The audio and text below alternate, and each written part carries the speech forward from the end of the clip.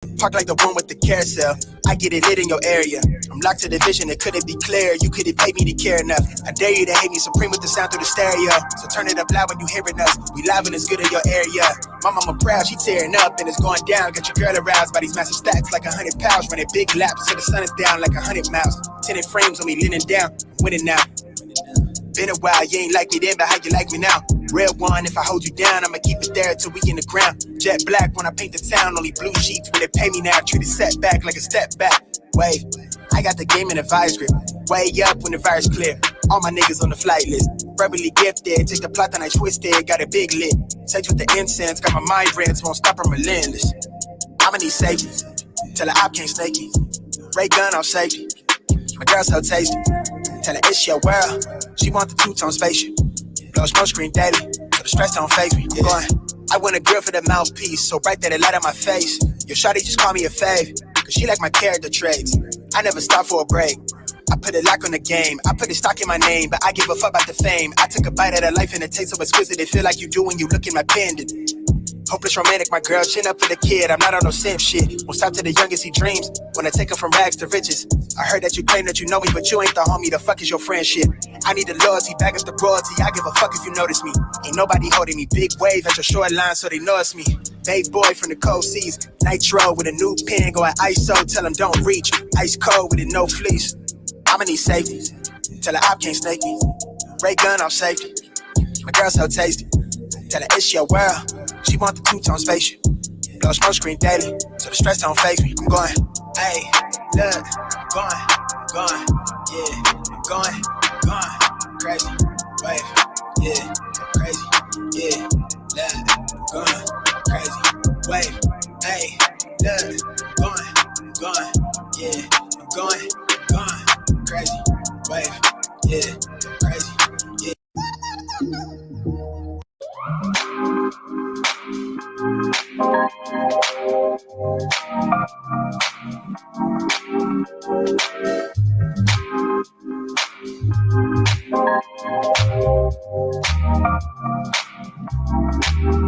You never feel the way I feel. You don't know if my love is real. Baby, listen to me, here's the deal. When you're not here, I'm not the same. I'm in another chapter, babe. Been stuck here in a bed for days. I've been staring at the telephone, cause when you're gone, I miss your face. Later talk, body talk, there's no need to bring it up. Nothing you say makes it better. Break and fall, tear apart, issues left behind, restart. Nothing you say makes it better.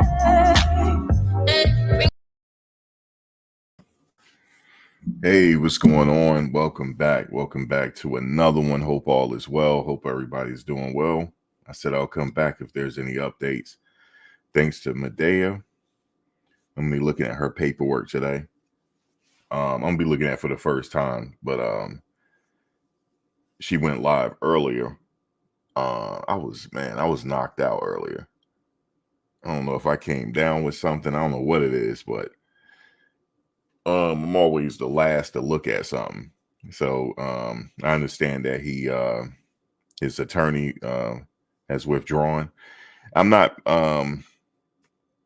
surprised by that. I'm sure he was going to withdraw from this because he's not going to be his appeals attorney, I don't think. So I'm not surprised that he's not moving forward.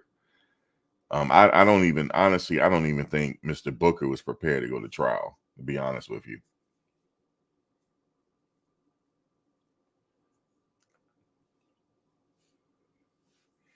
He wasn't prepared to go to trial. And everybody that you saw featured in that trial, they didn't want to be there either. I just know that. I know I'm kind of alluding to something else, but I'm not getting into it. If you talk to me on the back end, you already know why I'm saying that. These people had to, never mind, I'm not getting into it. But yeah, so he fired him. So what he's going to have to do is, because he's still going through the appeals, right? But he's going to have to hire another attorney. So I'm pretty sure he knows somebody with some deep pockets. He has to.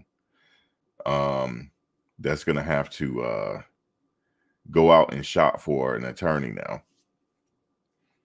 Now, when he get to prison, not the intake, when he gets to prison, then he's going to find a jailhouse attorney there. I'm talking about a reputable one. Every jail has them.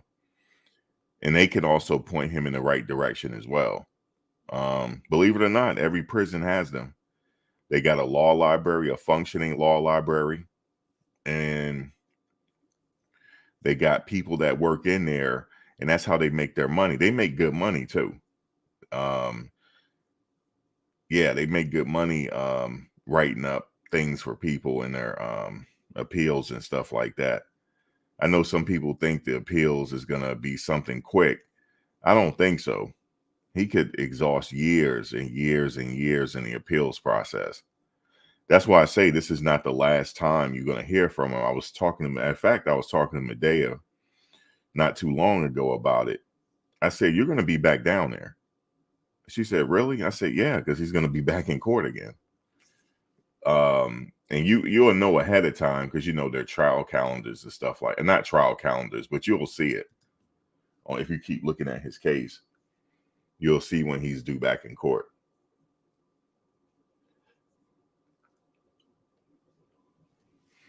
And he may be denied. But does it stop there though? No. He'll continue to appeal. It'll take years before he exhausts his appeals. Case in point, if you ever study Texas, I like to look at Texas because I learned a lot from the Texas system. Texas death row. I was thinking about doing a piece on that, like here and there, about the people on Texas death row that's on death row right now. If they choose to forego all their appeals rights, obviously the process will speed up for them and they'll expedite it. But even with as far as them being put to, getting deleted.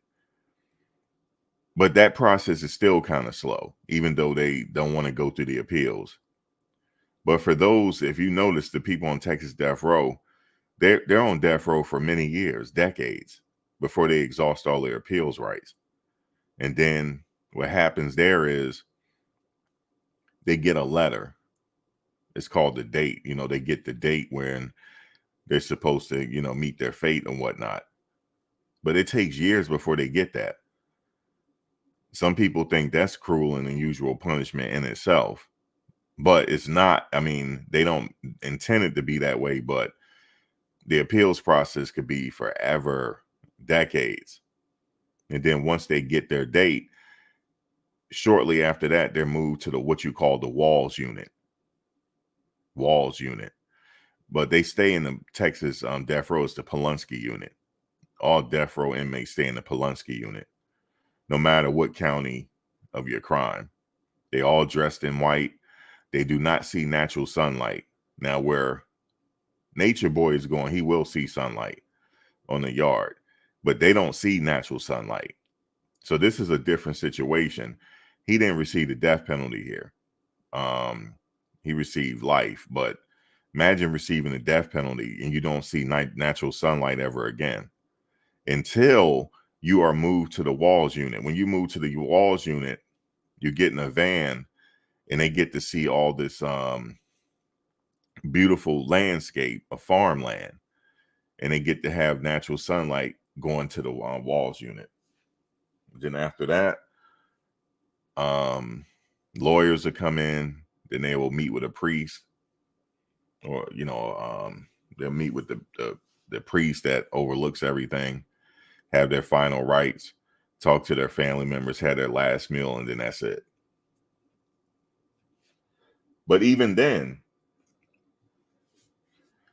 they still have action. Like even up to the last minute, the warden might get a call from the governor. And then sometime they will stay the execution. Like this one guy, he was strapped to the gurney. Strapped twice to the gurney. The first time he was strapped to the gurney, right? And then they were waiting for the phone to ring, and the phone rang. And they told it, stop it. And they had to unstrap him. He had already had his last meal and everything. And guess what? It happened to him a second time. And now they're saying that's cruel and unusual punishment, so they took him off death row because of it. He's no longer on death row because he had to endure that twice. So there's nothing absolute in his legal system. Things could change or things could not change. But as of right now, it's over. As of right now, it's over. The jury made their decision. And I told you guys before, we don't knock the jury here. The jury is the most important people in that courtroom. They had their say, and we don't question it. I don't question it. The jury made their decision, and that's it.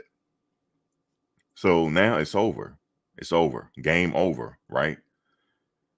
For right now, the game is over. Like, it's life. His hope is the appeals process. That's his hope. And I was told that you have to keep hope like that because you don't want to lose hope.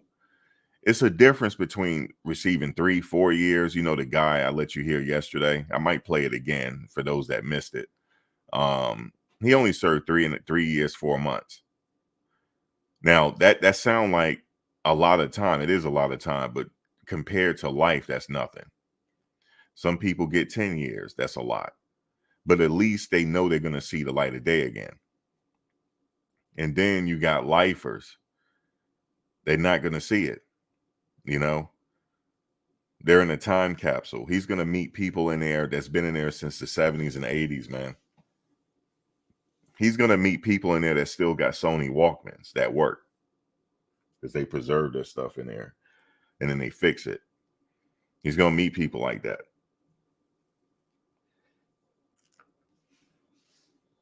He's going to meet some people in there that got great minds that should not be in there. Like, they could easily be attorneys on the outside, but, you know, they made a bad decision and they're in there for the rest of their life. He's going to meet people from all walks of life. And he's also going to meet some people that are deemed straight up crazy. Now, they usually separate those guys, but he's going to walk amongst them, though. You know, so that's what he's going to have to deal with on top of fighting his case. He's going to be fighting his case, though, trying to get it back in court. That's his goal, or get it thrown out. So that's what he's focusing on now. I'm pretty sure of it. That's what him and his crew, they are saying, okay, appeals. Now, from what my understanding is, I don't know if this is true or not. I'm going to have to, if Medea, I don't know what her schedule is like right now. They said one of the jurors was sleeping. Now, my question is, were they sleeping throughout the trial? That's my question to you. Were they sleeping throughout the trial, or would they just nod off and come back?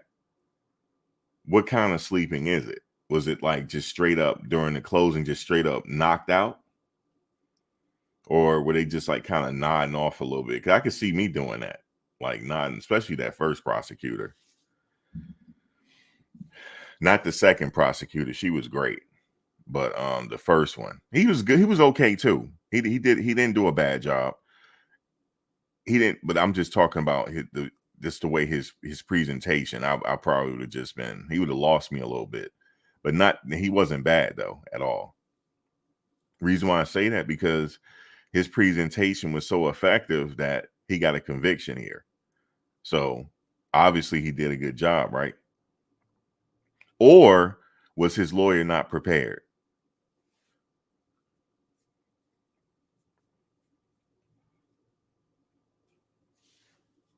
I didn't see too many objections on his side at all. Not too many. Maybe a few on the prosecutor side. He objected a little bit. He did. But there's some things he didn't challenge. This is what people are telling me, like attorneys are telling me there's certain things he didn't do. I don't know. I thought he did okay, but they're saying, no. That's what they're telling me. Like, he did okay, but they said they could tell they seem like he wasn't prepared. And also, he had just came off a fight in another case. So when it makes sense for him to need a little bit more time to prepare, Or maybe you might say, well, since he took on the case, he had enough time to prepare. I would say so. Like when he took over the case, it's not like he took over the case last week. So he should have had enough time to prepare. But there were some videos out there that he could have used to counteract with what some of the state witnesses were saying. Jury would never hear it, though. But that's not for the appeals process, though. You can't introduce new evidence. But I'm like, how come he didn't play certain videos? And how come he didn't knock their credibility? Like certain people that testified. He didn't do that. So I'm like, he did his best against the victim. He did his best. But I'm not talking about her. I'm talking about the other people. And but you know, everybody, I don't know. I don't know what his reasoning was. I just don't think he's aware of certain videos that was circulating out there that, okay, if I was like hearing this case, I'm like, wait a minute, how am I going to believe them now? Not saying that they're lying. Not saying that they're lying because they were telling the truth, right? But they made the jury believe that because they were in a cult, they were made to say certain things. They were made to say certain things, right? That could be true. That could be true. But I would have still challenged it. This is not me talking. This is what my friend was saying. I'm speaking through him. He would have still challenged it just in case, because you got to challenge everything. But he didn't, though. So, like, was he really that prepared? So, for him being withdrawn from the case now, it's like I'm not surprised by it. I wouldn't have him in my appeals. No, sir. Nope. Nope. I wouldn't have him in my appeals. I would have to spend a lot of money in my appeals to have some type of action here.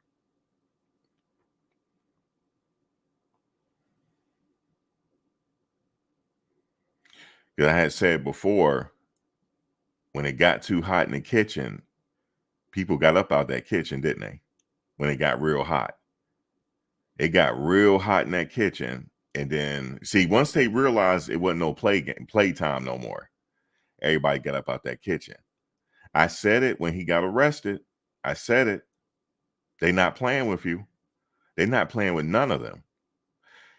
They're not playing with none of them. Do you know it was a potential situation where everybody could have got locked up? Everybody, if the feds had came in. You know that, right? Everybody could have got locked up. It would have been like an organization at this point. Everybody would have got locked up. Everybody that you saw testify, they got locked up. Everybody. That's a fact. Everybody. So that's why I said the kitchen got hot. The kitchen got hot, man. It got hot. And I said it's a serious situation. Now, the people that got out, they're smart. They were like, wait a minute. Yeah, the kitchen got hot, man. It sure did. It got so hot, I felt it. That's how high, because there's paperwork floating all over the internet about what I'm talking about. The kitchen got real hot. And I don't blame them. I'd have been the first one at the airport. Remember, I made a joke about it. When he had got locked up, I was saying what I would do. Because remember, they were saying how Loyal ran off. I said I would have been ran off. I would have been ran as soon as I knew I wasn't getting locked up, that he got locked up. Oh, I would have been on the next plane smoking back home. Sure, I sure would have. I would have been on the next plane smoking back home. You guys dodged a bullet. Listen to me. You hear what I'm saying to you? You guys dodged a major bullet because the feds give out Tom Brady numbers over what y'all did. You understand what I'm saying to you? So let this be a lesson. Don't play with these folks. Don't play with these folks. I'm not even talking about this case right now. Y'all dodged a major bullet, a major one. You said that the ceiling for him was like 30. Y'all would have got that too.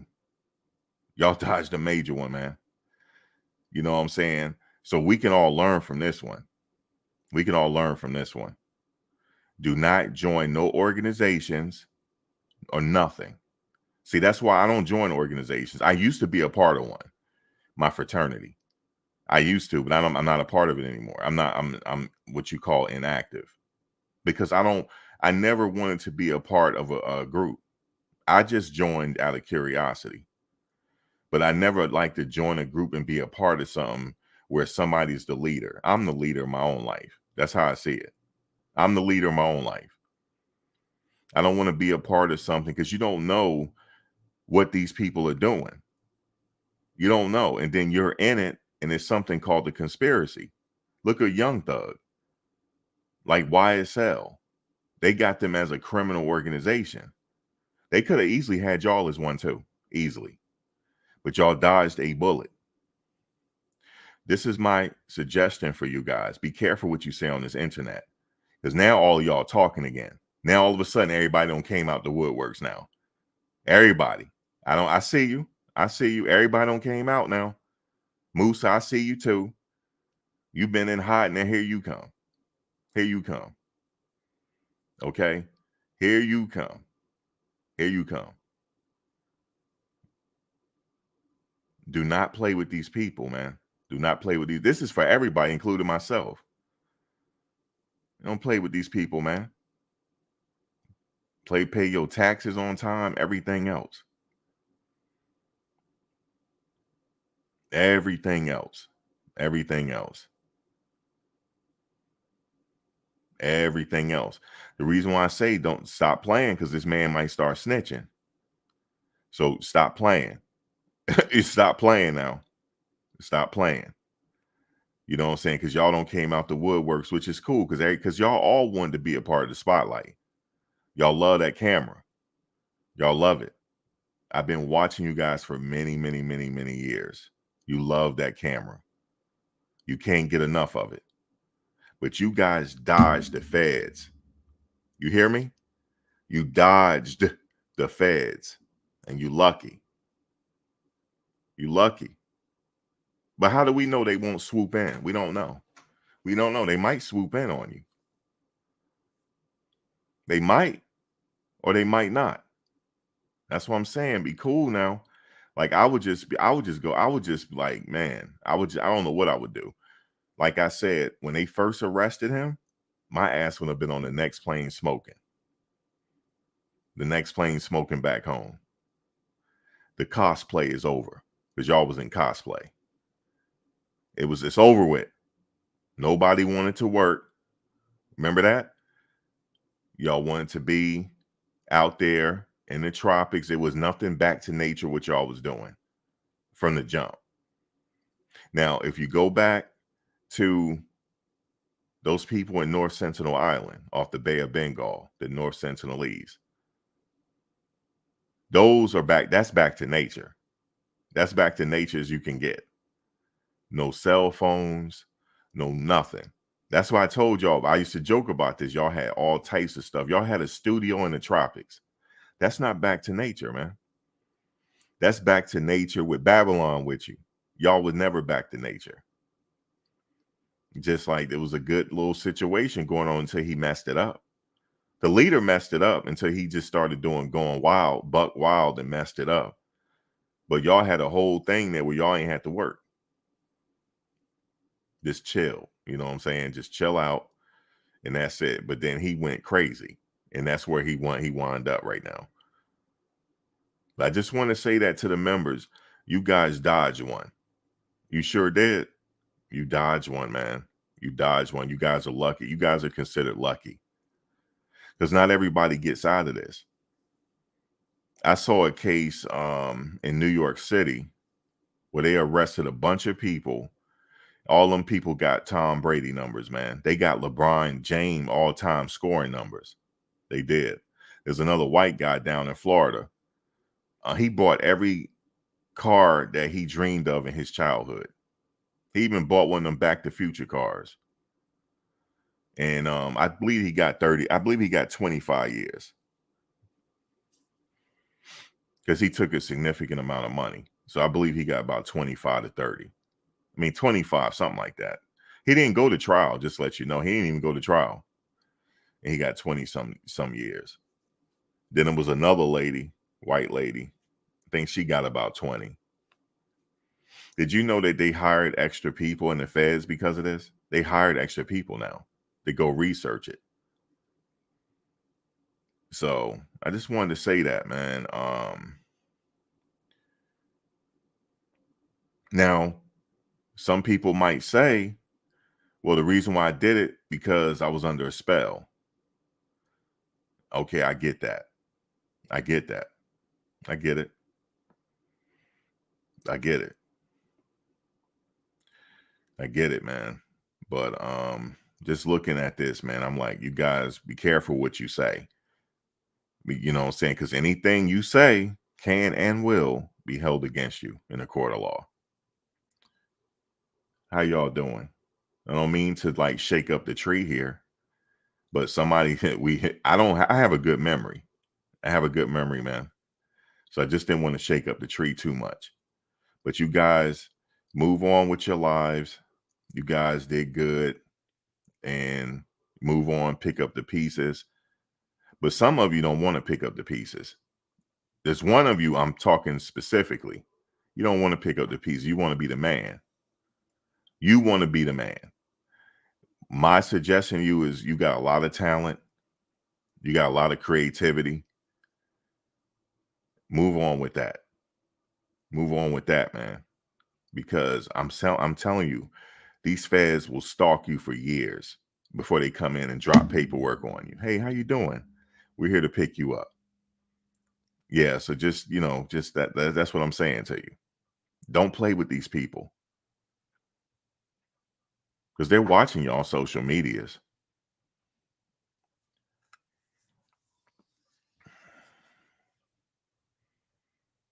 So I just had to say it. Because he ain't the only bad apple here. You understand me? He ain't the only one. He was just a major one that they took down. I'm sure there's others behind the scenes we don't even know about. We don't even know about. We don't even know about.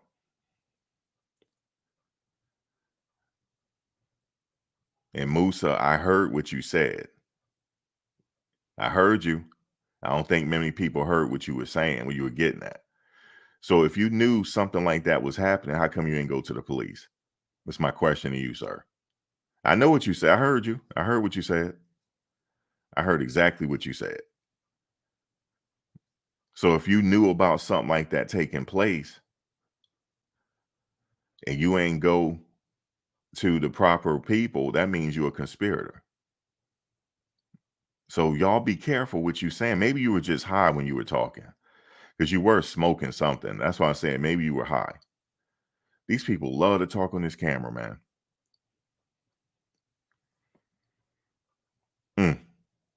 So I just had to say it. Sorry, guys. I shook up the tree all the way. I think I tore the tree down. Because let me tell you something. One thing that I do know, he had a lot of smart people in that crew. Y'all weren't stupid. You guys weren't stupid. He had a lot of smart people. You see how the music that Musa does, how good it is? Look at Solar's music. Look how good that music is. Look at all the singers he had there. Look at the people. That's one thing I saw. Some people don't went to college, all types of stuff. They're not stupid. Maybe they wanted to be there. You ever thought about that? Maybe they wanted to be there. Maybe they wanted to see. I'm like one of them old Yoda type of people that I cannot be fooled, man. I'm one of them old Yoda people that are very quiet and I sit in the background and watch. Now I'm here now. Some of you people were very, very smart and you're very articulate. You are very articulate, smart. Some of you don't been in college. Some of you in the military. There's no way in God's green earth nobody can buffalo you around. There's no way. Unless you wanted to be there.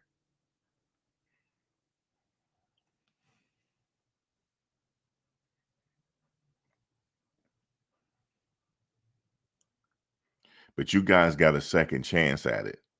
Not many people get a second chance. You guys got a second chance. You guys dodged the feds, yo. Stop it. Just go on with your life. Talk about what you want to talk about. You know what I'm saying? Just do that. Because you guys could just do whatever you want to do. But you guys dodged the big boys. You did. I don't know too many people that can do that.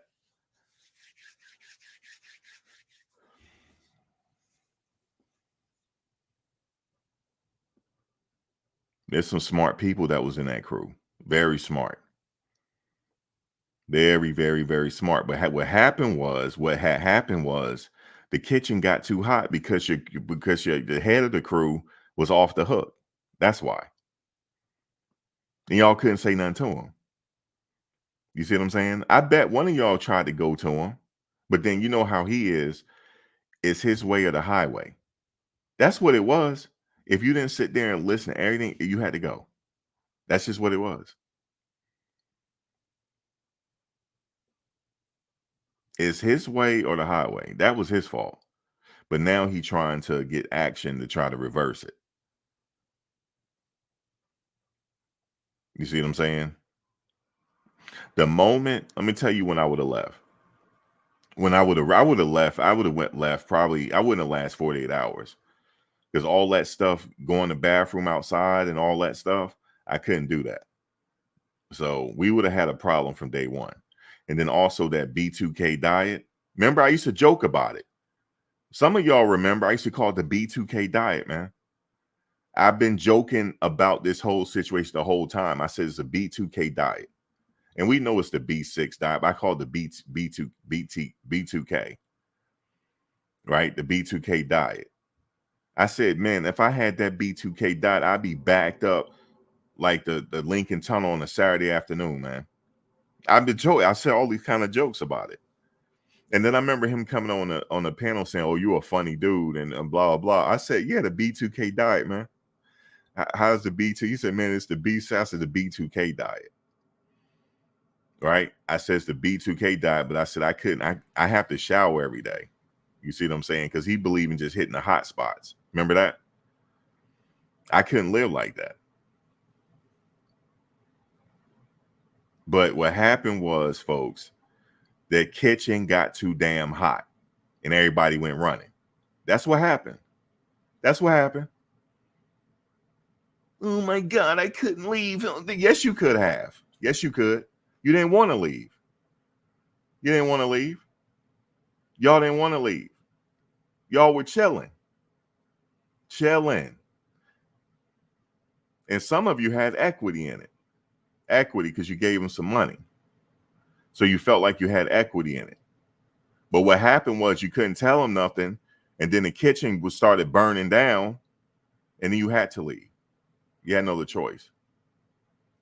Now, the ones that are still there, it is what it is. But y'all because y'all weren't stupid. That's why y'all left. Because y'all not stupid. Like, I'm not sitting here, this dude is bugging. I didn't tell him to do all, I didn't tell him to act like this. I'm not going down with him. I don't blame you. But that's what I think what happened. Now that this case is over, now we can all just talk now. Now we can all talk. That's what I think happened. It just got, because that's what I would have did. I don't blame you. I didn't tell him to be wilding out and all this.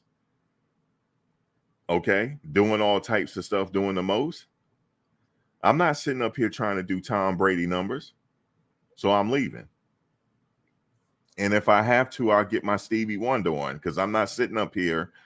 I'd be big ribbon in the sky for love, because I'm not sitting up in doing no penitentiary numbers, LeBron James all-time numbers. I'm not doing it. Not doing that. Not doing it. I told him to stop wigging out. He wouldn't listen. You see, that's why he was sitting there during the thing. He said, man, y'all down with this, man. The fuck? That's why he was acting like that. That's why he was acting like that, yo. He like, man, these people were down, man. Like, because there's some stuff probably behind the scenes we would never know about. Because Moose almost slipped and said it. He talking about somebody getting deleted. Okay. So he don't slipped already. Now, if I caught it, don't you think them folks caught it? If I caught it? But then he probably gonna blame it on that he was high. I caught it though. See, this is what I believe. We're all adults and we all just hold ourselves accountable. That's what I believe. I believe in that. And ain't nothing wrong with running because the kitchen got hot. Ain't nothing wrong with it. Because I'm telling you, I'm putting myself in your shoes. The kitchen got too damn hot. I told him to stop wigging out, but he wouldn't listen to me. Now I got to sit up here and get my Stevie Wonder on. You see what I'm saying? Because I'm not trying to be sitting up there with him. I don't blame you. I'm from the 80s. I'm from the 70s and 80s. I see something else that everybody don't see. I'm just letting you know. Can't be fooled here. I can't. I don't go with what the masses say because I'm not studying it. Everybody know that about me already. 90% don't like me. They just here to watch. Don't you think I know that? But as soon as I sign off, I'm back to the world again. Nobody's around me. So I'm going to sit up here and speak my mind. That's what I'm going to speak.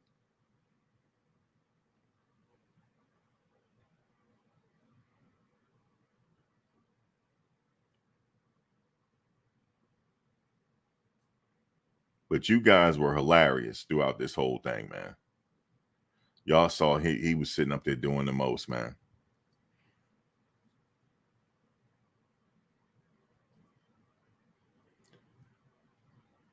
Jack's not stupid either.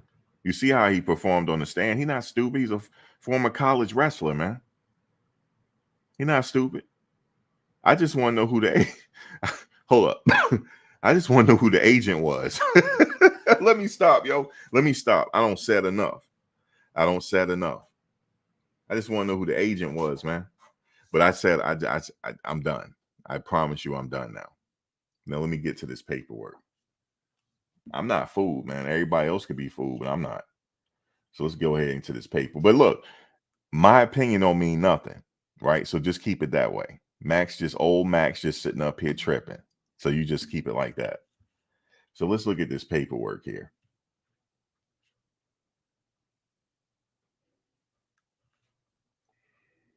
Listen. You said Nature Boy confessed that. She said, I'm not talking about that. This case is over. I'm not talking about that. I'm talking about the whole conglomerate. That's what I'm talking about. The organization. That's what I'm talking about. People skated. That's what I'm talking about. So let's look at this paperwork.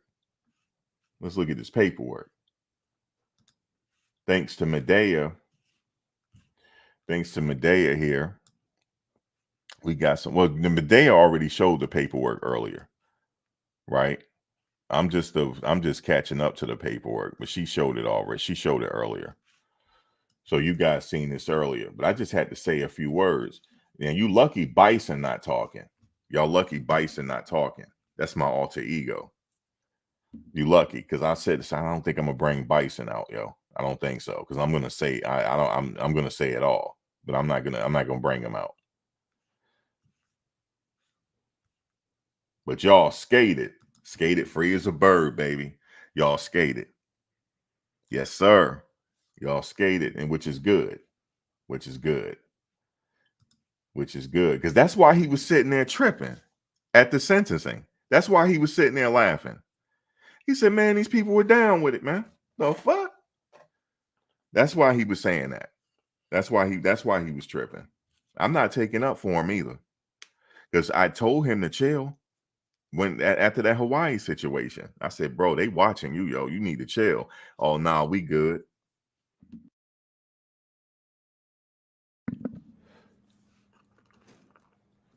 Because y'all got on me then. Don't act like y'all. I remember y'all got on me during the Hawaii thing because I took up for them because I ain't like how they were saying some racist stuff towards them.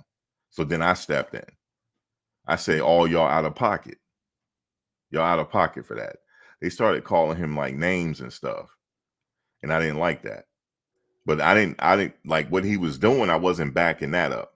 I was mad at the fact that they calling him names and they being racist.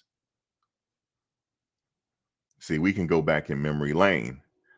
And then that's when I stepped in. Then I was like, this is too much. I had to leave it alone after Hawaii.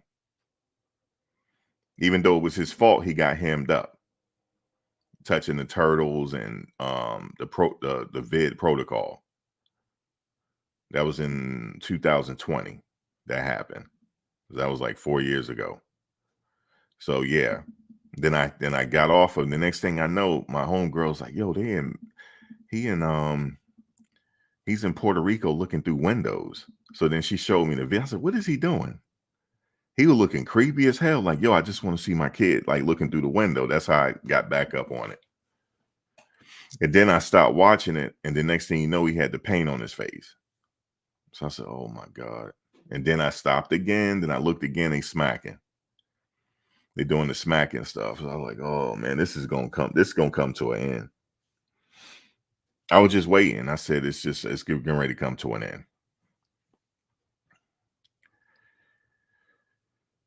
So let's look at this paperwork, man. Let's look at this paperwork. I don't say it enough. I might have been born during the day, but just not yesterday. I'm just letting you know. Wasn't born yesterday, man. I don't blame y'all, though. I would have got up off the pot, too. It was so damn hot in that damn kitchen. I would have got out of there. Yes, sir. I've been like, whatever that expert said, that's true. Whatever he said, I was under a spell, goddammit. Yes, sir. I would have said that. I was under a spell. Yes, I was. I was under a spell. I'll put all S's in it. I was under spells. I was under spells. I was under a spell, damn it. I don't know. And he probably like, what the fuck? I was under a spell, damn it. Well, I thought you were the money man. Didn't he have a guy that was controlling the money? A secretary? Nope. I was under spells. Yes, I was. You're damn right. I'm not doing no time for that. Not when I told him to chill. Not when I told him to chill, yo. Not when I told him to chill. That's right. You knew the shit got real hot when they came in there and got him. You see how they came in there and got him with all types of weapons and helicopters, multiple helicopters, snipers. Then you think something was happening then? That's when I say, bro, this is serious. Yeah, they better take this serious. I never forget that phone call. Don't let me play it. Don't y'all let me play it, yo. Don't let me play the phone call. Don't let me play it. Don't let me play it because y'all were playing. Y'all were playing when he got arrested. And then remember, the video's not up no more. I said, y'all stop playing now. They not playing with these. You don't stop playing with these folks. Stop playing. But y'all were playing. Y'all were playing now. Y'all still was in cosplay. Y'all were playing. Stop it.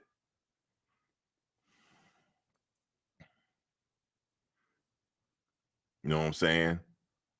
Y'all can't fool me. How did a little baby get all that money off the government? She ain't got no business. How'd that happen? Let me stop, yo. Let me stop because I'm about to start wigging. Let me stop, yo. Let me stop. Let me get to this paperwork because I was getting ready to get to the phone call. But you know what I'm saying? You know what I'm saying? I was ready to get to the phone call, but I'm going to go ahead and get to the paperwork. Let's get to the paperwork. Yeah, dude, they had the SWAT. Dude, they had the SWAT and everything, and they were still playing. Y'all were in front of the cameras on the thing. Y'all had the flag. Remember, y'all had the flag? Y'all even had a flag. I didn't know y'all had a flag. Y'all was holding the flag up for the news. I said, would they stop playing? This is serious.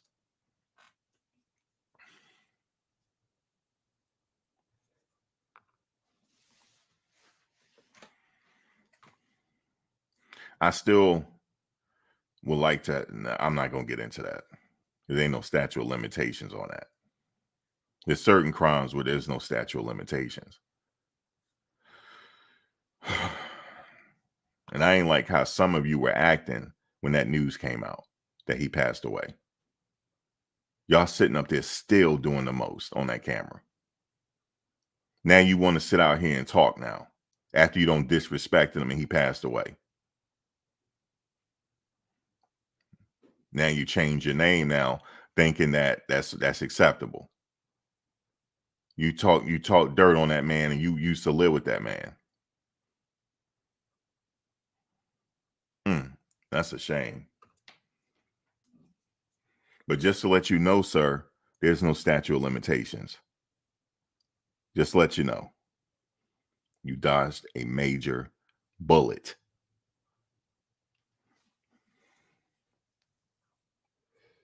Let me get to this. Let me get to this here. So where is the paperwork? All right. I'm telling you guys, I would have went away, yo. You know how I be going into different sectors? I've been in a whole different sector, man. I wouldn't be talking about nothing what they talking about. Like straight up. You couldn't get me to talk about nothing no more. No, sir. So let's see what we got here. I like how Medea, she got her name. I like that. So shout out to Medea for all updates or continued updates on this. Check her page out because you know there's going to be update on this eventually. When he decide to hire another lawyer.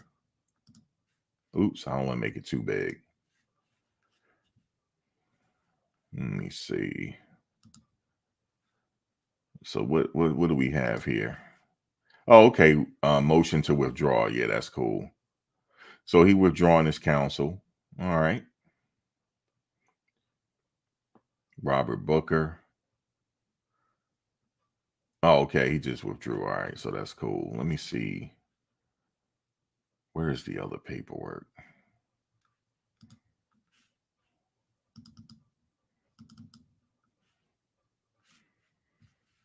Motion to withdraw. What does this say?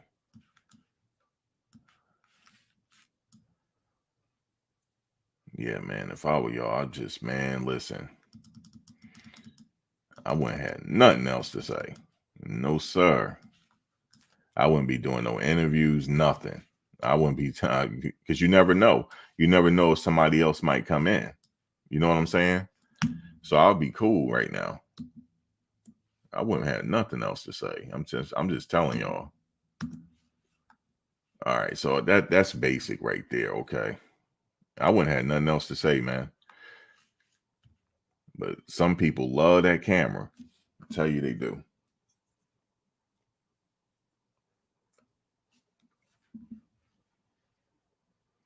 But see, I gotta also understand these people are a lot younger than me. They grew up knowing nothing but the internet. I know life without it, so they don't. So I can understand that. It's like they feel like they want to still be on there. So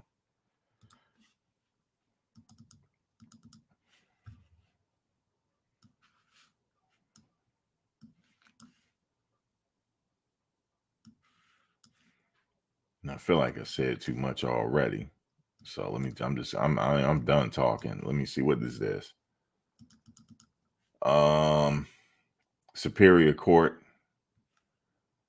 order permitting withdrawal. Okay, withdrawal from attorney. Okay, that's what that is. Okay, so he just withdrew from. That's all this is saying. What is this one?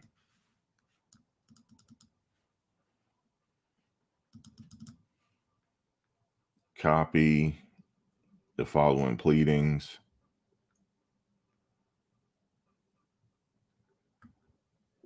Okay. And what is this? This is the last one. Okay, shout out to Medea. I see a lot of paperwork here. Medea come with the paperwork. I honestly think Medea should start following trials. The Good Bishop trial is going on now. I really want to go to that, but I think it's too late. Comes now the defendant Eligio Bishop, buy-in through undersigned counsel, and respectfully moves to court for a new trial for his convictions on or about the first day of March 2024 upon the following grounds. Verdict is contrary to law. The verdict is contrary to the evidence. Oh, that's just standard. All lawyers do that. That's standard. Just saying verdict is strongly against the weight of the evidence. The court improperly admitted or excluded evidence. That's something that might have to be looked at. The court erred in charging the jury. Such other grounds which lie in the sound legal discretion of the court according to the provisions of the common law and practice of the courts. The defendant requests an opportunity to particularize the grounds for a new trial upon receipt of the transcript of the trial. Yeah, they got to wait for the they got to go. Like I said, remember before, whoever was going through this, they got to go through the transcript with a fine tooth comb to find errors. So this is just standard.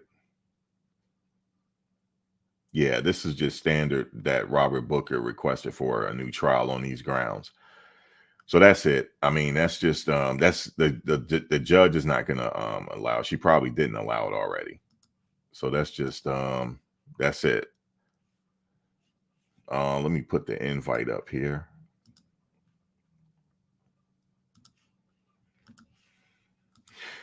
And let's let y'all know I wasn't talking out of turn here. Another page had already showed paperwork from previous stuff. That's what I was referring to.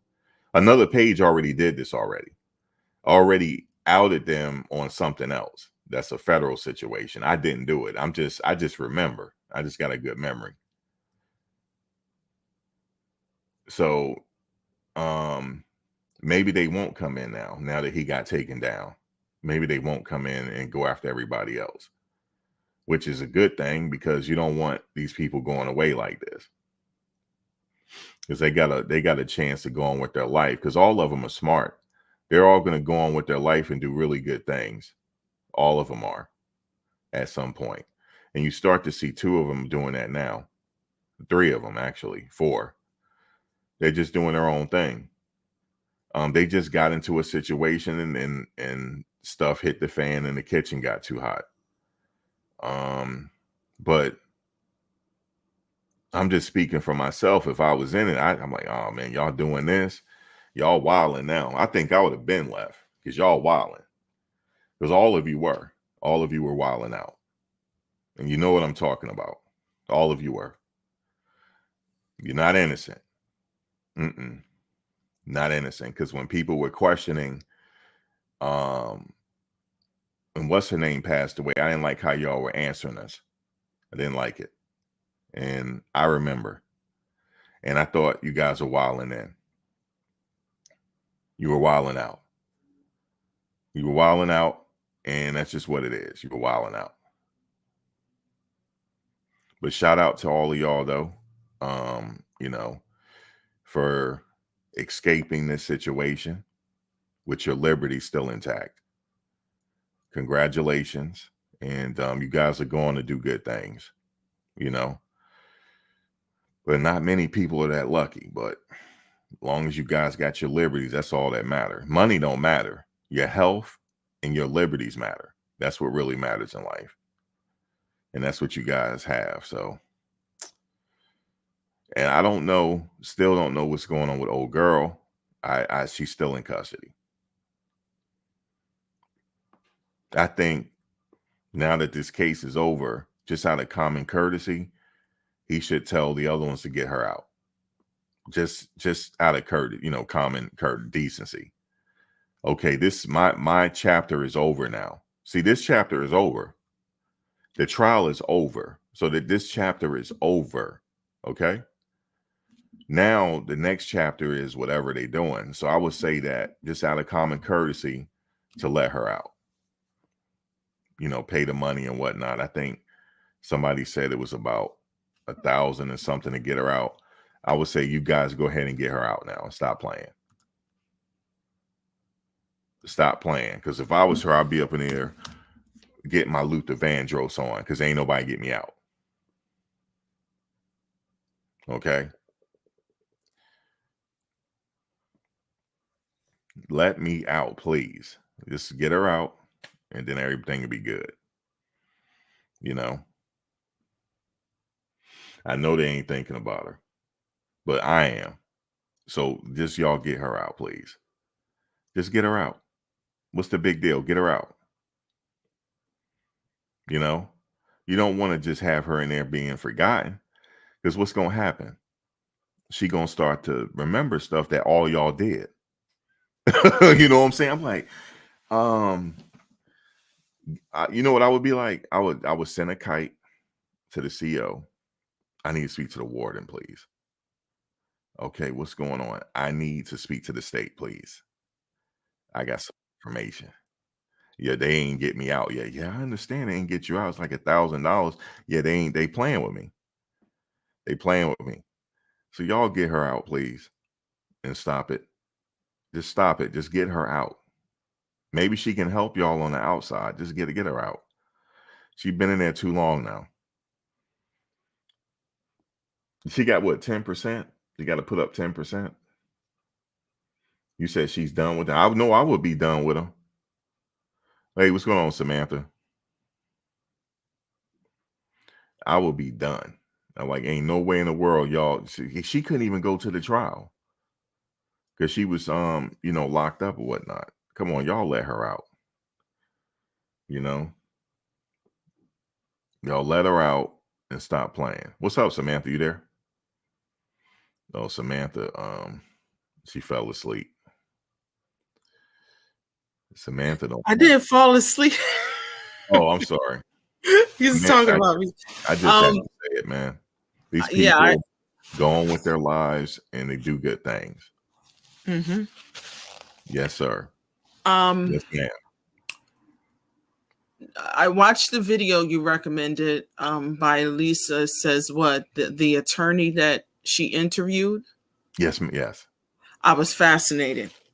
Good. I'm glad you watched it so people can leave me alone. Right. Good. So they can leave me alone now. I was so ain't look at God, look at him, because I'm glad that he said all what he said. Yes, he said something. The most shocking thing that he said, it threw him back that they literally played the video. Bro, listen. Of the evidence to the jury. He said if he was representing Nature Boy, that was a no, because he would have mentioned it would be more re-traumatizing for the victim. He said, I would not allow that. I would fight so hard against them playing those videos. He was floored. Listen. I would have been like, y'all not playing that. Y'all not doing this. Like, there's another case that I'm following right now. It's similar to Nature Boys, right? Did you know that case didn't go to trial yet, but it's in the higher courts? It didn't even go to jury selection yet. It's in the higher courts already. The lawyer, you know why? Because them lawyers not playing. They said, because the judge was denying everything left and right? You know how this judge was doing? Oh, deny. Oh, okay. Well, we're going to the higher courts then. Since you don't want to, since you're going to sit up here and deny it, we're going to the higher courts now. That's what happened. They taking up with the higher courts now. Like, no, y'all not letting this evidence in. Y'all not doing that. That's y'all not doing it. So they went to the higher courts. This guy, he didn't do any of that. Not at all. You mean Booker? I thought it was improper too to play those videos for everybody to see. Yeah. The jury was only, I thought that was improper, man. It wasn't, and he confirmed that that's something. He said he was like, I'm so surprised that they played the evidence, the videos. Thank you. I'm glad he said it, because if I had said it, people would have thought I was tripping. Actually, I didn't say it because I was like, I was gonna say it. I was like, that's improper, man. They shouldn't have done that. Because she had to sit on that stand and watch people that she didn't even know. Right? She didn't even know. At best, you know what they should have did? At best, they should have had still images. What he did, okay. Yeah. And what he said was, if it must be presented, hey, it should be optional for the jury to see it. Right. That was interesting. If they wanted to see it, hey, we have it on this hard drive. If you want to see it, that should be an option, but you shouldn't have to sit there and watch that. That was very interesting. Thank you. Because at best, it should have been still images at best. And if they had to see it, it would have been optional because some of them didn't want to see that. Mm-hmm. And they were, I know why they did it. Like, we want to make sure he's buried. We want to make sure. But they sat up there and embarrassed her. Yep. They did. And then look what else they did. Not only did they do that, they open up the X account for almost 48 hours. So the world can see it. Oh my God. See that? Yeah. Yeah. Oh my God. That's bad. Yeah, people on Bigo was talking about it. All them people on Bigo saw it. If they didn't see it before. Oh my goodness. That was bad, man. That was messy. Why would you? They They were very extremely careless, but he said, as an attorney, he said he's surprised that the prosecutor would even want to show that when it comes down to the victim, and he would fight it himself, even as the defense attorney. And he would mention that it would be re-traumatizing for the victim. Yep. That's interesting. Yep. He was a good attorney too. I could tell by the way he talked. Go ahead. Another friend was telling me, he said this would have went to the higher courts. He said he would have been fighting tooth and nail with that judge. He says, no way you're gonna play that. There's no way. He said he would have risked his license at that point. He said the judge was like, no, you're not playing it. It's not happening. But I'm glad, because I had was given this information before. I told him, I said, yo, they getting ready to play the Twitter video. He said, no way. There's no way they're gonna play that. I said, they're playing it. And the jury had to sit there, and they had him guilty off the rip. Yeah. Off that. They had already had their minds made up already. There was no way in God's green earth he was going to beat this case. There's no way. That's why I would have been like, damn, like, why is he, it's a risk. I said it before. It was very risky to take this because, I mean, look at all the other videos you got. There's other videos that they could have played that they didn't play.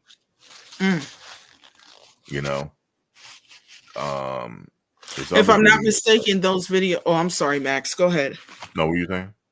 Those videos were hardcore, very hardcore. They were hardcore. Oh, they were. It was porn. The judge watched porn, man. I mean, excuse me. Max, why you say that? No. Real quick.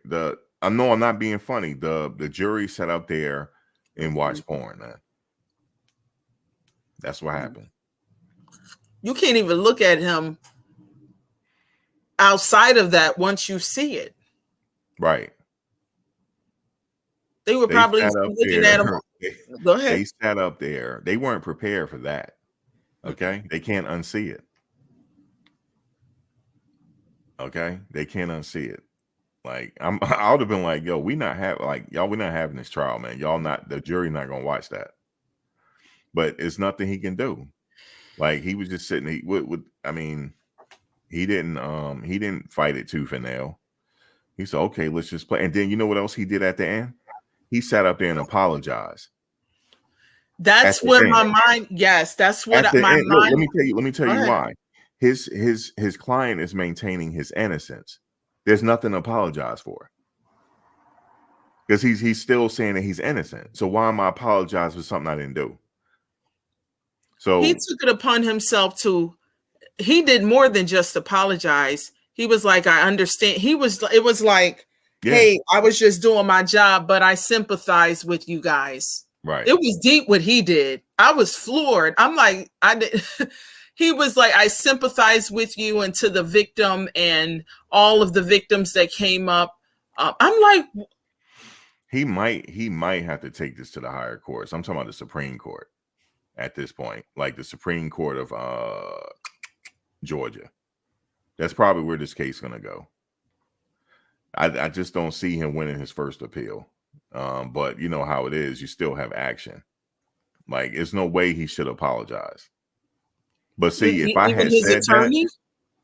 had said that, then I would have looked at bad. But see, now that this lawyer said it, y'all can go refer to him because I'm just repeating what he said now. So I didn't get to that part. I'm sorry. Yeah, I'm glad he said that. There was people in the comments getting a little perturbed by what he was saying. Oh, you're helping him out, blah, blah, blah, blah, blah. But he's an attorney. What do you mean he's helping him out? He knows the process. He knows the process. So I'm glad he said it. Because if I had, I'm like, man, I never heard no attorney apologize because the client is maintaining his innocence. Mm-hmm. Why should he apologize? Because he still has to go through the appeals. You know what I'm saying? Exactly. So, or he might. What if he go through the appeals and get another trial? Now it's going to be on record that he apologized. Now, would it be? He didn't. Samantha. What? All due respect, twin. I call you my twin because you and I both are passionate. But can little sis get her question in? Go ahead. I'm sorry. Go ahead. Yeah, and Samantha, I know that we both respect the fact that Max is our uncle or whatever, but but Max, Samantha is a rider. She's your Max V Day rider. Oh no, Arco. Samantha have her own. She has her own thoughts here. Like, okay, yes, sir. Yeah. Sometimes me and Samantha agree to disagree. Yeah, we don't know. Go ahead, Arco. I'm not fooling with Samantha because Samantha gets very controversial.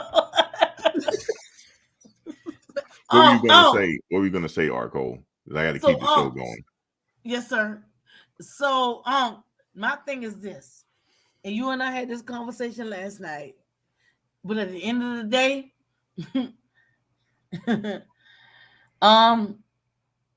I saw that he did his motions and all that stuff, but at the end of the day, he's going a court-appointed lawyer. Nature Boy is going to really need a post-conviction lawyer. No, the Robert Booker was a paid lawyer. Booker is booking. He's like, I'm done with this stuff. Well, I mean, I knew he was going to be done with this. Like, you know. Did you feel that way? Did you feel that way? Yeah, of course. I mean, the trial is over now. I mean, right. I don't see him being his lawyer for the appeals. No. Right, Samantha. Did you feel like Booker would probably stay on pro bono? No. I'm asking. Nah. So the reason why I'm asking Samantha all due respect to you, the reason why I'm asking Samantha is because Samantha a lot of times speaks for the streets. What? Okay, Samantha, you speak for the streets. Go ahead, Samantha, you speak for the streets. Oh my God. Samantha speak for the streets. Come on, Sam. I am. I like when our Cole come up. She makes it, you know, controversial. I make it controversial, right? You know what? During the trial, there was a lot of things. Even a lot of people were like, you know, what is Nature Boy's lawyer doing? How did you let this slide and that slide? Why didn't you object here? I don't know. Let me say this, Samantha, real quick. Go ahead. I don't agree with anything that he was doing. I just want to put this on the table. I don't agree with anything he was doing because I personally wouldn't have done it. I personally wouldn't have tried to have that whole program that he was running, right? But I still would like somebody to have a fair trial. I mean, at least get him fair and square. At least do that. You know what I'm saying? Like, his lawyer didn't fight tooth and nail like he was supposed to. He wasn't. But it's not the judge's fault, is it? That's not the judge's fault or the state's fault. That's on the lawyer at that point. It's not that the judge conspired or anything like that. She did her job and she got up out of there. You better speak. You better speak. Well, let me just finish. The case is over. Like the judge was there. The judge was there to make sure things run smoothly. She doesn't have. You know how some people. You know how some people say maybe she was working. No, she doesn't work she wasn't working with their side. She just there to make sure things run smoothly and make sure the law holds up. That's all she was doing.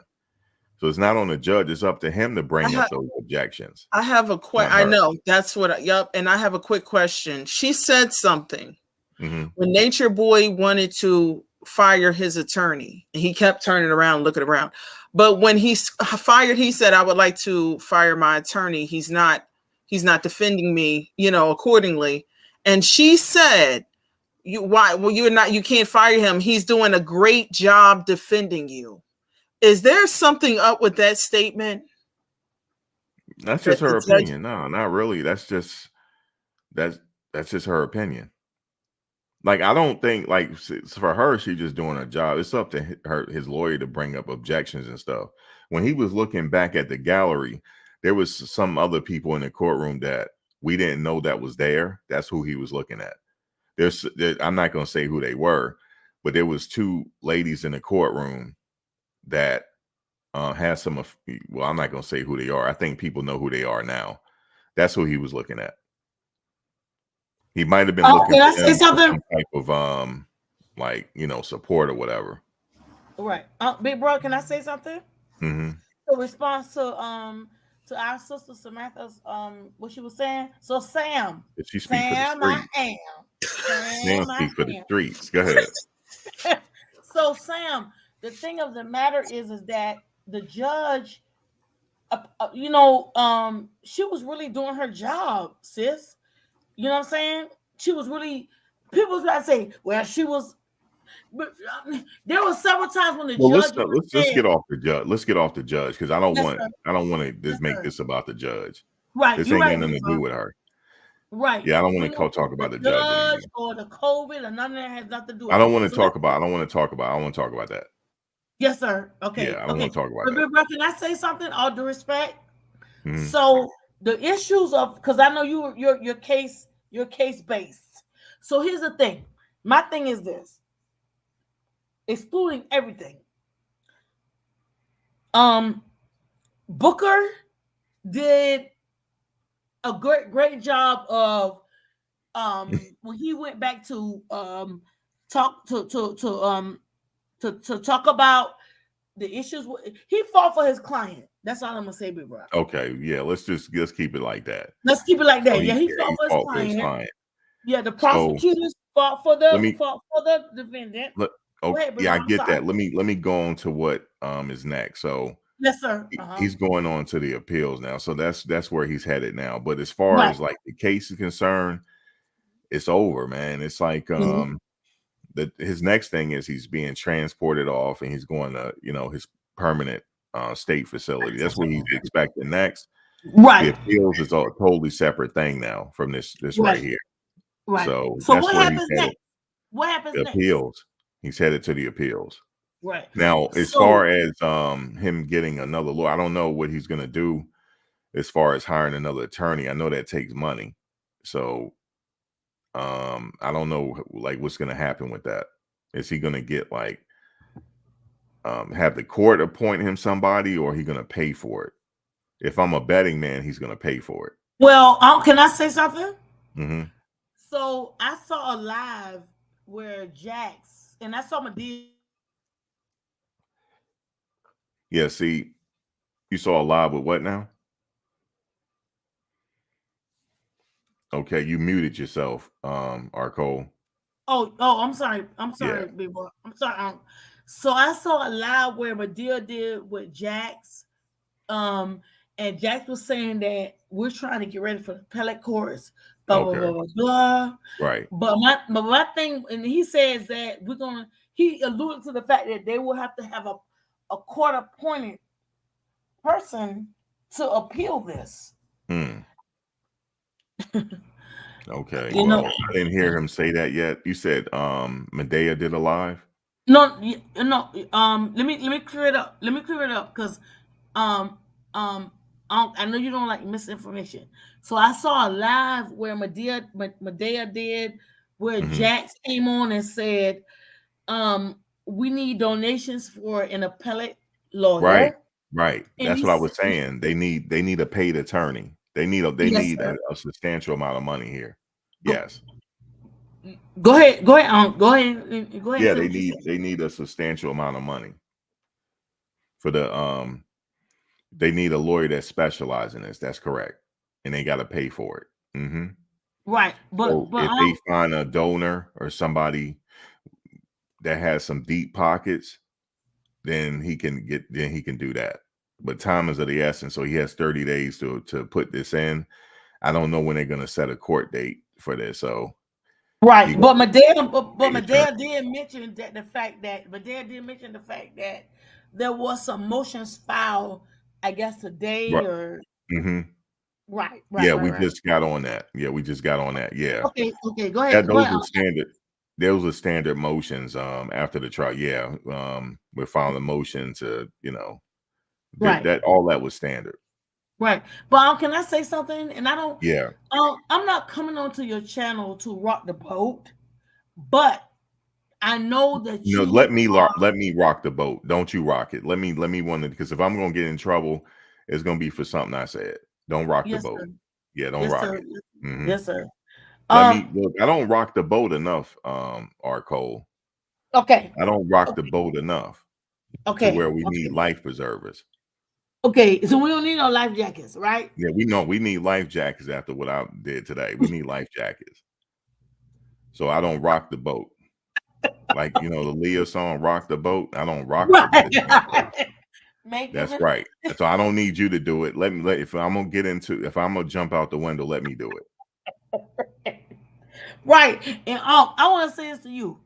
I need to connect with you more heavily, because the thing that I'm learning is that if there's any controversial statements, I would rather have these conversations with you offline. Yeah, offline. But if somebody gonna jump out the window, let me do it. Right. Let me do it.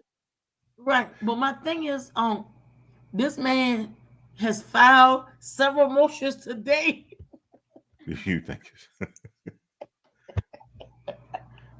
And Jax got online pleading for donations. Well, I understand. I understand why he's asking for donations. I understand that. Right. Yeah, you need money for the lawyer, right? Now, see, the thing is, it's going to take that lawyer quite some time to look over these transcripts. It's going to take a while for him to look over the transcript, he or she, to look over the transcript to see if there was any errors there. They have to take time to do some research on it. So it's going to take a while. It's not going to be an immediate thing that he's going to get an appeal. But R. Cole, let me get back to the show. I appreciate you coming on. Let me get back to it. I'm not going to be on long. So I'm about to drop down. All right.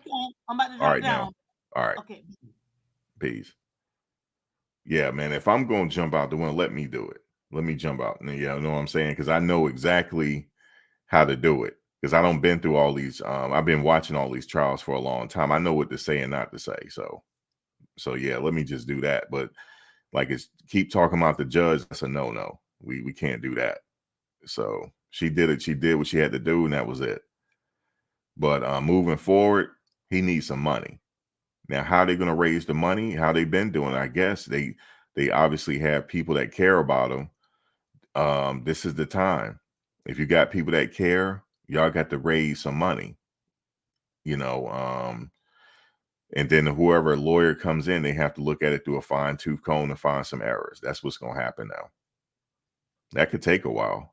So that's pretty much it, man. That's pretty much it. Samantha, I didn't know you speak for the streets, though. But Samantha, we got Samantha. She speaks for the streets. I was just over here cracking up about that. I said I'm a thug now. You speak for the streets. How do you feel? I don't feel any kind of way. So I have to refer to you now, to see what the street's talking about. Like the YouTube. Oh, that woman is so adorable. She's really adorable. She said, "I speak for the streets." I'm outdone, but I'm just telling y'all, the YouTube streets. This thing is continue to be talked about. I'm just telling you, this ain't gonna die down. This case ain't dying down. Just letting y'all know that it's not.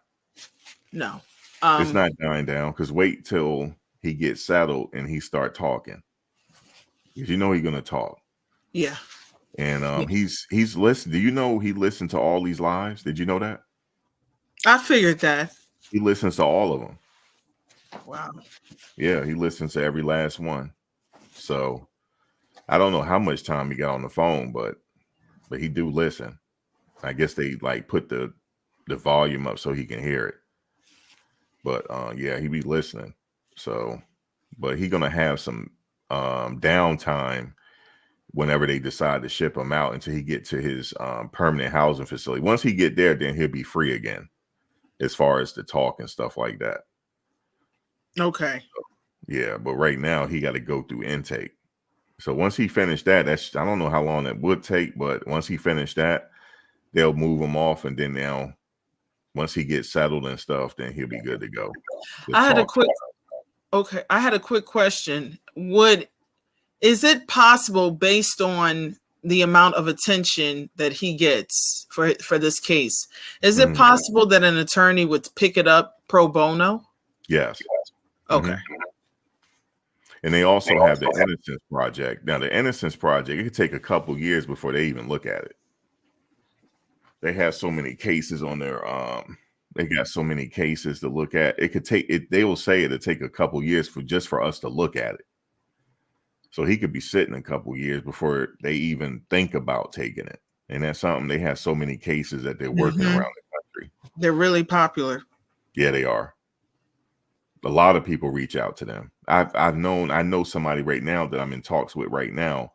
We're trying to figure out how she can get her loved one some relief. So I'm giving her some pointing her into the right direction, because he's already incarcerated. So he's now trying to figure out how he can get some relief, because he said he didn't do it. He didn't do it. It was a situation, he got a little bit of drama, said she lied on him, and that was it. Do you realize there's a lot of people locked up over a lie? You know that? Yes. Currently incarcerated over a lie. Yep.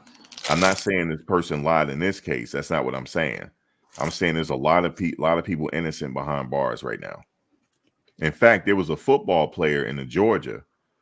He was a NFL hopeful. He was an NFL hopeful, right? And over a lie, he had to sit in jail. Do you know what she said? She came out and said he didn't do it. Just like that.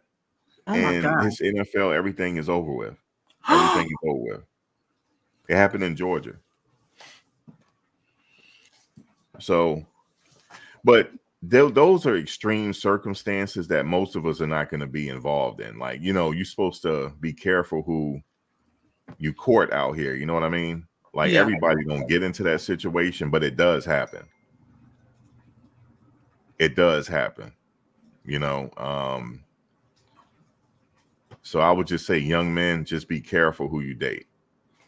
Be careful like that, and use extreme discernment on who you decide to get in a relationship with. And women, the same to ladies too. Be careful who you date, because you could be dating a total psycho out here, and you need to take time to get to know him. You know what I'm saying? So vice versa, male and female, y'all need to be crazy out here, because guys sitting up here deleting girls because they broke up with them. Yep. Okay, so y'all women already know that. They already know they got because there's guys out here right now deleting women because they don't want to be with their crazy ass no more, and they getting deleted. Okay, so you got to use extreme discernment as well. He might seem nice at first, but there's always signs, ladies. There's always signs. Okay, always signs. You got to pick up on it. There was a whole damn family got deleted because she broke up with this guy. And that's it. So you got to be careful, man. You got to be careful. So I went through something similar to that. And he seemed like a really nice guy. And he started making threats and stuff. He's saying he catch her with another guy, he ready to go the distance. I had to sit there and talk to the young man. You know what I'm saying? Niece got involved with him. I had to sit there and talk him down, man. Because she done moved on, and he didn't want to move on. And I told him he got his whole life ahead of him. And I told him, look, me and him, we stuck. Well, I was on the phone with him for about 3 hours, Samantha. telling him all he got to do is get his passport and go see the world. He said, really, Unc? I said, yeah, just do that. You know what I'm saying? You don't want to throw your life away because she don't want to be with you no more because you were being toxic. You see what I'm saying? I got something to tell you. Something to tell you. I thought of this yesterday. What's that? Nature Boy was a passport, bro. Was he really? Yeah. Well, technically you could say he was. Technically he was. Yeah. But no, what I was telling the young man was, you're going to miss the whole world out there. There's a whole world out there for you. You know what I'm saying? Don't sit up here and threaten and stuff like that. But he's good now. He's good. And I had that talk with him because he was talking about going the distance. Oh, my God. Yeah, he was talking about going the distance and stuff like that. And I had to intervene. Man. I stood up with him. It was like 3 or 4 o'clock in the morning, me and him talking. I was like, I'm talking. I had to talk him down. I said, I don't want to see you go to jail or see nobody get hurt. I said, she don't want to be with you no more. There's plenty of women in the world, sir. There's plenty. You know, he's like, yeah, you're right. You know, I'm just a little hurt. I said, have you been hurt? I said, man, I was hurt so bad. I spent the whole weekend listening to Luther Vandross. I was so damn hurt. You see what I'm saying? Yep. And then he started laughing. I got him laughing. He said, you what, listen to Luther Vandross? I said, I'll listen to Luther Vandross. She hurt me so bad. I said, I'll listen to Lenny Williams. And he was like, who the hell is Lenny Williams? And I played it for him. He said, damn, you must have been hurt. I said, I was hurt. Listen to Lenny Williams. I said, I didn't eat for 48 hours. I didn't eat for, and look, and then he started laughing. Then, you know, he felt bad. He said, oh, why you didn't eat? I said, she ain't make you eat, Unc. It was that bad. I said, I couldn't eat. And you know, Unc liked to eat. I said, I couldn't eat for 48 hours. That girl hurt me so bad. But I said, the reason why I got hurt, son, is because I messed up. And see, I told him, I said, a woman will take a lot of your mess, right? But once it's over, she got, everybody has their breaking point. Once it's over, ain't no coming back. But we don't know, like, what's her limit. Obviously, son, you reached the limit. You know what I'm saying? You reach the limit and you learn from it. But I said, once it's over and she not tired, she tied. There's a difference between being tired. There's a difference between being tired and tied. You like made Velvet. Remember Velvet? Velvet was tied. Mm-hmm. She wasn't tired. She was tied. And once a woman get tied, then that's when the Luther Vandross come on. And then you start playing the Lenny Williams and all that stuff, and then you hurt, you know, drinking a whole bottle of wine. You know what I'm saying? Everything reminds you of her. You see what I'm saying? So he said, I don't know if I said you did get that bad because you sitting up here trying to go the distance. You know what I'm saying? So I said, time will heal. I said, next thing you know, you're going to get out there back in the world, shower yourself up, and go out there and meet somebody else. That's what's going to happen. So, yeah, I had that whole talk with him, man. And he's okay now. This was about a year ago. He's fine now. Yeah, he's fine. I'm getting ready to go in the military. Wow. Yep. Getting ready to go in the military, and so he can get those benefits. So get him a house and everything. That's what he want to do. So see, I'm a mentor. I had to mentor him. Like, that's what a lot of us got to do. We got to, like, it takes a village still, but we got away from it. But it does take a village. Because obviously he didn't feel comfortable going to his parents. He came to me. And I talked him down. And he sat up there and started laughing at my situation. I said, yeah, you can laugh, but I sat up there and listened to Lenny Williams. I'm sorry. I said, I'm sorry.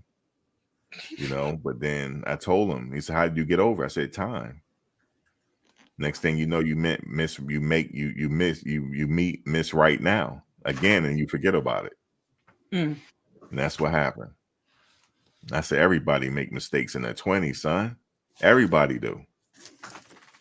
You know, you're in your 20s, man. You got your whole life ahead of you. Get you a passport, see the world a little bit. You know, go to England, meet one of the women with them English accents. See, I'm a weakness for that. I know. You see when the lady came on the other day on my panel? Yep. Did you see me hit the mute button? Yep. I forgot all about the trial. I ain't know what was going on. Hello, Mox. I'm like, oh Lord. I had to hit the mute button. I ain't even know what to say. Yeah, I'm a fool for them accents. I'm a fool. I forgot Nature Boy was on trial. I forgot.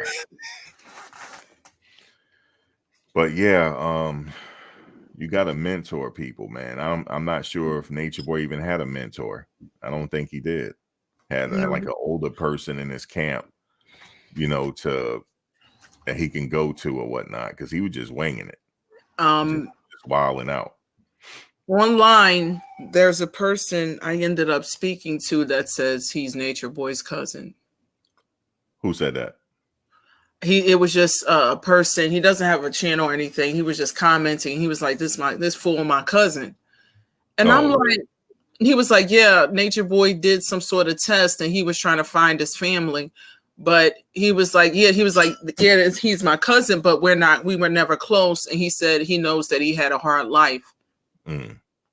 And he said that he's the only one, he himself is the only one in the entire family that's not a sociopath.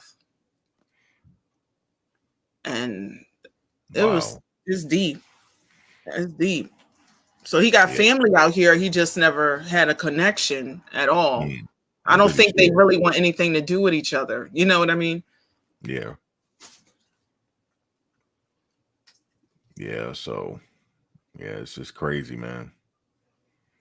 I was fortunate enough. My dad passed away when I was young, but I had people around me that took over, that helped raise me. So I was fortunate enough. Like, you know, I had that. I had a godfather and that took over at that point. Made sure I was staying online, staying on, you know. But yeah.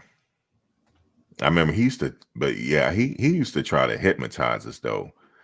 You know what he used to say? He was like he'll say little stuff to me and my cousin Daryl. He was like, make sure you get your old lady, you got a separate bank account. and we was like, why is he saying this to us? He used to say this up until when we were grown before he passed away. And he was like, make sure you have a separate bank account in case you put your stuff in trash bags. So you will have somewhere to go, because that's what happened to him. He said, so you will have somewhere to go. Mm-hmm. And we was like, what? He was like, yeah, make sure you do that. Because you never know when they're going to switch up. And like, we'll be out. Like, I mean, he used to take us to baseball games and stuff. He used to have conversations with us there. He said, make sure you wrap it up, boy. Make sure. And make sure you get a DNA test too. He said, but you do that on the low. I'm like, what kind of shit he's going through in his life? Crazy. He's not lying. He wasn't lying. If I may be, I just seen a video. This man was married for 51 years, had 2 sons, and he was an older white man. And he was just sitting in the car talking. And he was like, me and my sons, you know, we tested, you know, got tested to see if they could give my brother a kidney. If one of them, you know, could give his brother a kidney. He said neither one is his. I saw that. Yeah. I felt bad. Yeah, I know somebody recently just found out after 30-some years, his kid not his. Yeah, he just found out. It happens, though. It happens. But then, you know what I told him? You are the dad. You raised her. You are the dad. So it happens. You know, see, back in the days, it used to be like behind closed doors. It's not like they don't put this stuff public, you know. But yeah, that guy, That's crazy how that happened. He was trying to give a kidney, and Mm-hmm. he found out that's not even his son. That's He crazy. had 2 boys too, that neither Yeah. one was his. Neither one. Yeah, it happens, man. Is he still with his wife, or? I do not know. That video had me so outdone. I felt so bad for that man. Yeah, that's bad right there. But at this point, those are his sons. They're in He their raised 40s. He Yep. raised them. Yeah, they're his sons. Yep.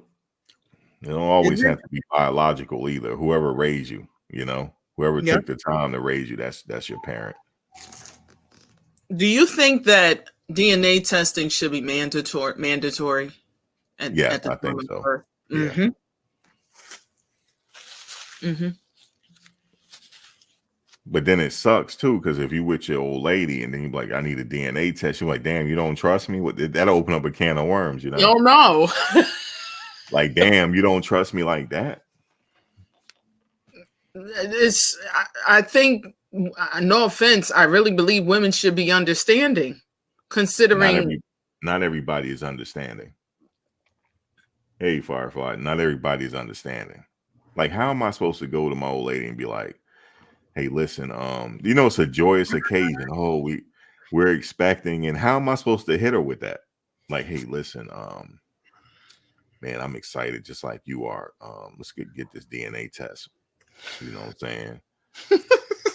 when the child is born, get that out the way. You know what I'm saying? Let's just get it out the way. And then she's like, what? Like, I ain't with nobody else. Are you trifling? What are you talking about? That could ruin, you gotta really, I don't know how you introduce it. Like, what do you say? Neo, Does the anybody singer? know? Like, how would you do that? Remember Neo the singer? Well, yes, Neo the singer. Yeah. In California, a woman claimed that he was the father of her child, and she was getting payments and everything, and she got like a big payment, and then come to find out it wasn't his child. But I believe he still had some sort of legal liability, but she just went on about her business. But he had to pay her, and so when he got the next woman pregnant, he was like, "Look, I can't do this again. My heart, not to insult you." He really thought the kid was his, but come to find out it wasn't. He was like, "Look, I need to get this test. I'm not trying to insult you, but my heart can't take it again." See, that's a good way to say it. Like, listen, I've been through this before. Yep. My heart. Max always says my heart. Maybe I could use that. My heart can't take it, baby. My heart. So we gotta do this test. I know it's mine, but my heart. You know what I'm saying? I've been through it before, and we got to get this test done. Because you can't. Because I don't know how you introduce that without messing things up. She gonna be like, damn, he don't even believe I'm that trifling. Like that the kid ain't his. So yeah, maybe you do it on the sneak tip. And then this dude gave this woman a present. She had curly hair too. He gave her a present. It was he put it in all these bags. She going through it. She said, I hope we're going to Hawaii. And it was a bunch of papers. I'm like, I'm like, we are going to Hawaii, but let's just get this out the way, baby. Let's just get it out the way. No, he already did it. And the kid wasn't his. And he set her up. He did the swab. He did the swab test, like swab. Yeah, he did the swab, and his daughter wasn't his. And he gave her a present for her birthday, and it was a bunch of papers that said, 0.00000% you are not the father. And she was like, "Why would you do this?" I'm like, excuse me. I'm like, why would you do this? She was really asking, "Why would you do this to us?" Oh my God! Situation. You said what? That's a bad situation. It happens though. It happens. Like what if you guys weren't in a relationship, but y'all were just seeing each other? See, that could happen too. And you don't know who somebody with when you're not there. And then, yeah, it can happen, man. It happens a lot, I heard. It happens. It's a huge Yeah, it's a big thing. Yeah, it's just a big thing. There was one woman, I think it was on Maury. She had twins. Each twin had a different father. Yeah, I heard about that before. It's rare. I heard that. Mm-hmm. Each twin had a different father. And I said, oh God, Maury. He was like, do you know how close that had to be for this to happen? You know, he was just... But could you imagine the kids got to explain that? Like, we're twins, but we got different fathers.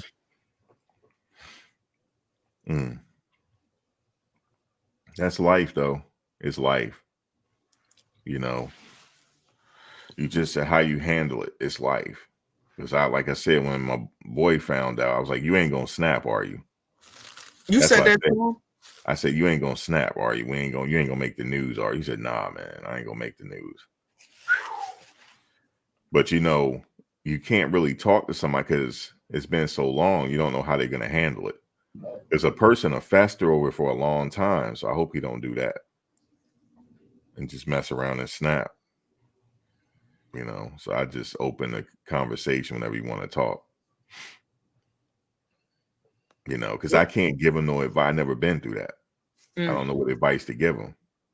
I just listen, you know. So, but yeah, it was a situation, man. 30-some years, man. What? Yep. 30-some years. Child support and everything. Yep. And then just found out because her mother started messing with the dude again, and the dude looks just like her. That's how you know. I'm like, wait a minute, because then I'm like, why don't you get a test done? He said, I don't need one. She looks just like him. I said, well, that kind of don't mean. I said, you still need to get a test though, just in case. But the mother confirmed it. Yeah, so that's what happened. So I'm just, I'm like as surprised as he is. I'm like, oh shit! Like I said, you ain't gonna, you good? Like I don't know what to say. You know how you good? Like, because I don't want to have to sit up here and now we implicated in a trial. And then look, I did all this talking. Now y'all watching a trial now. Where I'm in, you know. I'm like, look, you gonna be all right? Because when he told me, he had already known for like 3 weeks. So I'm like, okay, so you had time to at least process it a little bit. Yeah, man. That's life, man. It's things happen, man. Max, there was some man and he was paying child support. And maybe you can tell me this real quick, the legal side of it. He was paying child support and then found out the child wasn't his and still had to pay child support. I heard that too. That's the situation that also happened to Neo too. But he just gave her a big lump sum of money and she ran. Or he can get some consultation from the Jews. Yo, do you know how much money they make? Like, and don't the state or something make money? I don't think nobody called. I just said. But anyway, go ahead. Say that again. No, I ain't gonna repeat it. It was bad. Yeah. I said you can get some consultation from the Jews. No. I don't think you caught what I said. Yeah. I know who the juice is. Okay, you know who the juice is. Okay. I believe he was diagnosed with prostate cancer. Yeah, he caught it in time though. Oh, he's good. Okay. Mm-hmm.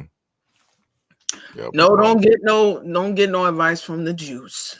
No, like a juice. What should I do, juice? I really like him. You heard me, You heard me. T Breeze heard me. You heard. And Firefly said people finding out 50 and 60 years later that who they thought raised them didn't. As other stuff. Yeah, it's happened. It's life, Firefly. I know some people find out they got siblings out there. That Well, happened to Jack Nicholson. did it really? He found out when he was older, once they were gone, that the one who he thought was his older sister was his mother, and the woman he thought was his mother was in fact his grandmother. Oh wow. And he he put a positive spin on it. He said, "You show me two broads that can keep a secret like that forever." That's Jack Nicholson, man. That he said, "You show me two broads that can keep that kind of secret for decades." So his older sister, who he thought was his older sister, that's his mother. That's his mother, and the woman he thought was his mother was in fact his grandmother. Wow. Why didn't they tell him? Probably back in that time, when it was like probably when she had a baby young, the tradition was she would go away, have the baby, bring it back, and then the mother would just pop up and say, "Oh yeah, y'all had a baby," and no one would ask any questions. But they usually would do that if it was like a teen pregnancy or something like that. Let me tell you what happened one time at a family reunion, right? Well, these people are no longer with us now. They were older then. So they were sitting there talking and I'm listening. And I just have like, I don't know why. Sometimes I just I shouldn't say what I'm be saying at particular times. So they was like, yeah, such and such, that's his wife. They've been married for so long. And I was like, she looked good for her age. How old is she? And then I said, how old is he? I said, oh, he trifling. I said, he trifling, man. And it was like, they got so many grandkids. What do you mean he trifling? I said, she was 13 when they got married. He's trifling. That's what I said. I said that to them. I said, that's what I said. That old man trifling, yo. Max. But that was back in the day. I said, that ain't nothing about nothing back in the day. He trifling. Because I thought she was in her 80s at the time. I'm like, because she looked young. I'm like, why is she not? Because he was at the time, he was in his 80s. And she was, because I'm looking at her and looking at him. I said, maybe she just aged well. And then they said she was 13 when they got. I said, how old was he? Because he was in the military. Mm-hmm. I said, oh, he trifling. I said that. I said, that man trifling, man. I don't care if he's a deacon, whatever in the church. He's trifling. And they said, well, that's how it was back in the day. And I said, he was on that Jerry Lee Lewis, huh? Trifling. Max, you said that out loud. I did say it out loud, and he heard me. He said, what y'all talking about over here? I said, nothing. I said that, yeah, that's trifling, man. That's how it was back in the day, I guess. I said, and then I said they probably cousins on top of it. Oh my God. Probably cousins. I just shaking my head like I shouldn't be, judging like that. I shouldn't, but because it was back in the day, but still. What was that? What if he was in his 80s? Like, how far back are we talking? She was 13 when they got married. Oh man. And he was in the military. Damn. He might have been in his 20s. Right. Or 18. I think he was like 18. Max said trifling. He was trifling. That's what he was. And he probably was cousins. Why would you keep saying that stuff? Because that's what they did back in the day. Oh. Max, have you ever done a common thing back then? Damn. Yeah. I mean, yeah, I don't know. You ever did the ancestry thing? I did. They were What cousins. are you? What? They were cousins. And it was like, no, that's not his cousin. I said, that's his cousin. Why you say that? That's what they did back then. It was a common practice. Did they look alike? Mm-mm. I remember Black had came on one time. You know Black, right? Yeah. His great aunt or whatever was like, she was like, at the time of this picture he showed, that she was taking a picture with Joe Louis, and she took a picture with Joe Louis and what's the track star name? Jesse Owens. Yeah. Because they knew her father or whatnot. Joe Louis was hitting on her. The boxer, you know, Joe Louis? Yeah. He was hitting on her. And she was like 13, 14 in that picture. Mm-hmm. That's how it was back then. People were trifling. Elvis did it. Elvis did it too with Lisa Marie.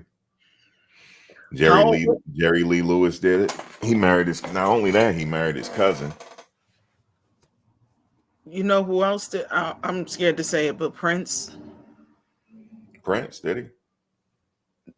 With who? Prince, I can't remember the person's name, but I remember he went to the girl's family to get approval. I don't think he ever got married. Prince? He was married once. Was he really? I didn't know that. And he had a son too, but the baby was born deformed. And I never knew that. Never knew that about Prince. Yeah, he had a, but the you know, they cremated the baby, and one day one of the housekeepers said that he was upset and he just took the ashes and threw it in the fire. Wow. Because it bothered him so much. Damn, I didn't know that about Prince. Yeah, he had a baby, and the baby was, I didn't even know he was married. Yeah. Because when he died, she said, we always married. He divorced me. I didn't divorce him. So we still married. She didn't get they must have been divorced. She didn't get his estate. Pretty much. But you know how women are. He divorced me. I didn't divorce him. So he's still my husband in my head. She said that when he first died. You didn't know Prince was married at one time? I didn't know. I didn't know. I didn't know Michael had a girlfriend. What? Michael. Mm-hmm. Who was his girlfriend? You know, he got an older son that looked just like him. Is it Blanket? Omar. His name Omar. He's the oldest. No, you're talking some older stuff. You're talking some scandal. No, the whole family knows. It was his she was his assistant at the time, but they were dating, and you can tell they were having some drama with each other because he was doing an interview, and the way he talked to her, because they must have been mad at each other. He said something to her, like, hold on a second. He said something to her. Yeah, his oldest son named Omar. I never knew that. He looked just like the Michael Jackson before the plastic surgery. Hold on, I'm Googling. No. Omar Michael, no. He was born in 1985. Right. That's his oldest son. I'm done. Yeah, Michael had some shit with him too. But you know, back then he just didn't want nobody to know. But how come he put, Blanket, Prince, and the other girl on blast, but not his? He do look like him. He looked like him before the plastic surgery. Yeah. Mm-hmm. Look at this. How come and his kids call him their older brother? They know that's his real son. Yeah, Michael had a whole girlfriend we ain't know about. Michael said, "I'm asexual." He wasn't asexual. You ever see him talk? If you ever see him talk, oh shoot, you backstage. Hold on one second. Hey, Sizzlo, my bad. I didn't see you backstage. I'm gonna tell you how long I've been back here. Because I have the picture up, right, and I'm just sitting I'm like, you should see how I'm sitting. I'm like laid back talking to Samantha. Right. I wasn't watching the monitor. That's okay, but you guys were talking about. I've been back here because I was gonna comment on the lawyer thing with Nature Boy. Oh, okay. Yeah, go And ahead. then You got the floor. you were talking about mentoring, and then you were talking about the guy that was going to the military now. That's how long I've been. Oh, I'm sorry. I was I yeah, almost look. I eyes closed and almost everything. look. I almost fell asleep Oh, because you ain't know everything that, Tiffany, sounds about Michael Jackson? He got an older son named Omar. Yeah. He looked just like him. My Looked just baby like did. I love Michael. He didn't do the sex, Mike. Max. I don't Yes, he believe it, did. man. Yes, he did. All right, look, I'm gonna tell you right now, I'm gonna point you to an interview. And I know for a fact because I went to school with his cousin. I went to private school with his cousin. You know a guy named what's his name? Give me a second. What's that producer name that worked with Michael Jackson? Oh my God, I'm forgetting. He's a young producer. He was a young producer at the time. What's his name? Damn, I can't think of his name right now. Does his name begin with an R? Yeah, Rodney Jerkins. Bingo. Okay. So I went to private school since kindergarten with his cousin. And I remember his cousin telling us that Michael has a different accent when he talks. Like when he regularly talks, like outside of the camera. His voice is deep, like outside of the camera. I heard it. And his real voice is as deep as yours, Max, almost. But when he talked to Omar's mother, his voice got deep for a minute because they were having an attitude with each other. Like something happened. He was like, he said to her, hold on a second, in a minute. I said in a minute. Like it was like something like that. He was like, it was something. She was like, she said something walking by. Hold on a second. Hold on, Richard. Hold on. Yeah, in a minute. I said in a minute. Like something like that. Like he was having some drama or something. But yeah, his voice is actually deeper than he portrayed it to be. Like in his mind, he was Peter Pan. You feel me? He had a slip up on one of the He did have a show. slip up before. He's had many slip ups in his regular voice. But how Rodney said he used to act, though, was totally different. He just act cool, just like just one of the brothers. That's how he used to act and whatnot. But he told them that this is his character. That he because when he was a kid, he used to like create certain characters, and that's how he did it. He said for him to be a superstar, he wanted to create this childlike character, this innocent like character, but that really wasn't him.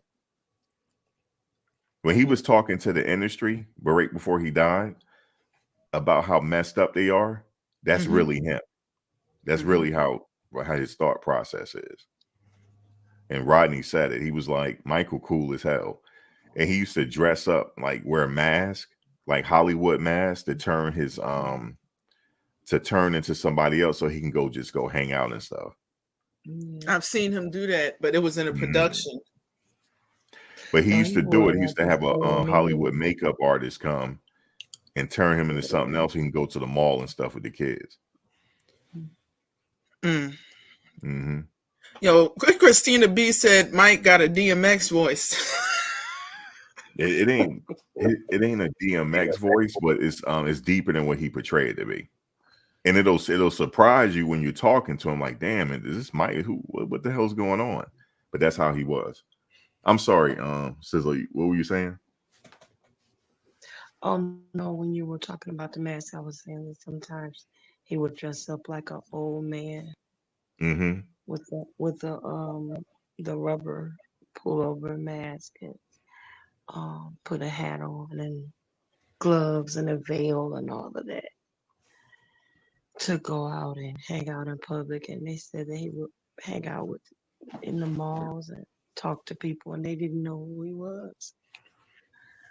But somebody figured it was him, and there was a mob that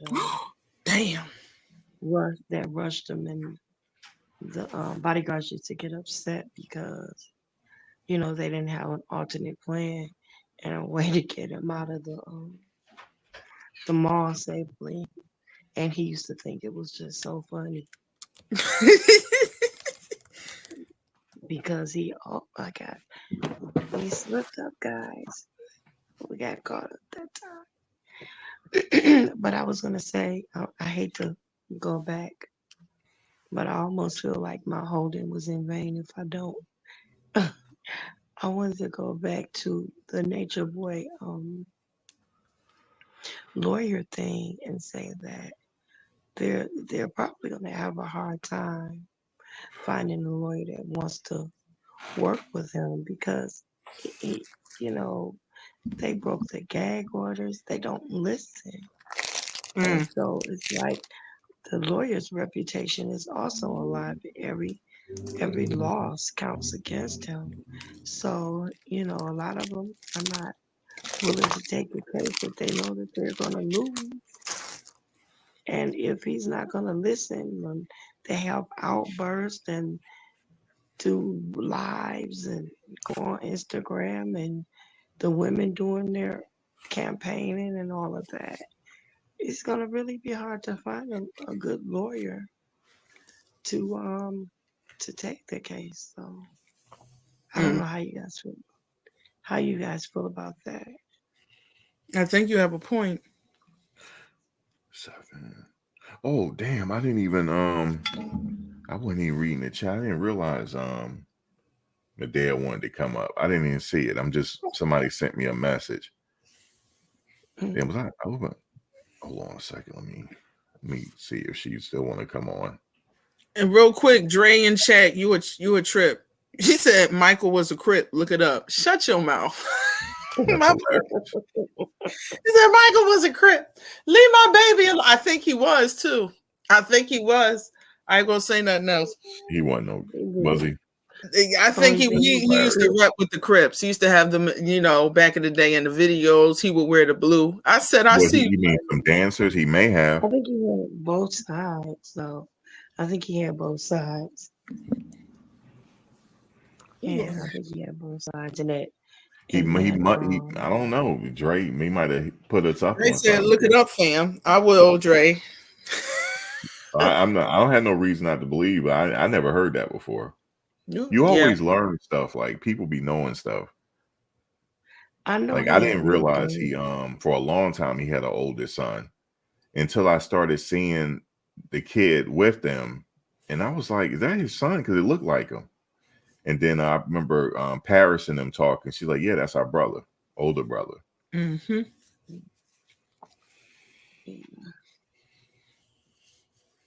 Well, but to answer your question, I'm sorry. Go ahead, baby. Oh no, I was just gonna say that he did have real gang members in that bad video, and I think they were on opposing sides as well because that was the dynamic of the video. Mm-hmm. Yeah, Michael seemed like he was tapped in. Then he was. Max. No, I mean he probably was. It's a lot of stuff. Back then we didn't have social media. Yeah. So we didn't know what he was involved in. Unless you read the tabloids, that was the only reason how you're going to find out something about his life. But now with the celebrities, we got social media. We can see what they're doing. It's a fun fact, but that Michael is known as a blue gangster. The song Bad, when he wrote the song Bad, he actually wrote it and sent it to Prince because he wanted Prince to do it. But Prince rearranged the song and sent it back to Michael and told him this is how it should be done. And after that, they had this little rivalry going on for a minute. But when they asked Prince, would you consider to have done the song? He was like, no, because I couldn't get past that part where he says your butt is mine. Yeah, I remember that bit. You said your butt is mine. Yeah, and he said, who butt you talking about? Yeah. I saw that interview. Yeah. With Tavis Smiley. Yeah. Yeah, Prince was a real one. Mm-hmm. That's my. That's the only man I can know wear a blouse and take your woman.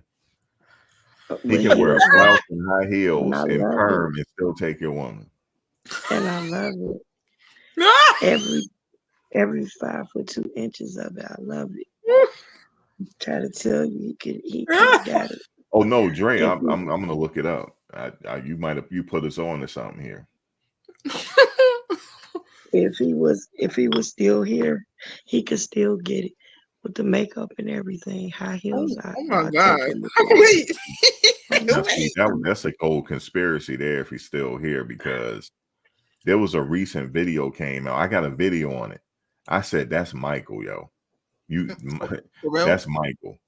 Do you remember that video I did, Samantha? You don't remember it.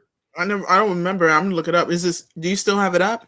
I might be private. Let me look for it. It might be private, but that's a recent video. I said that's Michael, yo. And then he was saying, no, that's somebody that act like Mike. I said, no, that's Michael. I know the guy that act like Michael, and they don't look alike. But this guy, that was Michael. Like, I don't know what, even if you look at his funeral, that looked weird. The whole funeral was weird, man, to me. Yeah, it was. I cried like a baby, Max. Oh my God. No, I'm like, this don't seem real.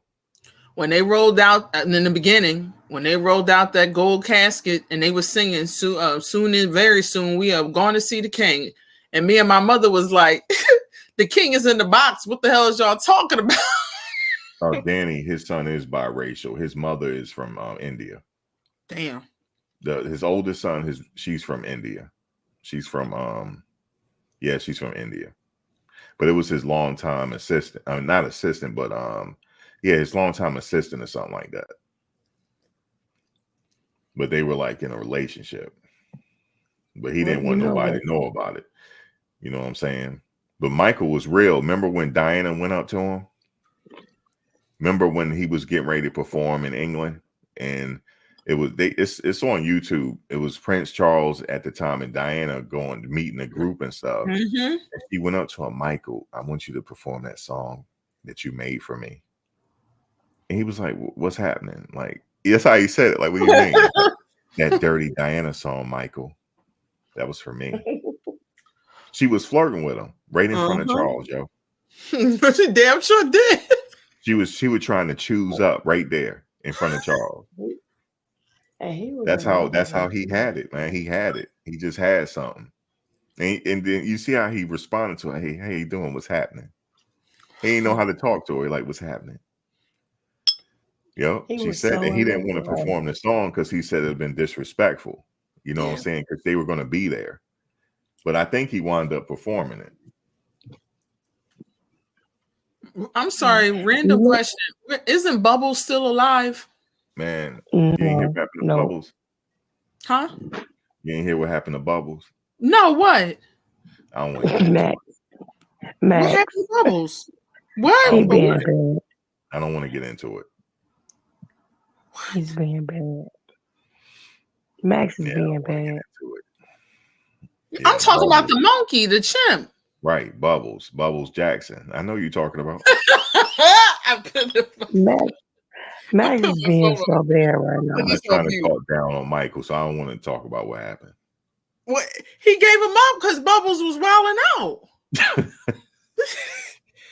Yeah, he just took him to the zoo. Bubbles was wilding out. He got big. I was a hardcore Michael Jackson. I had a curl in my head, yo. No, you did. I did. I had a Jerry. Listen, I told Mother go get me a Jerry curl, and she put the kid in my head because I had the curl coming out of my forehead.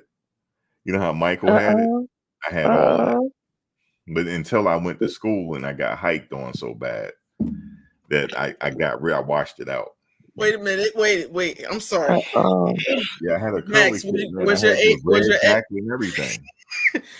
And Max, I cannot. Max had laid edges because Michael Jackson's edges used to be laid, man. Yeah, I had it laid. Yep. And you can tell I went to school. They started hiking on me so bad, yo. I told my mother, wash this stuff out, man. Wash this stuff out my head. Did you guys know? Did you guys know that Jermaine married Randy's ex-wife and had another set of kids? I heard that. Yeah. Yeah. They had kids by the same woman. That's just nasty. Oh my God. I'll tell you now what. That's trifling. You seen Jermaine? I ain't trying to talk down on Jermaine's my boy, but you see how his hair look? Yeah. You That can't Magic, just the you Magic just can't Marker. get that anywhere. Yeah, He you got can. he It's got called a he got permanent. finger waves, man. He That's got what? permanent marker. He got finger waves. And it lifts up. What is it? I don't know Permanent what He got a marker. high top fade finger wave. finger waves on the side. You Yep. can't. That's how you know that family different, man. That's what I like about them. They different, you know. Oh, I'm crying. I'm sitting here crying. Let me look this shit up. He straight up got finger waves, man. He got a high top finger waves. Yep. Even to this day. He still got it, yo. I'm looking at it. It's it's finger waves, but it's a high top. It's a high top with finger waves and it's a curly kid. How he do that? I don't know. Whoever his stylist is. That's How a old is your name 2-piece. now? Let me look at him. That's a 2-piece helmet. That's not. I gotta go to. He's 69. Wow, God is good. Did you just say a 2-piece helmet? A 2-piece helmet with an extra side of Bible. No, that's really his hair, but he put a process in it.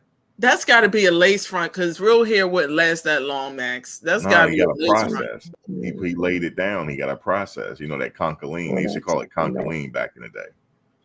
Max, I've been. You mean that was the straight lie shit?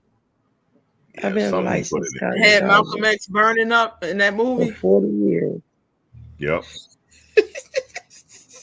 That ain't real. That's how you know, man. They different.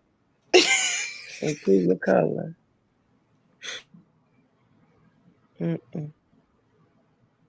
Nope. But I'm gonna go ahead. You just can't get that hairstyle anywhere. Because how you go to sleep? Like how does he sleep? Like he tied his do-rag on it. T Breeze said a flat top, finger waves, and the S curl. Yeah. Same time. Yep. Yeah, Jermaine is fabulous, man. I guess you grew up in the cameras like that. You're gonna be different. Yes, that what's the guy's name from 5 Heartbeats? Is that hard enough? Is that hard enough? Stand up. What's his name? He's singing the 5 Heartbeats. Who is the lead? Oh, I can't think of his name right now. I was just watching that clip when they was in that auditorium and he knocked that man off the piano. Oh, they cut up, man. That was they did good. That was my movie. And the real said, "What do you think about Nature Boy hair at court?" Well, they getting ready to shave his hair. He getting ready to have a baldy. And he can grow it back. He can grow it back once he gets to his permanent place, but they gonna shave it during intake. And they said that they make all of them. The dude in that video said that they have to wash their whole bodies with lice shampoo. Yeah. Damn. Yeah, that's a crazy situation. That's why I would never want to be in that situation. That might not be a bad idea considering they all had lice before. So. Damn. Yeah. Have y'all ever seen Nature Boy clean shaven? Yeah. Yeah, he got pictures on the internet with him having a baldy. No, I'm talking about his face too. He was looking like his pictures online. When he was Tyson. T Breeze said he's gonna be pissed. Yep. I guess this would be appropriate to tell him don't drop the soap. He might want to drop it though. Oh my God. I mean, the guy talked about the showers. Like it's not like you think. Like they don't have a bunch of people. It's 2 at a time, and you can't watch each other. You can't Peter gaze or nothing like that. I have a confession. Yeah. Say Peter gaze. No, I watched this guy on YouTube. hurt life after the penitentiary. That's what he called it. He said you got professional Peter gazers in there. I have gotta be careful. I have a confession. Yeah. Yesterday, I was watching a Nature Boy stripper video. You were watching it. What you gotta tell us, Sam? Like, what's going on? They ain't got nothing to tell. I watched it. That's all I did was watch it, Max. I watched it. What'd you watch? What you watch it for? Oh no, I seen a clip of it on a video on YouTube, and I went and I found his stripper name. So I looked up his stripper name, and that video came up. Damn, you went and watched it, huh?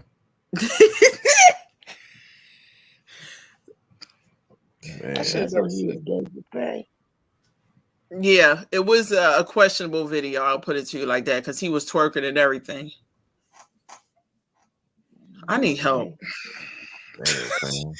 Sam, you talk for the streets though. Sam, look at T Bree. She said Sam was like woo child. It was. I was just like, he was really. He was. Sam, we having a real end moment here.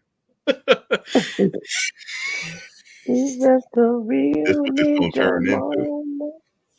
I just watched it. I'm like, because to know what he evolved into, and then there was this lady on the comment section, like, just so y'all know, this dude, he in jail now. Well, he a cult leader. He turned into a cult leader. I'm like, it had to be just somebody just randomly mention that. But yeah, man. Yeah, we don't turn into a real end moment. Now, if he found this out, he'll probably get a kick out of this conversation. He said, see that? I'm able to still affect people. You said, oh, look, the real deal said he did look like Tyson Beckford. Oh, God. Yeah, that's hilarious. Like Tyson Beckford. We watched him for so long. It's like you forget that he's there. He's a human, a very flawed human. You get what I mean? Right. Like he's lived. We've seen him in the wild for years. I think wild. I mean, he was in the wild. We seen him in the wild. We were introduced to him in the wild. Yeah. So it's like in the wild. We seen him in the wild. Yeah. Yeah. And it's like, damn, he used to be something else. I feel like he's such a tortured soul for real. Yeah, he said he just gave it up one day. He said he was a barber. He gave it up. He just told his partners, like, look, this is what I'm about to do. The rest is history. Damn. Why you laughing, real deal? Tyson. You singing that old Negroes? It's a real, and they used to set it off at that time too. Oh, they had a lot of real N-word moments. They did. Yeah. I was scared because I said Velvet about to do something. She said one time, you know how she talked. She said one time I had a dream that I killed you. I stabbed you in the chest. I'm like, what is going on? Mm. Why are you laughing? She said I had a dream that I stabbed you in the chest. Man. I said, you need to stop what you're doing, man. Yeah, it's too late. It damn sure is. It's been a lot of years, man. That's why I say it's not going to die down. It's not. You know what's interesting, Max? When he first got locked up, you was like, damn, he in the South too. And I was like, and I hope, I said, I hope a bunch of red, and it's just a jury full of rednecks. I was speaking out of emotion. But but when I actually watched it, when the verdict came down, I didn't feel good. You was like, are you okay, Sam? I said, I'm fine. I had to get up out of here because it was sad. You left. I remember that. You got off. You said you weren't feeling right. Yeah, it didn't sit right in my spirit. Why did it sit right with you? You said what? Why did it didn't sit right with you? If something felt wrong. Really? Yeah. I didn't cry, but my eyes filled up with water. Mm. And I just had to and I had to tight feeling in my chest, and I just had to get something told me to go out and just take a walk and get some fresh air because it just didn't feel right. It didn't feel right to my spirit. Something felt off. Yasmin said he ran away. What did he say? He ran away to the back of the courtroom when it was time for his R&M, real nigga moment. Now he left. He did. Yep. And I think it's also the way the girl said guilty, the way she said it. Guilty? Shit. Man. I'm like that. Guilty? Guilty. Yeah. I'm like, it just right in my spirit. You know. I probably would have fell out. I probably would have fell out. You would have passed out. I would have passed out. Yeah, there has been shit. Remember when Suge Knight big ass dropped? He went right under the table. He did. He did. Hey, Ebony, interviews in jail now. You ever hear those? Man, he get into some deep crap with that. Yeah. Yeah, he got a not a podcast, but something like that. He scares me. Suge? Yeah. Like Death Row when I was a kid used to scare me. The sound of the music was scary to me. Man, you were a kid back then? Yeah, I was a baby. Dr. Dre's music used to scare the murder was the case. That I said, what kind of sick shit? That was dope. That was dope. I like that song. And like I remember when I was a baby, he came out on MTV in a wheelchair and he jumped up and the sound of the choir. Man, Max, that scared the shit out of me. I don't know why. Yeah. That's some good music. Dr. Dre, a lot of his shit back in the day was scary. It was scary, man. It was a chick screaming. Nah, you don't remember. You probably don't remember when he was with the World Class Wrecking Crew. No. No, you don't remember that, huh? Yeah, girl. What did you? You don't remember that. Okay. Somebody said, "What happens when you watch him strip?" Nothing. It was basically a gay solo scene. Okay, I'm scared to say, Max, you gonna delete this? Yeah, don't even say it. Don't even go there. Yeah, don't even go there. Don't even go there. It was for gay men. No, you don't got to go there, Samantha. Okay. I have to stop you because I don't want to. Yeah. I'm sorry, Max. I'll stop. Yeah. You can look it up. Can I say his stripper name? What's his stripper name? N-Tyson. Okay, so that's for people to go look. People probably already saw the video already. Pretty much. But pretty much. He said, Max, you should play the rain dance. Oh my God. Oh, yeah, please. When we were in front of the house. Like, what was the reason for that? Play it, Max. No, I'm not playing that. I'm not Why won't you play it? They're doing yoga moves. Nope. I don't know what the reason for that. Why won't you play it, Max? No, I'm not playing that. Yeah, that's Max. The rain dance. Yeah, I remember he said he made it rain after that dance. And he said that's why they took him out, because he had figured it out. He was starting to manipulate reality. Max, what would you have done if they had played that in court? Oh, I would have hit the floor. I mean, they played worse stuff in court. I couldn't believe they played that other video. Those videos, Twitter video, I couldn't believe they did that. Mm-hmm. Yo, the real deal said that split was impressive. Like, that's what I'm saying. Like, what made them all come up to do that? You know, like, what was the talk? Like, okay, we're getting ready to do this. That's crazy. I think they. Oh, you know another thing, Sam? They didn't have any neighbors testify. Yeah. You noticed that? Yeah. Yeah, they didn't. So. Wait a minute. The Real Deal. They played the one with Sheba and Velvet too. I didn't know that. Did they really? Damn. So, yeah. Oh man. Yeah, I didn't agree with all that. I don't think they should have played that.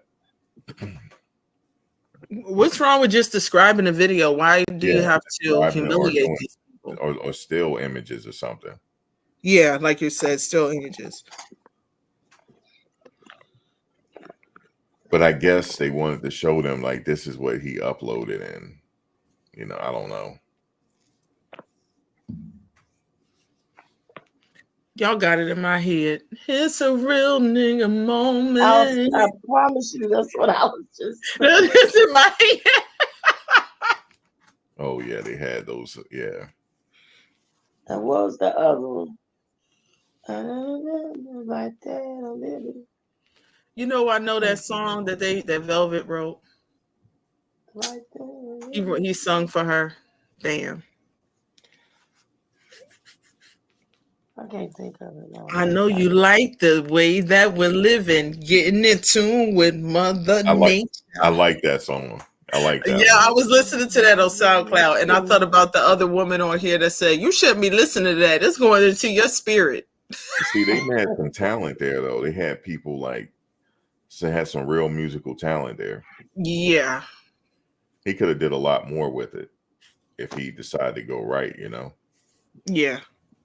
They had a good thing at first before he decided to be, you know, doing what he was doing. He just wilded out. Yep. He had too much power and no one ever challenged him. That's what it turns into. Mother Nature. Yes.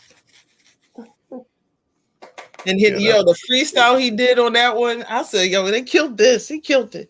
Yeah. He said, call me God Body. Hey, yo, Moose, where you at? I'm in my in my tent. In my tent. I was rocking it. I started bouncing with it. I was like, oh, they killing this. What was that other song? How it went? On my chest. And something I forget how that one go. Ain't no, I done did it all. Ain't nothing left. On my chest. Vegas. Yeah, that was my song right there. I done did it all. Ain't nothing left. Yep. On my chest. He could have done music and they would have still been, you know, able to profit off of it. They could have done that. It would have been so much better. It would have been innocent. You know what I mean? If they just focused on the music. He had a good thing going on. Like if it didn't go left, you know. Like I said, I couldn't stay there no more than if I wanted to lose some weight, I would have went there. You keep saying that. Yeah, you would have definitely lost some weight. He would have damn sure got me right. You know what I'm saying? With that diet. Yeah.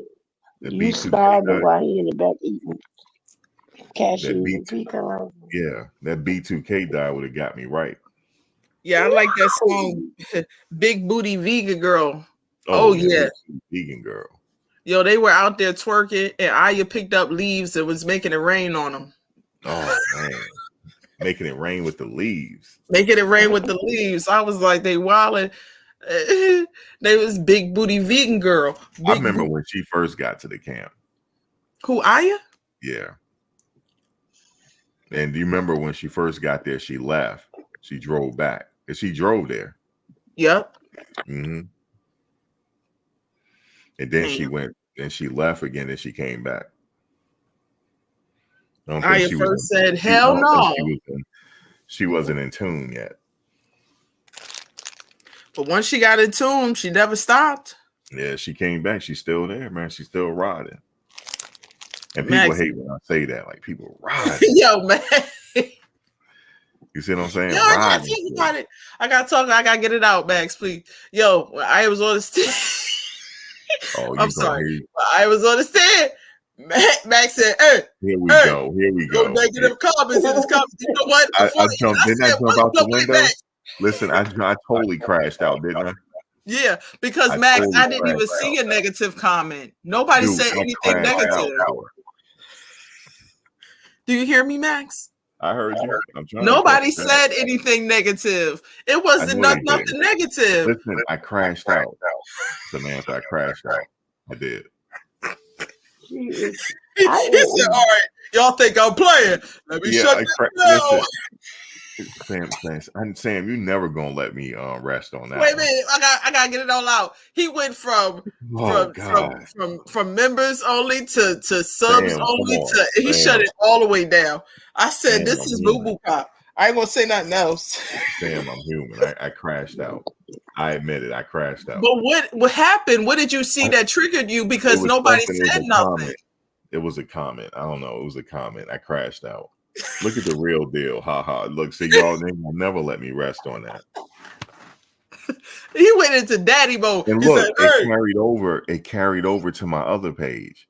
Because T. Nicole came over there. Max, you crashed out. I said, here we go. I can't even run from it. I can't even run from it. He is cracking up. No, I ain't never heard Max going to daddy mode. He's like, hey, I'm telling you right now. Will you stop? Please stop. Please. Sam, I knew it was a matter of time. I was waiting for it. It was a matter of time. I was over here crying because I'm like, I don't see these. Hey, I'm telling y'all right now. Come on, Sam. Come on. And then I looked at Aya, and she had her notes. Save me, man. She was like, she ready, baby girl, ready. Change the subject, please. Let me be quiet. I'll be quiet. Let me mute. I can't help you. Aya is pretty though. Yeah, she's very pretty. She is. With her booty eating stuff. She's gorgeous. I said that before. I always seen her as like a model of the group. She's gorgeous. She's too pretty to be a booger eater, though. Wait a minute. Okay, we're not gonna go there. Oh my god! I never watched that video, so I can't. It was when they were in the thoughts and opinion of this panel does not reflect those. They were in Puerto Rico, and she didn't know it got caught on camera. No, she got caught on camera numerous times. Eating her boogies, Max. There's a lot of thoughts and opinions on this panel. That's a fact. Yo, and here go Full Defeat. I'm gonna see y'all making that up. I don't remember that. Listen, people they kept catching her on video in Puerto Rico. They was in Puerto Rico. Y'all I promised to God. Y'all making that up. I would not lie to you. Look, let me say how Full Defeat would say it. There's a lot of pretty girls on the little bus. Are you talking about the spaceship? That's what Full Defeat said. You're talking about the van, the spaceship. Oh man, that's what Foodie just said in the chat. There's a lot of pretty girls on the little bus. She slipped that pointer finger up her nose. She slid it. I don't remember that. Max ain't gonna remember that. I don't remember it. I don't remember that happening. He wasn't feeding her. I don't remember it. Food Defeat, what made you fall out just now? Oh, let me see. She was digging in her. She eat her boogies, man. Look, thank you, lady. I read that Nature Boy can get one government-paid attorney for his first appeal, only the first one, but it better be a good one. All right. So, what do you think about that, Sam? Look, I'm trying to change the subject. I'm sorry, man. That was the first behind whooping we all got. We actually got an ass whooping old school. Max had his belt. He said, "Hey, I'm gonna tell y'all right now. Okay, y'all think I'm playing." We got our ass whooped by Max. As soon as I got on the skin, she had her papers. Hold up. It's Lordship. Would you like to come up on the panel? Because Fundi not helping me here. Fundi not helping me. How about you, His Lordship? You want to come up? We got our ass whooped by Max. That's why I can't forget it. We got our ass whooped. He said, "Okay, y'all think I'm playing? I'm shutting it down." I said, "Oh shit!" Oh my god, this is embarrassing. I really did jump out the window, man. I really did. I was crashed. so confused. You started swinging on that's everybody. I said I didn't even do anything. He said, God. "Fuck that."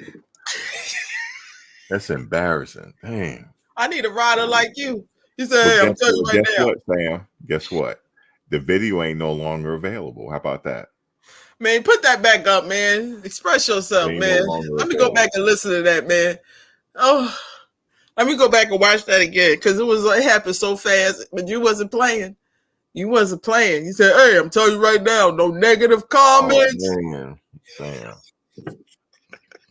Sam, you got me. I tell you, got oh me. God, I ain't no more good. You got me. Yo, he said that. Yo, man, I ain't got nothing but respect, man. You put your foot down. I ain't never seen you but big up like that. He got he puffed his chest. He said, "Hey,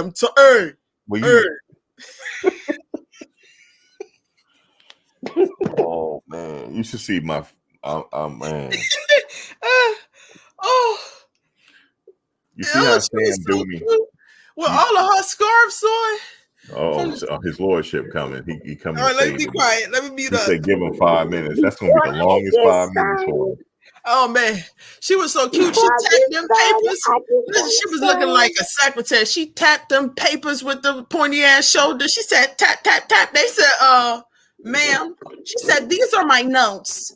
They said, "Man, you can't have no notes." She leaned to the left and said, "Why not?" I said, "Y'all done brung the white woman out of Aya."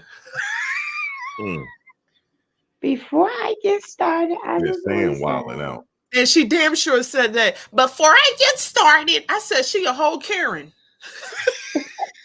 Oh man, y'all, man.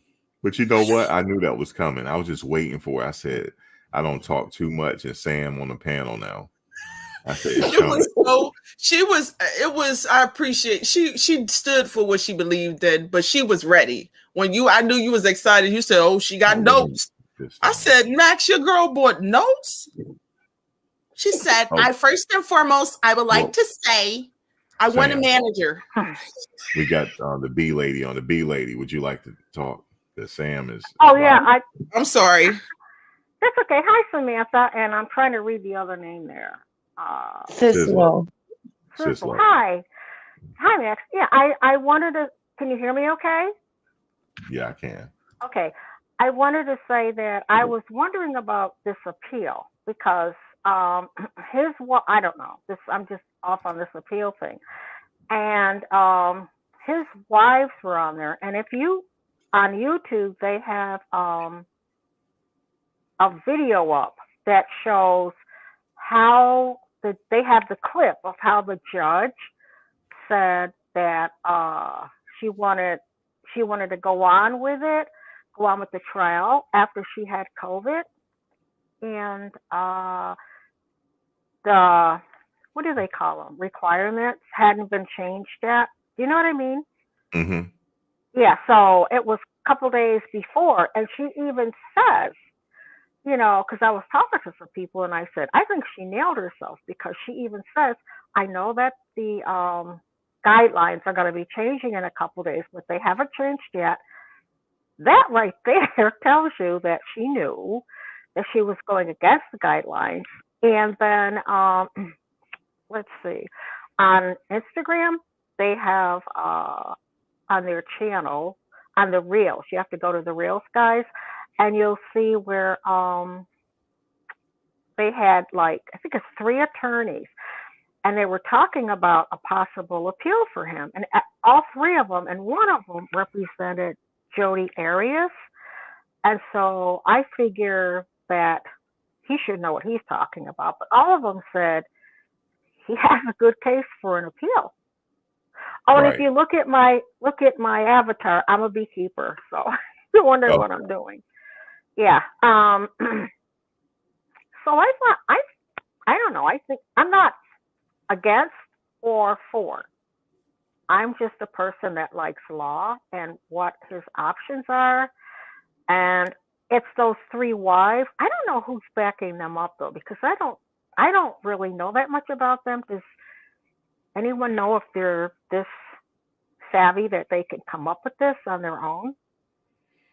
Unless they're getting help.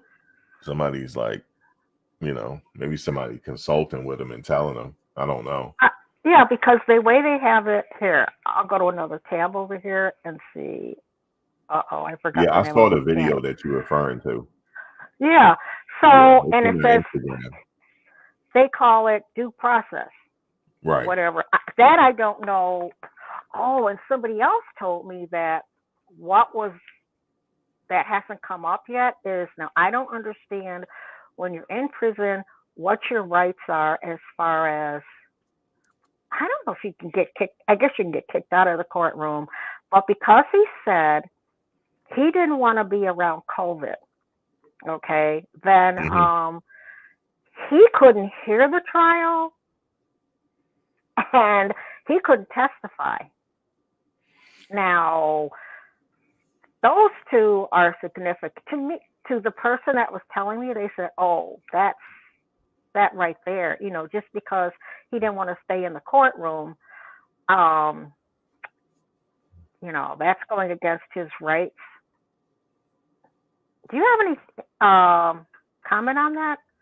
Yeah, I was I was just asking questions like, did he want to testify, but he didn't feel like he could because he didn't want to come back in the courtroom because of it? Then I Yeah, could see that's what that being a problem. yeah, that But, was one of the things. but the lawyer said it too. The lawyer that was talking to Lisa mentioned it. So that could be, Oh, I think. And then like that other video with the attorneys talking, they said that's a real issue oh, in the higher courts uh-huh. because he didn't Yeah. testify. And No, he did they? didn't. Mm-mm. And he didn't even get to hear it. Now I don't know. Like when he went back to where he was, he couldn't hear the proceedings at all. Remember when he said, will I be able to see it or hear it? And she said no. Yeah, that could be an issue. Yeah, that's it. Because he was able to say to her, you know, when she asked, when they were giving their closing statements or whatever they call them, and he said, I love you, and whatever. He could, you know, he had like a conversation then, but that's right. He wasn't in his jail cell, was he? He was somewhere, he was out in the open. If He you was look at at the where, lockup. That's where he was. yeah, but he wasn't literally behind bars. No. Well, he kind Okay. of was. He was behind bar, but yeah, he was in that little holding area. I mean, that little area where the TV was. Right, right, right. So he could see. But Right. she didn't even afford him the right to be there during the rest of the trial. She told him no. Personally, I think he looks better in the orange than anything he's worn.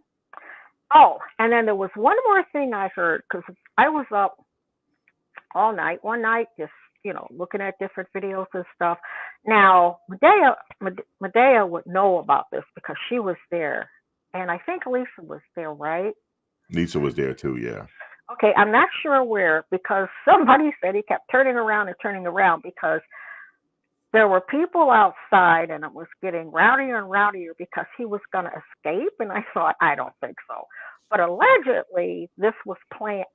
Allegedly, there are rumors that this was planned outside and there were some big guys there. Now, I'm going to have to, I didn't even erase the history of what I watched on YouTube, which I usually do, because I want to find that. Go back to it and listen to it again. Is there anything about that? It would have been virtually impossible for him to escape. Like I thought so. Yeah, they said he may have been looking back at.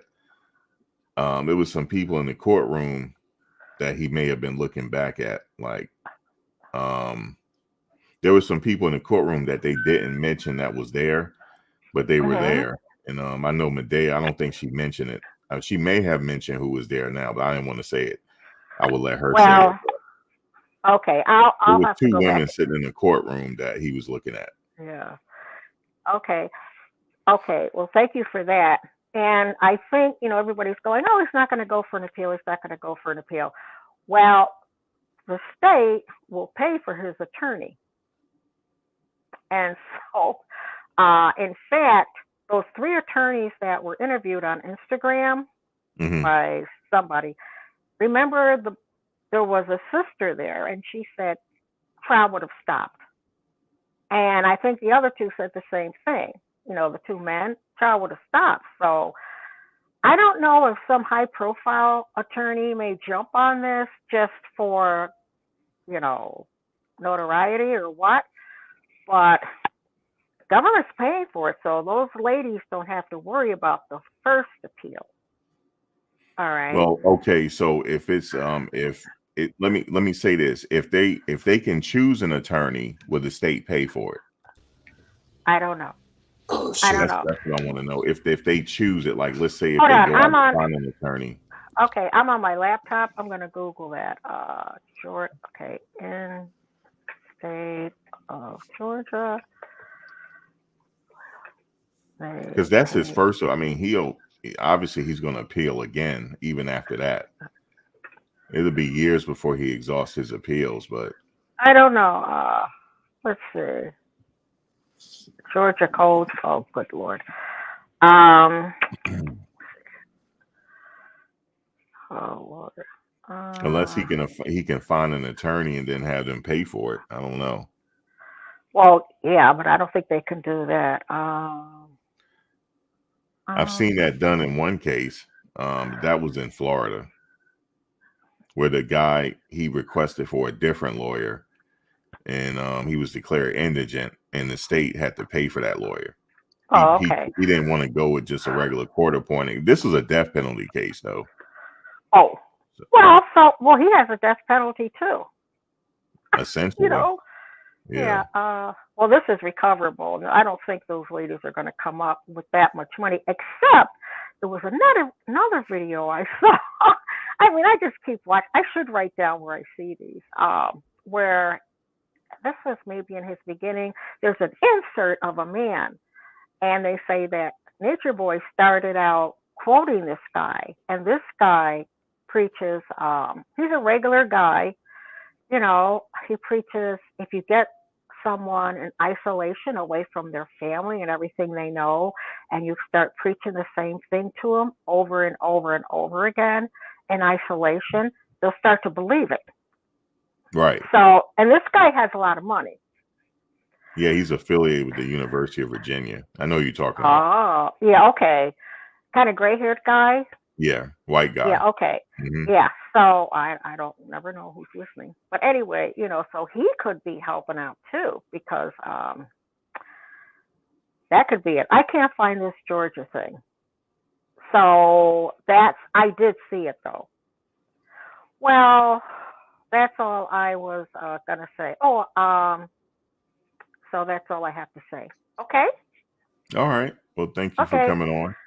Yeah, I'd like to chat. Bob Lipton there? Robert Lipton or something? Lipton. Yeah, that's him. Oh, okay. Thanks. Okay, bye-bye, everyone. All right, have a good one. What's up, His Lordship? Hey, what's up? Can you hear me? I can hear you loud and clear. Okay, cool, because I'm testing out this new mic that's off the hook. Have you you made any videos lately on this since it's ended? Yeah, I'm on a tear. I mean, my next video is going to be with Juju. I got a good image. He didn't say much, but what little he did say, I'm just going to comment on it. But I made a video about Musa and stuff like that. You know, they're up there because Musa, you know, he copping pleas. He's still hiding his location, and then he got his girl co-signing for him. Right. But she got, you know, stuff, piercings hanging from her nose. Yeah, and stuff, and they both high as a kite. I guess they just video. I guess they fail to see the bigger picture. Sometimes you got to see this is what you look like on the World Wide Web, not public television in your city. You're on the World Wide Web. Right. High as a kite, talking about I've taken accountability and I take accountability. That's not a noun. It's like a action, like a verb, right? Accountability is not something that you say you take. It's actually something that people observe you do. You know what I'm saying? So, and can you take accountability without redemption? You know, usually that kind of comes after, you know. Or the process of too. or the process of redemption is taking accountability. I don't know. It's all He said a lot confusing. of other stuff too in that Like, video. like incriminating stuff. Yeah, I agree. kind of, but you got to catch it. Yeah, because he tried to make it seem like these conversations, one person can't dictate the narrative. You have to hear. They practically have to be sitting together. See, they made a video to cover their tracks. They have a video of him and her sitting together, and he's saying, you know, it just didn't work out and all that. But she's telling what really happened now. Yep. And because all of them like to lie and stuff, it's hard to get the truth because they forget themselves, you know? And so when they testify, they have to worry about slipping as well as trying to achieve the goal of protecting their leader. But, you know, like how many times did you go back and leave? Well, some of those times was just to raise money. It was just, it was fake to get donations. So you got to cancel those out and only focus on the real times that you left. And you got to remember what day that happened. You know what I'm saying? Right. You know, those lies just get you all caught up. And when the stuff hit the fan, that's why I needed notes, because she got to get her lies in order. Yeah. Yeah, they all, like I had said earlier, they all dodged a major bullet. Yep. They did, and they should be grateful for it. Because not too many people can, you know. Well, maybe it's the calm before the storm. It could be the calm before the storm. It could be. Because they can't hide. The only person that seems like he's offline is Musa. Yeah, I don't know where he is. Man, he hides because that's why he walking through the forest. And he stuff, just did a video, by the way. Another one? Musa did with his girlfriend. Yeah. I used the footage, but I didn't use the audio. I hope for their sake it's not the calm before the storm. I hope not. Because I hope not. Well, he's talking too much. He's talking too much. They are talking too much. Mm-hmm. So I try, you know, sometimes I don't be saying stuff sometimes just to be saying it. Like, I'm like, man, you talking a little too much. Because, you know. Right. Yeah. Now, we don't know what Aaron has. He knows not to talk too much. So we don't know what Aaron was witness or took part in. He was more like a drill sergeant and a discipliner. So we don't know. But Musa did things on camera. He actually did an essay on camera, and then the other one was just a story, his word against the other girl. But the first time, that was on camera. See, and then they watched the video playback and made jokes about it, of the essay. And Aya doesn't know that, sure, we'll play your little clip of her saying what she's saying, but then you open one door and then you have to open up the other doors. You see, that's why his lawyer didn't show too many videos or ask for videos to be shown, because then the other side get to show videos. And I guess Aya and them is so compartmentalized, and so they only allowed to see whatever he wants them to see. So she don't see our videos, nothing like that. They don't. So she don't know that for everything that she come up with, there's a video to counter that. And she's probably watching now. Like, I could see like some of the videos that we made in the past, she probably didn't see them. But since he's not around, she is watching. I'm pretty sure of it. Well, how long are you going to call people trolls and gang stalkers and just step back and listen and watch a video and see what you think? Because, you know, people don't have time to gang stalk and do all that stuff. I'm sure there's a small vigilante group that like to get them kicked out of places and all that, but the majority is just concerned citizens. Right. You know, especially when babies got involved. Mm-hmm. You know, and then you're on the World Wide Web. You're not on the national web or coast to coast web or, local web, it's the World Wide Web. Yeah, the world can see them. Yeah. And I knew they don't have the ability to switch up. Like if I had a code, they would have had to read Animal Farm, 1984, The Art of War, all kind of stuff. They would have to, because you have to have the ability to hold two beliefs together side by side and use either one when it's convenient to hide yourself. So if they was able to do that, they would have been able to testify smoothly in court. But because they believed in one thing and not the other, they were weak on the other side. So when they had to act like normal human beings and decent citizens, they couldn't adapt because they've been savages for so long. And you are a savage if you're using the bathroom outdoors.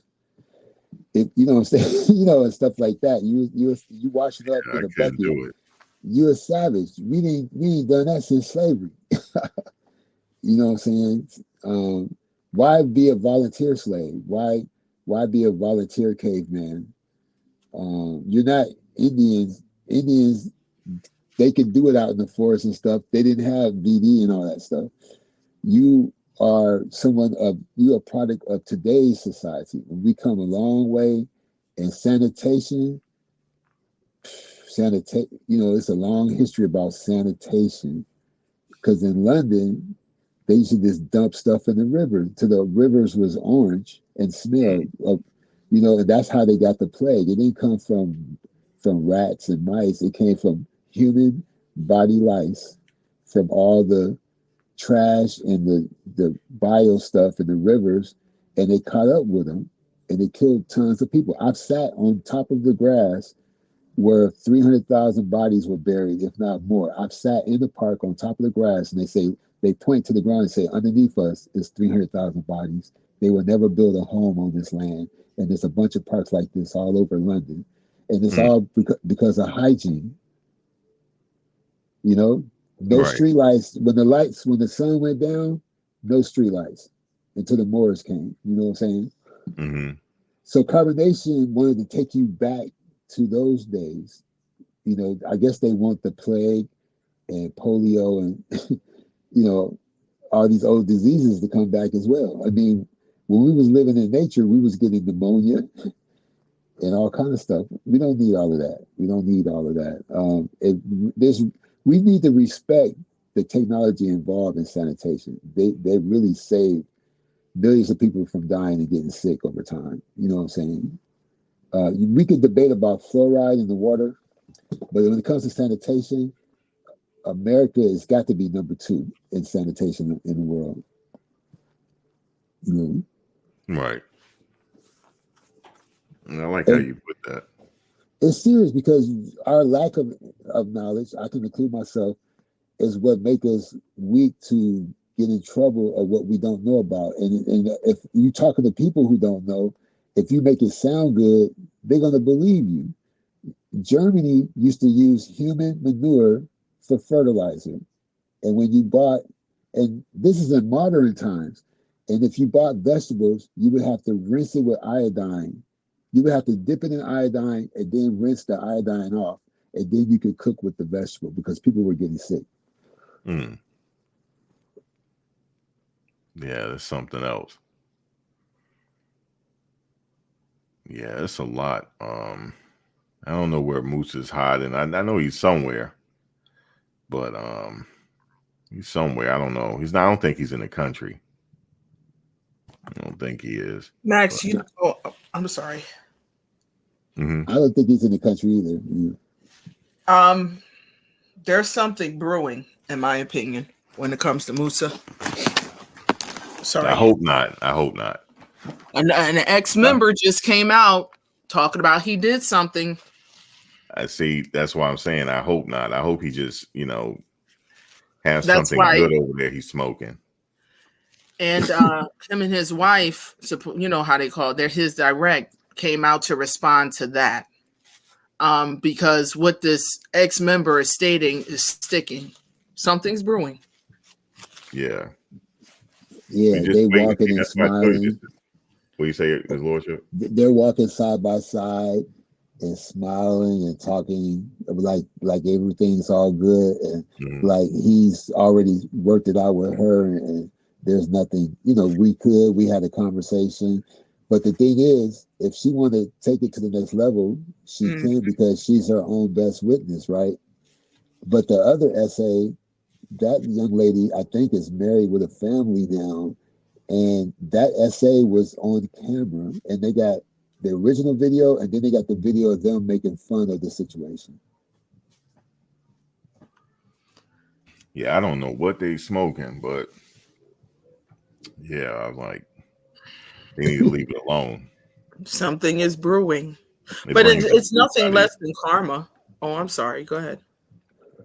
No, I was just saying. I was just commenting. But that's why I made the picture of. I took a picture from The Life of Scott Joplin, with Billy D. Williams and Clifton Davis, and I put True face on Clifton Davis and Musa face on Billy D. Williams, and I was like, why they giving the other guy more slack than the other guy? You see what I'm saying? I don't know if it's being color struck or something, maybe because True got nice eyes or some shit. I don't know. But True, you see, Aaron covers up. And I'm glad that he saw the light and everything, and he's changed overnight. I'm glad that he saw the light.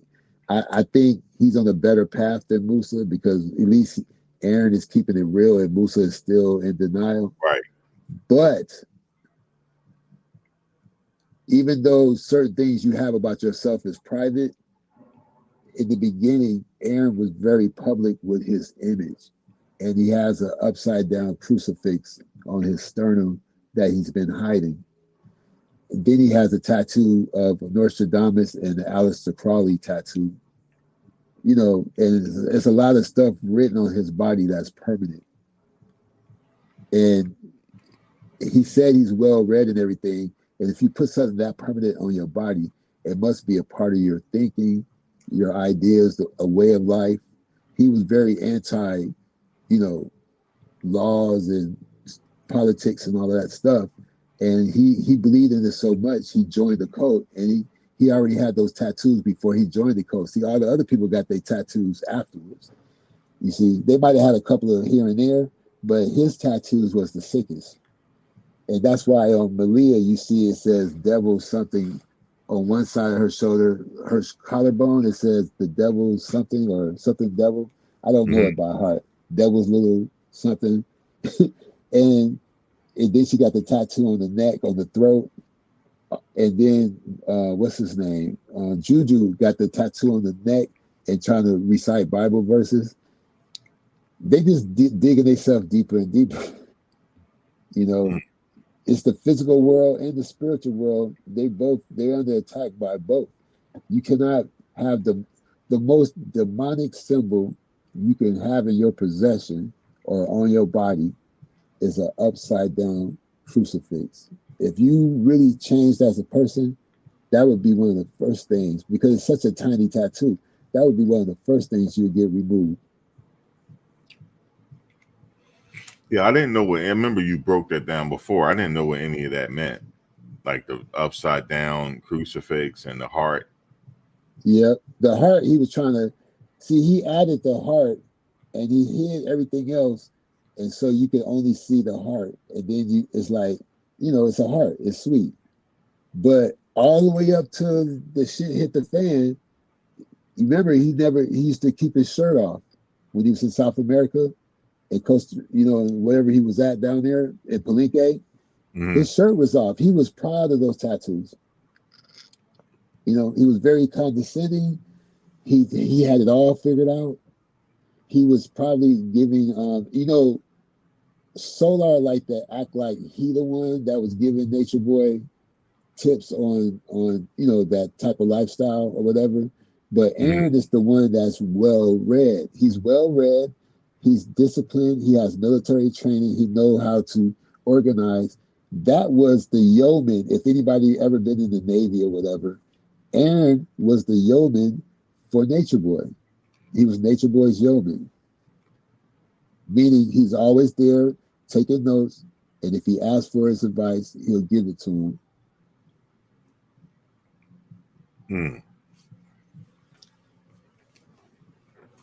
Yeah, it's the most cushion position to be because whenever shit go down, you know, yo, man, you know, everybody get their hands dirty. The yeoman just stands there and takes notes and comments or whatever, you know, speaking when spoken to. Yeah, you know,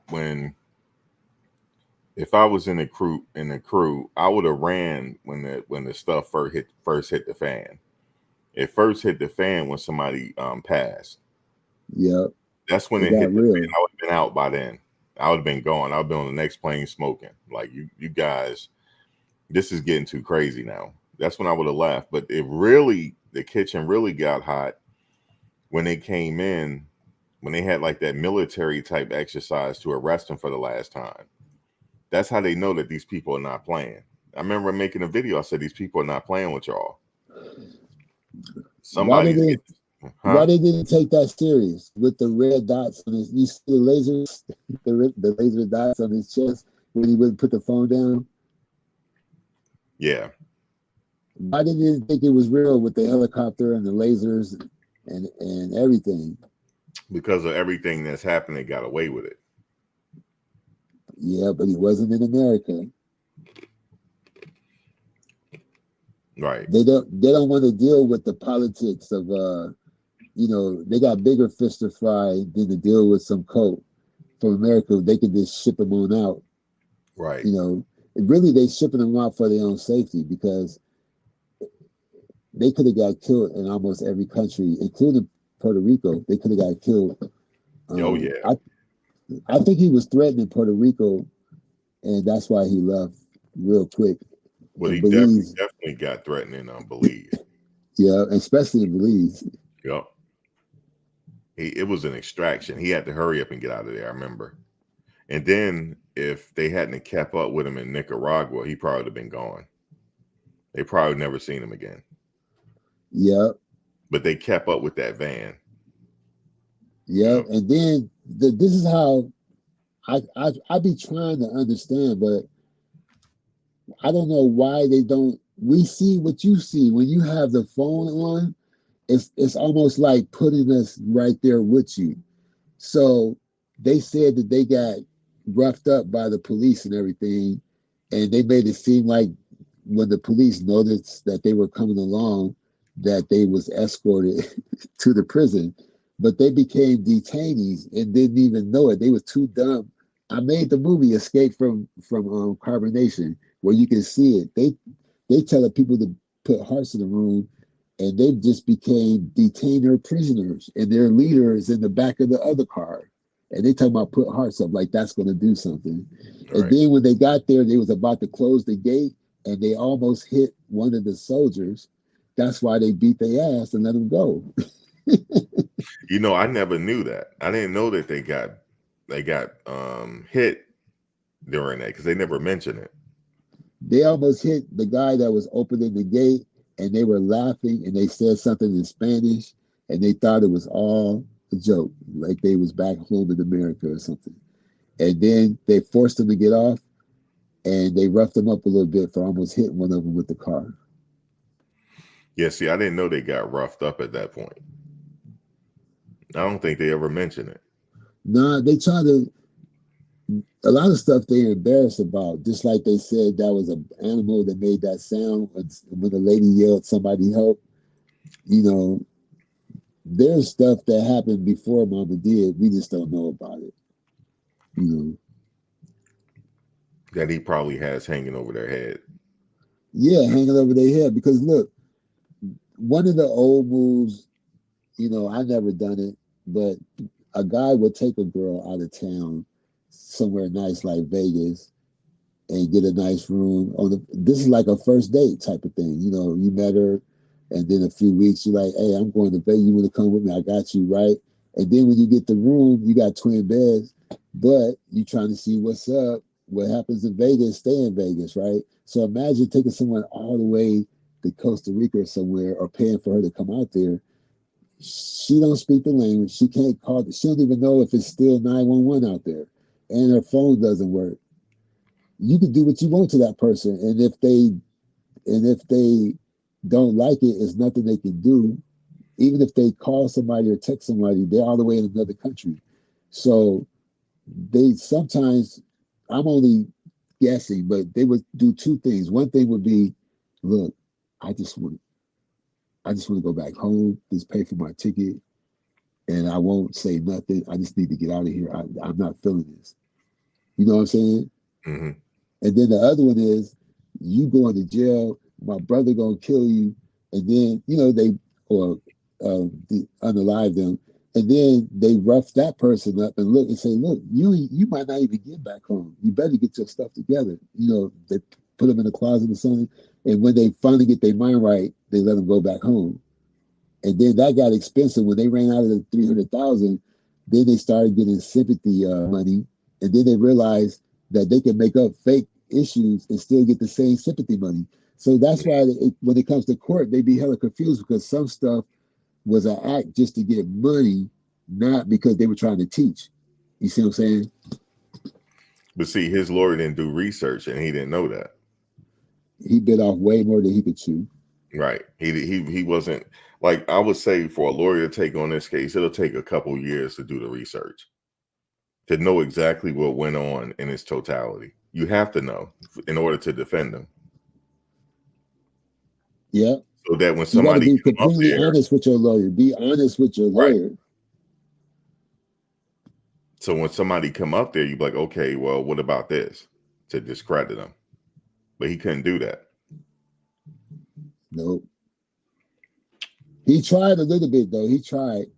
Yeah, he tried. And it is hard to remember what days you legitimately left because you was fed up versus the days you was faking that you were leaving to get donations. But let me ask you this. Even if his lawyer did all his research in its totality, you think he would have had a chance? Well, he could discredit any what you call it, naysayers, like people speaking on his credibility or whatever, everybody got dirty laundry, so he would have just shot down anybody that was speaking negative of him. They would go, well, didn't you do this while you were there? Did you know what I'm saying? Didn't you like Neytiri? Didn't you chase Malia down the street and cuss her out right? And and it's almost like it's hard to defend. Yeah. But if I was the prosecutor, I would say, Neytiri, didn't you leave at such and such date? Now, didn't you go on a bunch of shows? And did you go on people that he might not be in good relations with and talk bad about him on the other person's side, on other shows and stuff? And you thought that all was forgiven and they convinced you to come back and it was going to be all love when he might have been holding the grudge and wanted to get revenge. Right. He did that with Eliana. So why wouldn't he do that with you? He did that with anybody he could do it to. Right. You see what's her name is walking on eggshells. What's her name? And her husband in Hawaii. They're walking on eggshells, choosing their words carefully. And one of the biggest, he's the biggest. See, if it ain't going to the feds, they lucky it ain't going to the feds because that's what I said earlier. They lucky. Oh yeah, I got you. Feds. They dodged a bullet. Yeah, because it was a team. Because his artwork, his web designing, their music production was used to entice young people, and then you do got people that was below age 18 that he waited till they turned 18, but they were still sent nude pictures and stuff when they were under 18. You see what I'm saying? Right. And he did have young people go out in the middle of nowhere and live in the tent before they came to see him. And their life was at risk. Anybody could have came in, and we don't know. Anybody could have came and are the person in the tent or anything. You see what I'm saying? Yeah, my theory is that the powers that be do know everything. They do. They had to get them out the way. Oh, I got you. This situation was perfect because look at him. He went out of control. He did this. we're going to get this to extract him out. Yeah, because that door was unlocked. How did that cop get in there so fast? The door, and you could see their cherry face like, oh, thank God, because I don't know what was about to happen next. They thought it was so tense that they needed to cause a distraction and come into the house just because they didn't look like it was much, and we normalized so much, and so this sick behavior has been so normalized now that we didn't even feel the stress that Neytiri was under. But if you watch the video again, when the cop come in and distracts them and ask questions, she had this sigh of relief on her face, like, thank God you are here. You know? Well, Ketzel just said, he typing right here. He said, we weren't walking on eggshells. We don't need to. We never did anything that we're afraid to share. That's good. I'm glad he said that for the record, because if nobody is going to include him, if there's no real devastating story about what happened to Mama Dia, then it should be all good. And if he wasn't an eyewitness to stuff, and it ain't against the law, but it's just your own. If you seem like you're a righteous, moral guy who like to live by certain standards, and if there's something that you know, how can you hold yourself up to that, knowing that there's things that you kept your mouth closed about, you know? But if there's videos and stuff out there that compromises you, I can totally understand why you don't want to say anything. Yeah, when I was speaking earlier about the feds, I don't think he was there at the time. He wasn't there. They were already. This was after he's in Hawaii. I was talking about like other stuff, like as far as finances. Well, I just want to compare it to other that they didn't get investigated. That's true. Some of my friends just want to compare it to other systems. Yeah, some of my friends weren't as fortunate. You know, they had to do some time. I hear you. I know a guy like Nature Boy that was out, and he was in Oakland, I think. He looked like Nature Boy. He was a stripper too. He looked Haitian. He was skinny. He was really skinny, but still was like the head of his own stripper crew. And they got him for trafficking and all that stuff. You know, he had a nightclub. He said again here, his lordship, he said, I honestly hope the FBI would investigate Mama Dia's death so they can close the case. We shared what happened many times, but people don't believe us. Well, let me see. That would be out of U.S. jurisdiction unless the U.S. decide to work with Mexico on that. You remember, I say that, remember the other girl that passed away about a year or two ago, a couple years ago, in Cozumel? Yeah. Okay. Well, it's under Mexican jurisdiction, but the U.S. could step in, but they decided not to. So yeah, but she's a citizen of Honduras, right? Honduras, okay. Yeah, so, and I'm not, like, I do, when I see the I don't think the U.S. would step in with that. No, they're not going to do anything with that, because also you got to remember that everybody put themselves in those positions. You know, they still was adults. You know, but right. I don't have any, out of all the videos I've saw, I don't have any reason to believe that the brother that's speaking in the chat room have dirty hands. I think Nature Boy was more legit when he had Keys and the brother in the chat by his side. But once they left, all hell broke loose. But when it comes to but one little thing, when it comes to Rico, though, they do try to include everyone, even the driver, you know, even you know, people that really didn't have no hands involved, like in Manson, his driver is still locked up. Only 2 people got locked up. I mean, set free. And I remember you saying you would have been a priest and try to straighten up your image in jail to try to get out. Well, one of the Manson people did become a pastor and everything. Right, He did. They still didn't let him go. They still never let him go, right? Yeah, but the girl who lied and said she was involved just because she felt like she let him down and she was left out, she said she did it just so she could make up for not being physically involved. And another person testified. Yeah, and she's worth $12 million. Yeah, they gave her money for that. Believe that, y'all? Gave her money.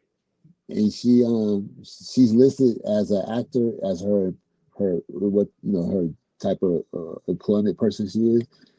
And she did 51 years because she stayed down with the coke. So when it comes to Aya and Zoka and them, they might just be stuck for the rest of their life believing what they believe, and their health will decline through the years. The people that were smart enough to get out early, they got the least to worry about. Like, yeah, I would say, I remember when he got out, him and Keys, it was him. They all left at the same time. Because I remember he had them all standing on the line, and they didn't want to say nothing to him. They were just ready to leave. I remember they were smart. They were smart, and I'm not trying to clean it up because he's in the chat room. I believe that if I can say something negative, I can say something positive as well. And if somebody can clear something up for me, I can concede to that fact as well. Mm-hmm. You know, they knew don't cause a scene because he's gonna try to make money off the scene. You know, a fight or checking someone or something like that. And there was a child. The most important thing was getting that child out of there, and they played it smart. Yeah, the Fed stuff I'm talking about, that happened in 2020. He wasn't there. Oh, okay. One of my friends got caught up in that. They gave him 10 years for taking that money. He got 10 years. Well, he don't have to do the whole 10. I think he'll be out, in 7. But he didn't go to trial. He copped the plea. I didn't even know he was locked up. And somebody told me recently. They said, yeah, man, he been locked up for quite a bit now, for at least a year or so, a year or 2 now. Where that money go? Like, you don't see nobody driving their whips. Man, he spent that money as quickly as he can get it. Because when he went back to, do you have anything where you can pay it back? He ain't have nothing, man. They took the cars and everything, but that's it. Yeah, everything is gone. Tennis shoes got old. True Religion jeans got old. Jerry got dusty. Everything. You had a good 2 or 3 years, though. You was the man. You was LeBron for 2 or 3 years. Well, you had to deliberate for 2 days, so you didn't have nothing else to say. I remember y'all standing there online before y'all left, and that was it. Y'all never came back. That's when shit was hitting the fan. Y'all got up out of there. Now, what amazed me is how Kitzel and his wife, when they first got to Hawaii and when they were living on the beach, they never used the word homeless. Through their whole career, they never used the word homeless. And you know, that takes a lot of skill to go on camera and actually homeless, but never cop to being homeless. Because I guess homeless is a mind state. And if you're not homeless in your mind, maybe you're not homeless. But, you know, promoting living in tents and living in nature and stuff like that is just another level of homelessness unless you own the land that you pop the tent on, you know. There were other YouTubers that was doing it as well, but they wasn't, you know, they wasn't promoting nothing. They just happened to be in denial about their homelessness. So I used to crack up when I was at the beach in Hawaii, moving around, and then you bought the bucket that broke down, and I said, "Wow, man, they can't get right, but y'all got it together. Y'all got it together. You found the opportunity. You met people, and you traded skills, and you got in where you fit in. But the other ones that's left behind, they wasn't that creative or or smart enough to figure out what they got themselves into. Key and his wife is doing pretty good. Yeah, he still might write a book or something, probably, right? Is he really? Is he gonna write a book? I think he is, but I think if anybody's doing a story similar to y'all's, you should sue them, because my friend sued Empire and got $2 million. So if somebody do a story, they should sue him. Yeah, they should sue him. Yep. Because they making money off of your situation, good or bad, sad or tragic. And if anybody should be getting something, it should be the people that it's about. The survivors could tell the story the best. Everybody else don't have no credibility. You cannot ask Zoka, Aya, Malia, and Juju and Jax and all them, because they still caught up in the cult. They can't give you an honest answer. They're gonna give you a cult answer.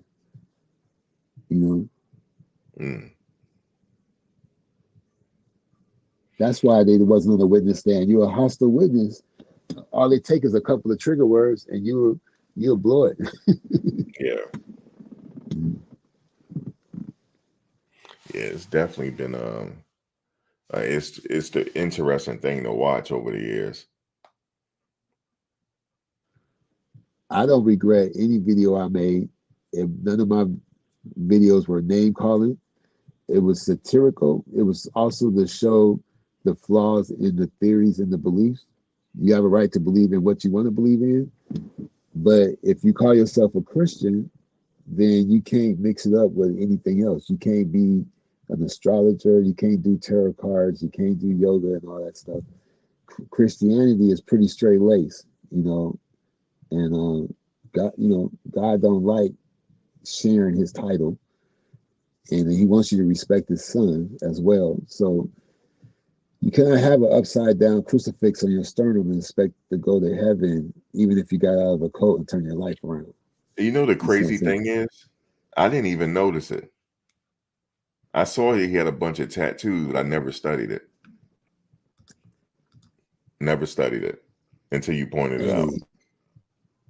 I don't know. I just saw upside down cross. It didn't mean nothing to me. I didn't know.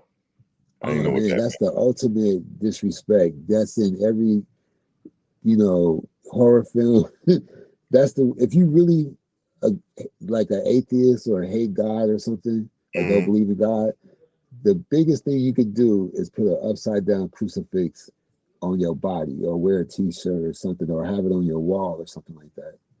Wow. That's just the worst. That's the Antichrist symbol right there. Is it really? Is it like the Antichrist? That's worse than the Pentagon, because that's debatable. A Pentagon is debatable. Even the U.S. government have their own Pentagon. Right. That's debatable. There are tributes to witches.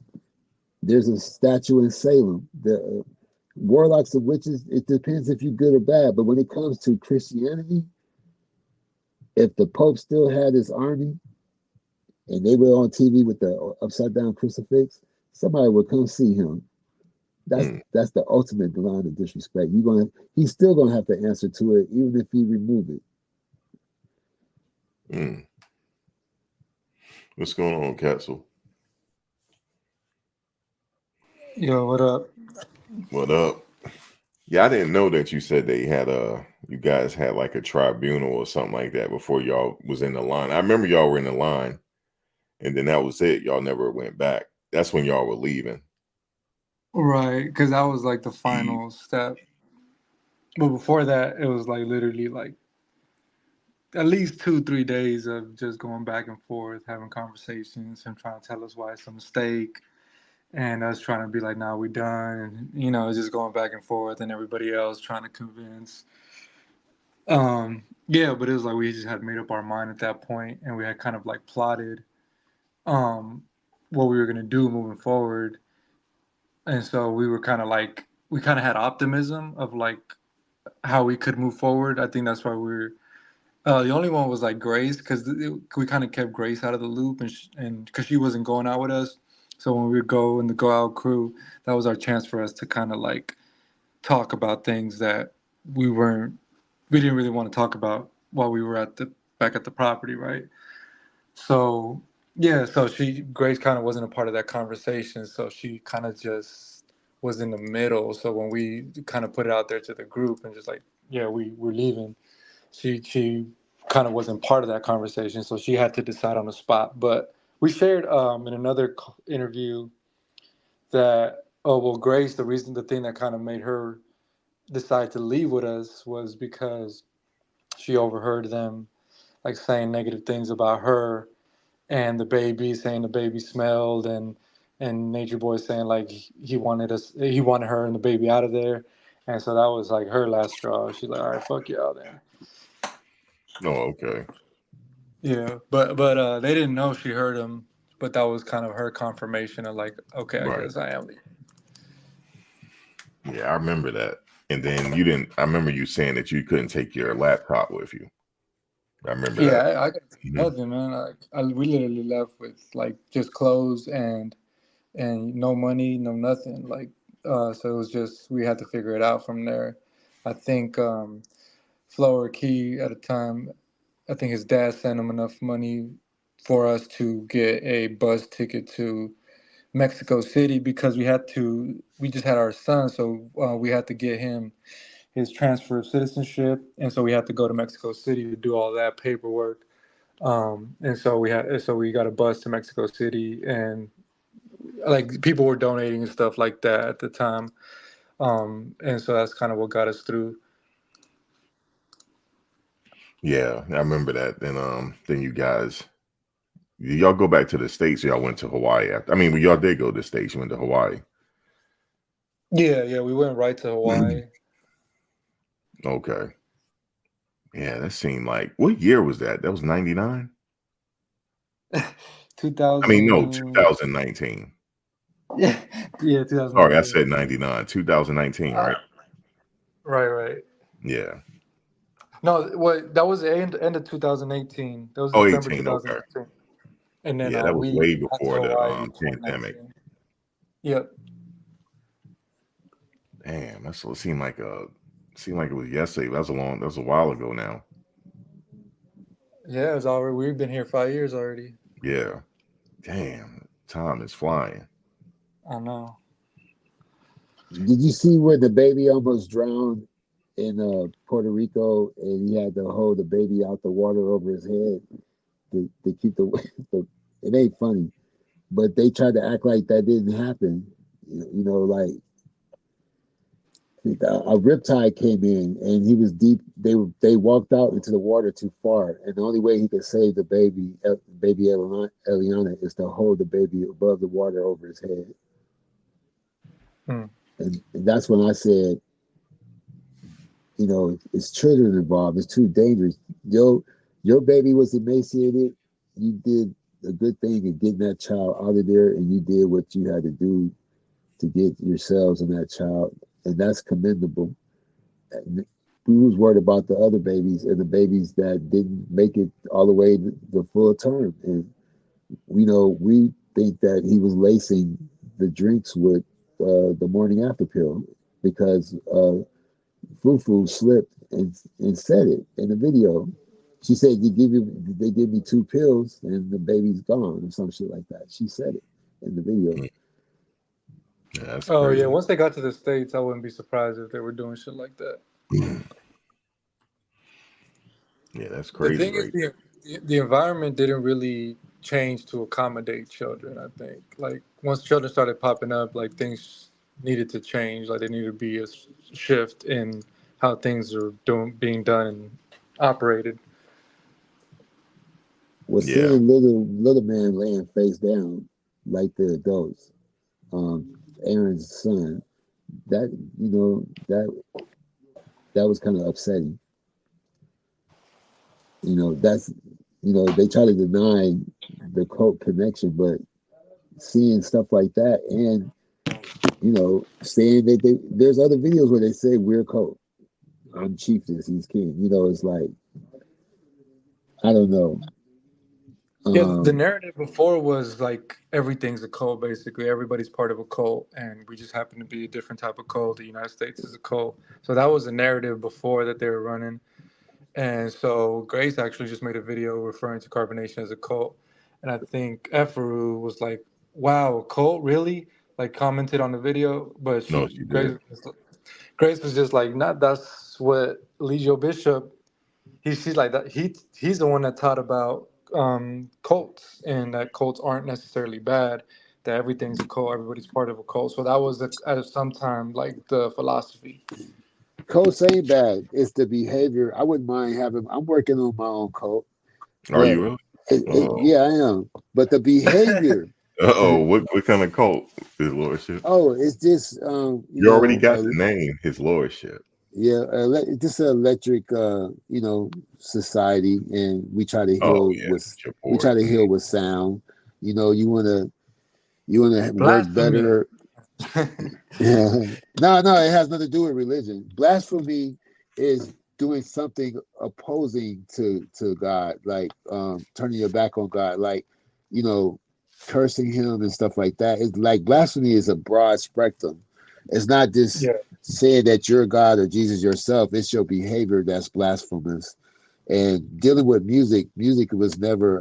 The Muslims believe that music was for sissies, but then they turned around and became the most prolific musicians in the world. But at first, Muslims thought music was something against God.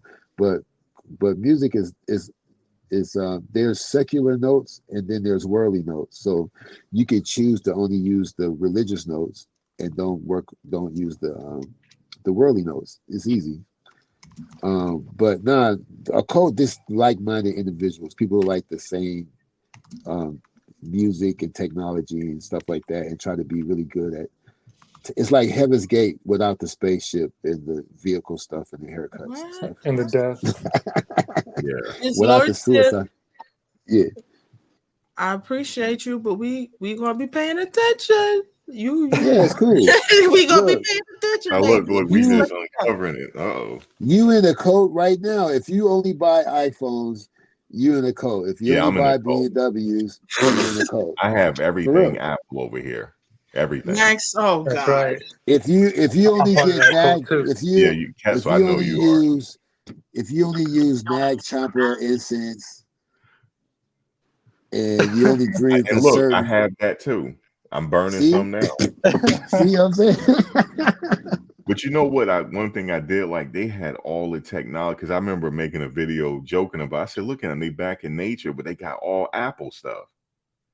I mean, they had a studio they had a functioning studio. Yeah, that was Nature Boy's like thing. Like if you bought an Android, like you basically got to throw that shit out. Like yeah, you got to come with an iPhone. Yeah, you got to. Look, I used to give advice in my videos. My videos wasn't hate videos, all right? I used to say, hey, get that condenser mic away from the monitors. Put the mic in the bathroom or somewhere. You getting feedback on the monitors. Your vocals would be cleaner if you didn't have the mic so close to the monitors. And you can't use a studio mic like a regular mic on the stage. And stuff like that, because that was my specialty as far as like music and stuff. And so I used to just use I was like Mad Magazine or Saturday Night Live to Carbonation, not just somebody name calling and making fun of people. You know what I'm saying? What's your channel? Yeah. His Lordship and Why You Tripping Off Me. Okay. Yeah, he has a lot of videos over there. And the series called Not So videos, Katsu. Yeah, it's not ringing a bell. That's why I'm curious. Yeah, it's a lot of people that did it, but I've been doing it for who knows 4 or 5 years. And when you see my stuff, it's like a movie. When you see the Not So Innocent Ira series, Not So Innocent Aya series, you actually feel sorry for her. But it's in her own words of what she experienced and what she thought was okay and wasn't okay. She thought her pimp was not so bad because he never put his hands on her. And she bragged about how he was related to somebody else famous.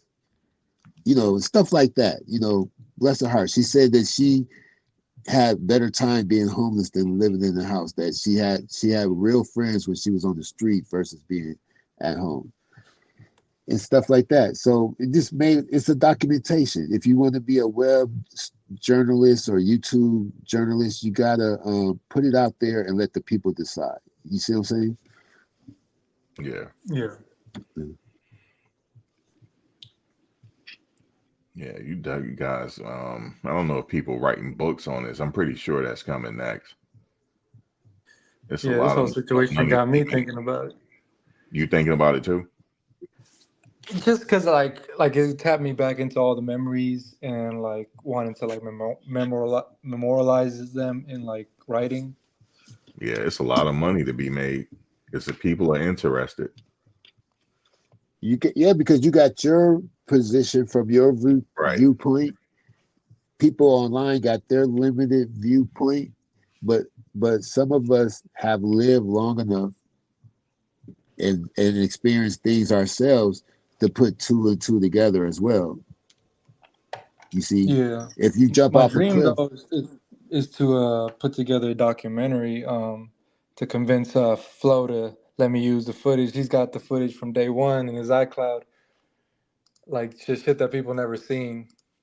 Like he has a then you lot need of to footage. work with somebody, and you can get that on Netflix or whatever. You need to, get bump heads with him and get it.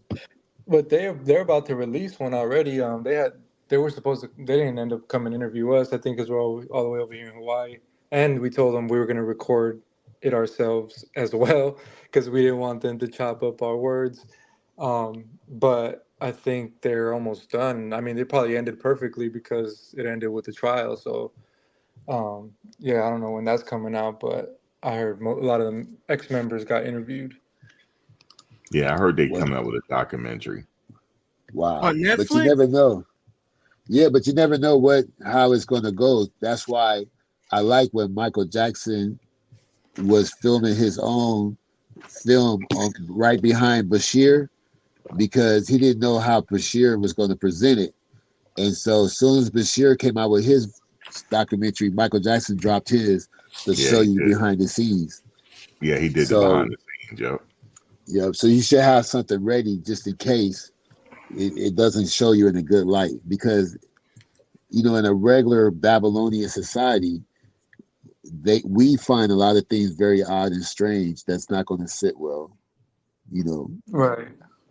And that's the thing for me. Like, I think that's why it's challenging sometimes. Well, I understand why people feel the way they feel about the whole situation, but I guess the way I look at it is like it was differentiated from like regular society. What we were doing, at least while I was there, it was more like of a socially tribal experience of like living with people tribally.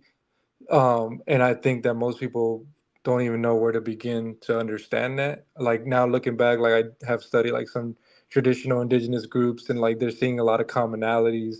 I just saw a post about a tribe in Papua New Guinea where the leader of the tribe, he actually can choose wives and you can't say no to him. Like literally he said that in the post, like you can't say no to him. He just has to trade like a certain amount of pigs, like 23 pigs or something like that, for a wife. And it just like a lot of the things that literally society is locking people up from, like are normalized in these cultures. And so I just thought it was interesting, like how he was tapping into like a mindset that was like almost undomesticated. But obviously, if you in Atlanta, Georgia, doing shit like that, it's not gonna fly. Oh, Neytiri promoting a book. Oh, she getting ready to make some dough. Wow. If she got a book, well, look, if it's ready and completed, she getting ready to make some dough. You hear me? She is, because people like her. Oh, she getting ready. Let me tell you something. She getting ready to cash out. Yes, sir. That's she getting ready crazy. to cash out. Well, she, I don't know where to start with her, but which is good. I whatever. mean, she makes some money. Good luck. Good luck. It's your life. Yeah. It happened to you, so you could tell it better than somebody it didn't happen to, right? But when Yeah. we use tribes and stuff and other people's cultures to justify something that we want to try to do, we have to be very careful because everything under the sun has already happened and it's happening again and it always existed. Because I could tell you about a tribe in Africa that don't take baths. They live in a very hot, hostile environment. They use a special clay to cleanse their body. They use steam and the dirt that's around them is very something with the soil is very special. And when you come to visit them, if the leader likes you as a person and thinks that you're a cool dude, they will offer their wife to you for one night while you stay over. You can sleep with their wife. That's how they show you their generosity. But where is this at? There's a tribe that lives in the desert. But the reason why I told you, I wanted to tell you they don't take, even though they're clean and they smell really good. Oh, the they don't wash with water. The Maasai? Yeah, they wash with a special clay. Oh, a friend of mine is over there with, well, I don't know, I think she back in England. She was over there with them. Well, Wold Maya went over there. You know Wold Maya, right? Yeah, Wold Maya went over there, but my friend, she come in the chat sometime. She's friends with them. Really? With the Maasai. Some of them are in politics. Some of them, they left the tribe and they got into politics. They went to school, but they always come back. Like they'll come back and whatnot. Yeah, they do like here's my thing. We have these public bathrooms that cost $250,000 all over the area, like downtown and in the tourist areas, and you only have to use a quarter to use the toilet, even though it costs $250,000. And they have advertising on the outside of the toilet, and that what helps pay for the toilet, and it's self-cleaning, right? So I can't be far away from something like that. I can't be all the way out in the jungle where your car can get stuck in the mud and you got to you got to use the restroom in a hole. We kind of graduated from that level. You know what I'm saying? We went through that already. And if we're using Babylonian stuff, most of us invented that, or people that look like us. If you look up who made the commode and who made the John, it's a reason why it's called the John. You know what I'm saying? And the hot water heater that's in in most projects, brick projects and stuff, that little steam heater was made by brothers. Brothers made up half the stuff we use in Babylon that we should never forget and always embrace if it's a necessity. You know what I'm saying? Well, it's a necessity in Babylon and civilization because you got such dense population. Like it's way different if you're living out in the bush because you can mitigate to some degree. I mean, if you peeing and pooping outside, it's not going to accumulate the same as if you're living in a big metropolitan city with hundreds of thousands of people. Like obviously you need to process the waste and have a system for it in that kind of context. But I mean, in the context of an ecology, like in the tribe, like that's not that detrimental. Like there's a function for it, just like an animal or herds of animals, nourish the soil and the trees with their bodily fluids. Like it's just the same concept. It's all integrated into the ecology. It's just when we build up civilization, like we got to account for. We can't go back. We already so far past doing something like that. No, but it is no back. It's just is. It's not no, like it's not the future. It's just like a different way to exist on the earth. Like we still got people on earth today, the Hadza, the Maasai. Like we still got tribes to this day. Like it's not like it was, like there still exists today. Like it's just a different way.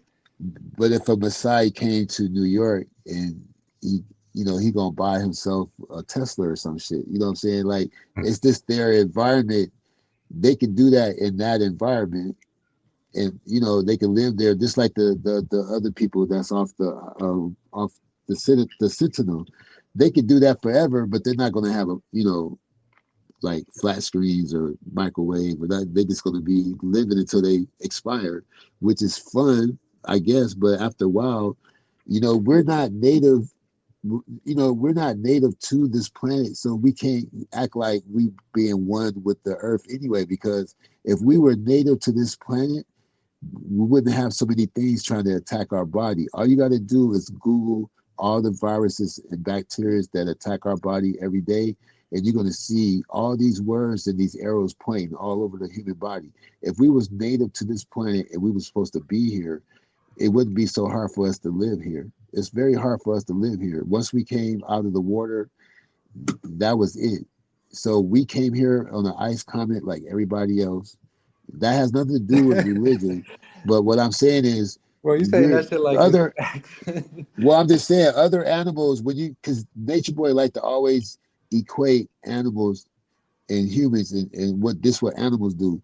Most of the animals are native to the earth. They started out with feet at the bottom of the ocean, and they developed with fins, and then they came onto the land, and they were native to the earth. That's why they don't have any issues on earth. But humans have every issue, every disease.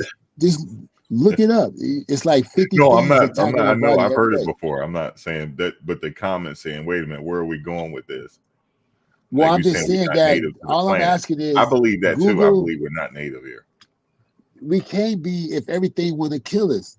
Things that we can't see, they're so tiny. If you I think Google, we feel that way because we disconnected from nature. So obviously, you're not gonna feel native if you've lost your relationship to the earth, to the environment.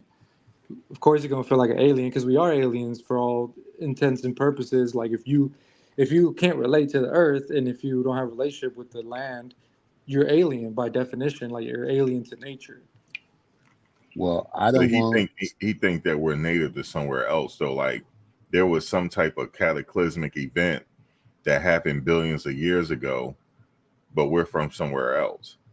Yeah, Like you I've heard wouldn't have this to worry before. about flu or syphilis or polio or shingles or pneumonia or COVID. You see what I'm saying? We fight the earth every day. The earth wants us off. We're plaguing the earth. The earth wants us off its stomach. The earth really don't want humans on the planet. Okay. Everybody else live in harmony. Whales, everything else is smooth. It's the best thing. Polar bears in the snow. The snow is the best thing. Even the penguins, they like, oh shit, I love the earth. But the humans, we got to get clothing. We got to kill an animal just to take their fur so we could be comfortable. Well, that's Everybody only else. because we've migrated. Like if the Hadza, like they're basically in loincloths. Most of the people in the tropical climates, they don't have a need for that. But obviously, because we migrated, we had to adapt with certain, technological advances to facilitate that. But I mean, yeah, if you live in an environment where it's in alignment to your biology, I think it's going to be a different story. Well, the And human animals do body get is. disease. Animals do get They disease. do, but I'm just saying, like, if all you got to do is look up what attacks the human body, and your mind will be blown. It's more diseases than states that try to enter us, and we've been vaccinated over time. We've been vaccinated to be immune to a lot of stuff, but all the But time new that's stuff part pop of up. nature, though. Like it's like microorganisms are like a micro of the macro. So like in nature, there would be hyenas fighting for the same carcass as the vultures are fighting for. There's organisms that are also fighting for your body. Like everything's trying to survive and multiply and replicate itself. And there's some level of some mutual benefits with some organisms, but there's also some that are just detrimental because they're just trying to take over. So, But what is our job? We see with the Bible, we know what our job is and why we're here. Without the Bible, it don't make sense because all the other animals had a job to do. The beetle who rolls up the dung, the bees that pollinate the flowers, the cows that that do their thing out in the pasture and eat up the goats. They eat up the dead grass and stuff. Everybody has a job and an assignment. The guy told the cat to go meow. He told the dog to go woof. But when it came to humans, they said, I don't know. I think about that. We're land managers. We manage the land. We manage the population of different herds by hunting. We manage the different ecosystems by how we interact with them through the harvesting of plants, fruits, whatever animals. Like it's all a management. Like we have the intellect to be able to understand the populations and how to regulate them in a way that's sustainable long term, or at least that's how traditional people have done it. But obviously now we're at a mass and scale that's kind of, being more detrimental. So we never had technology in the 1400s or many years BC. We had whatever we can use around us. We've used it as a form of technology. When we realized that we could take a bone and use it as a weapon, we could tie a rock to a stick and use it as a weapon. We could take these two rocks and make a spark and start a fire. We learned over time. And in a jet plane, it's the same as somebody taking a rope and tying a rock around a stick and using it as a weapon. It's the same math. It's just that it's a bigger, louder device.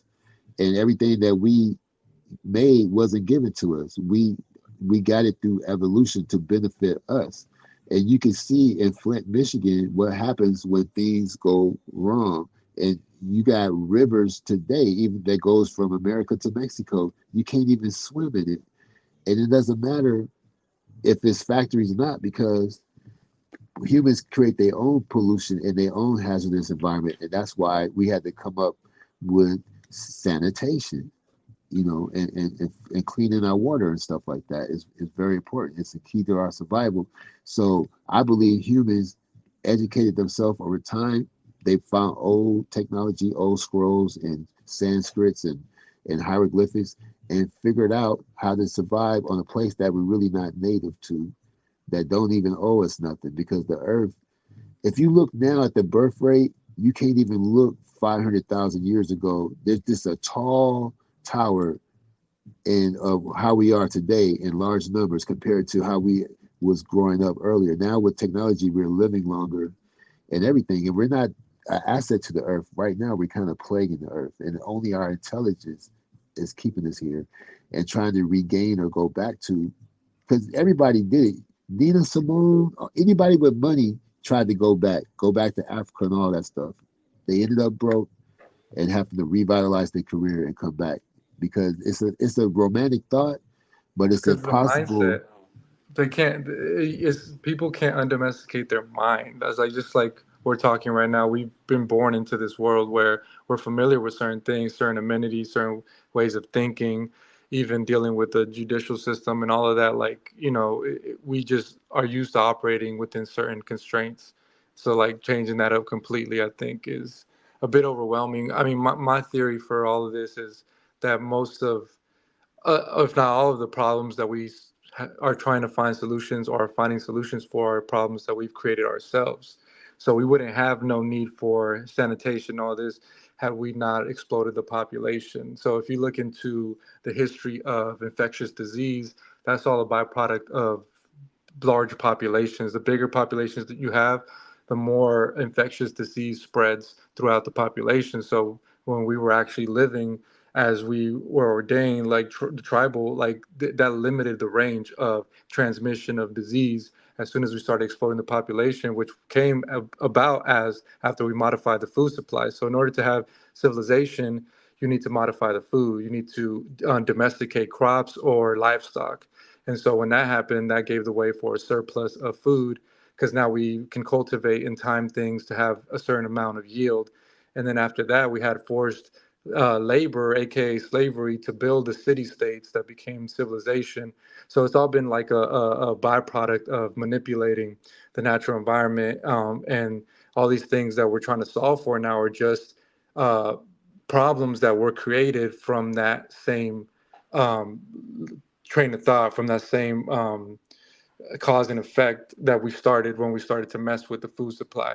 Because traditionally humans were foraging, wild hunting and foraging what existed in the ecosystem naturally. And so that when we started to cultivate and plant food crops, we domesticated food, but we also reduced the biodiversity of the ecosystem from a bunch of plants, a bunch of different type of plants, to like one crop. Like now we're just growing corn, or now we're just growing wheat. And so that became the main food supply of people, and that started to change the landscape. So now we're transforming the land from wild to domestic crops. So now we don't have the diversity, we're losing organisms, things are going extinct because we're starting to change the land, but I don't think that that's because we're not from Earth. I think that's because we took a certain trajectory that deviated away from the natural order of things. That's just my belief.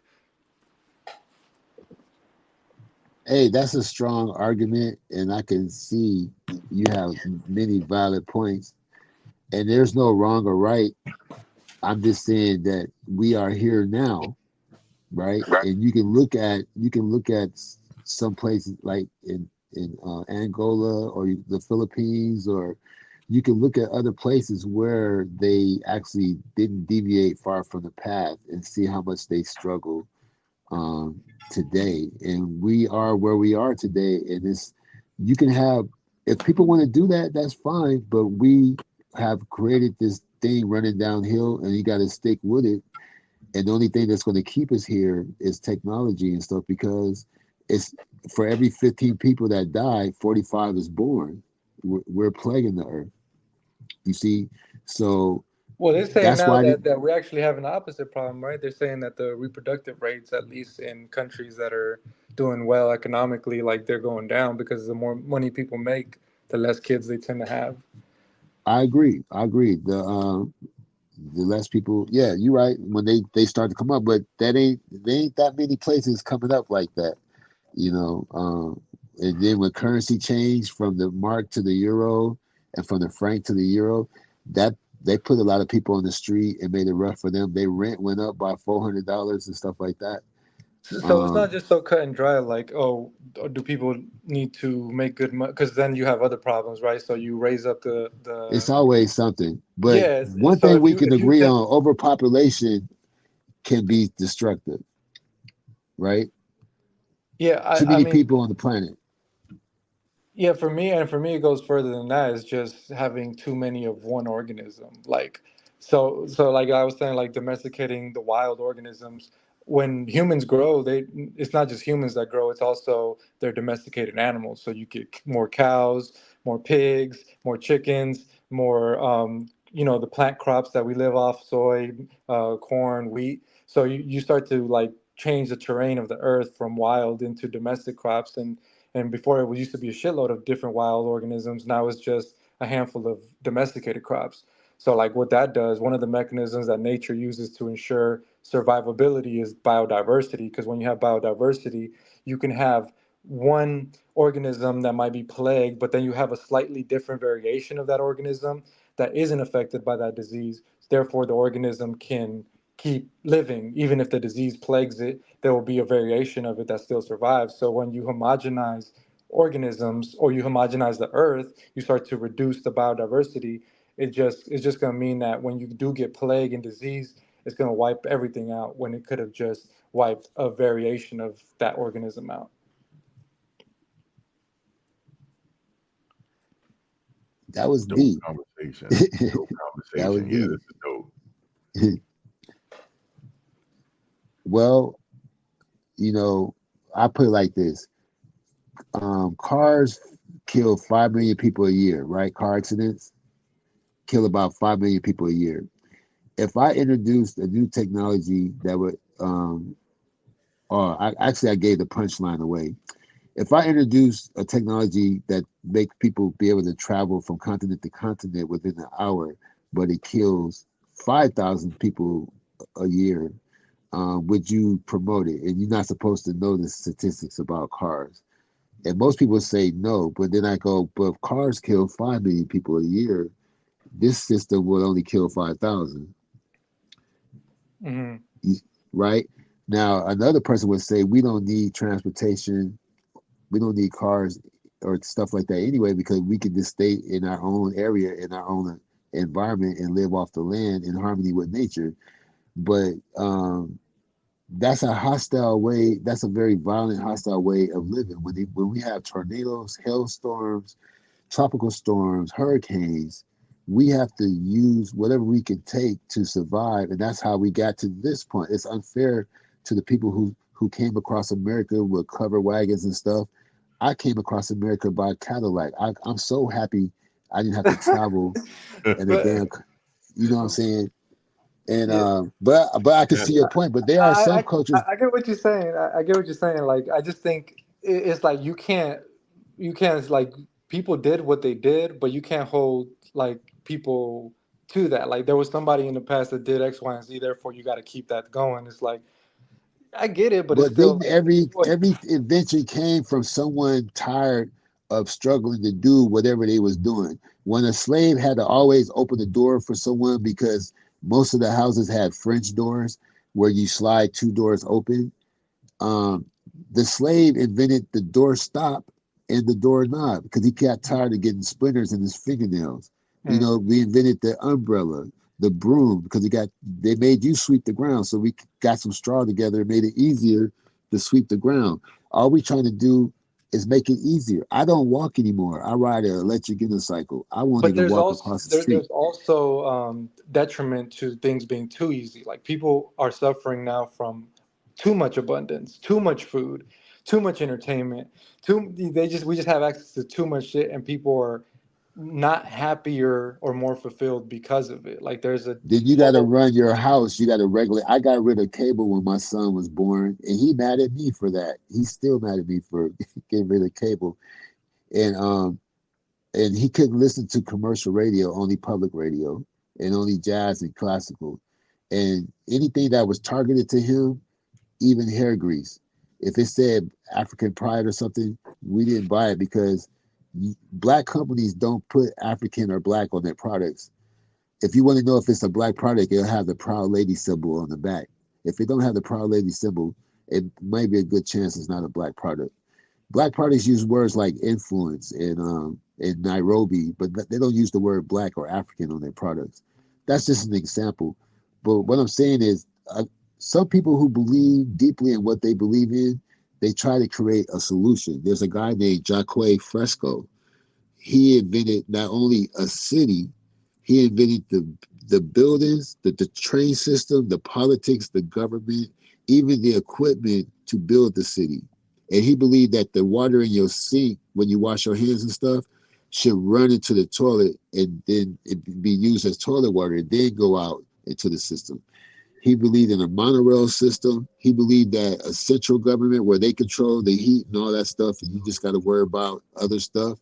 And the people in the hills don't have to feel like they're better than the people in the flatlands.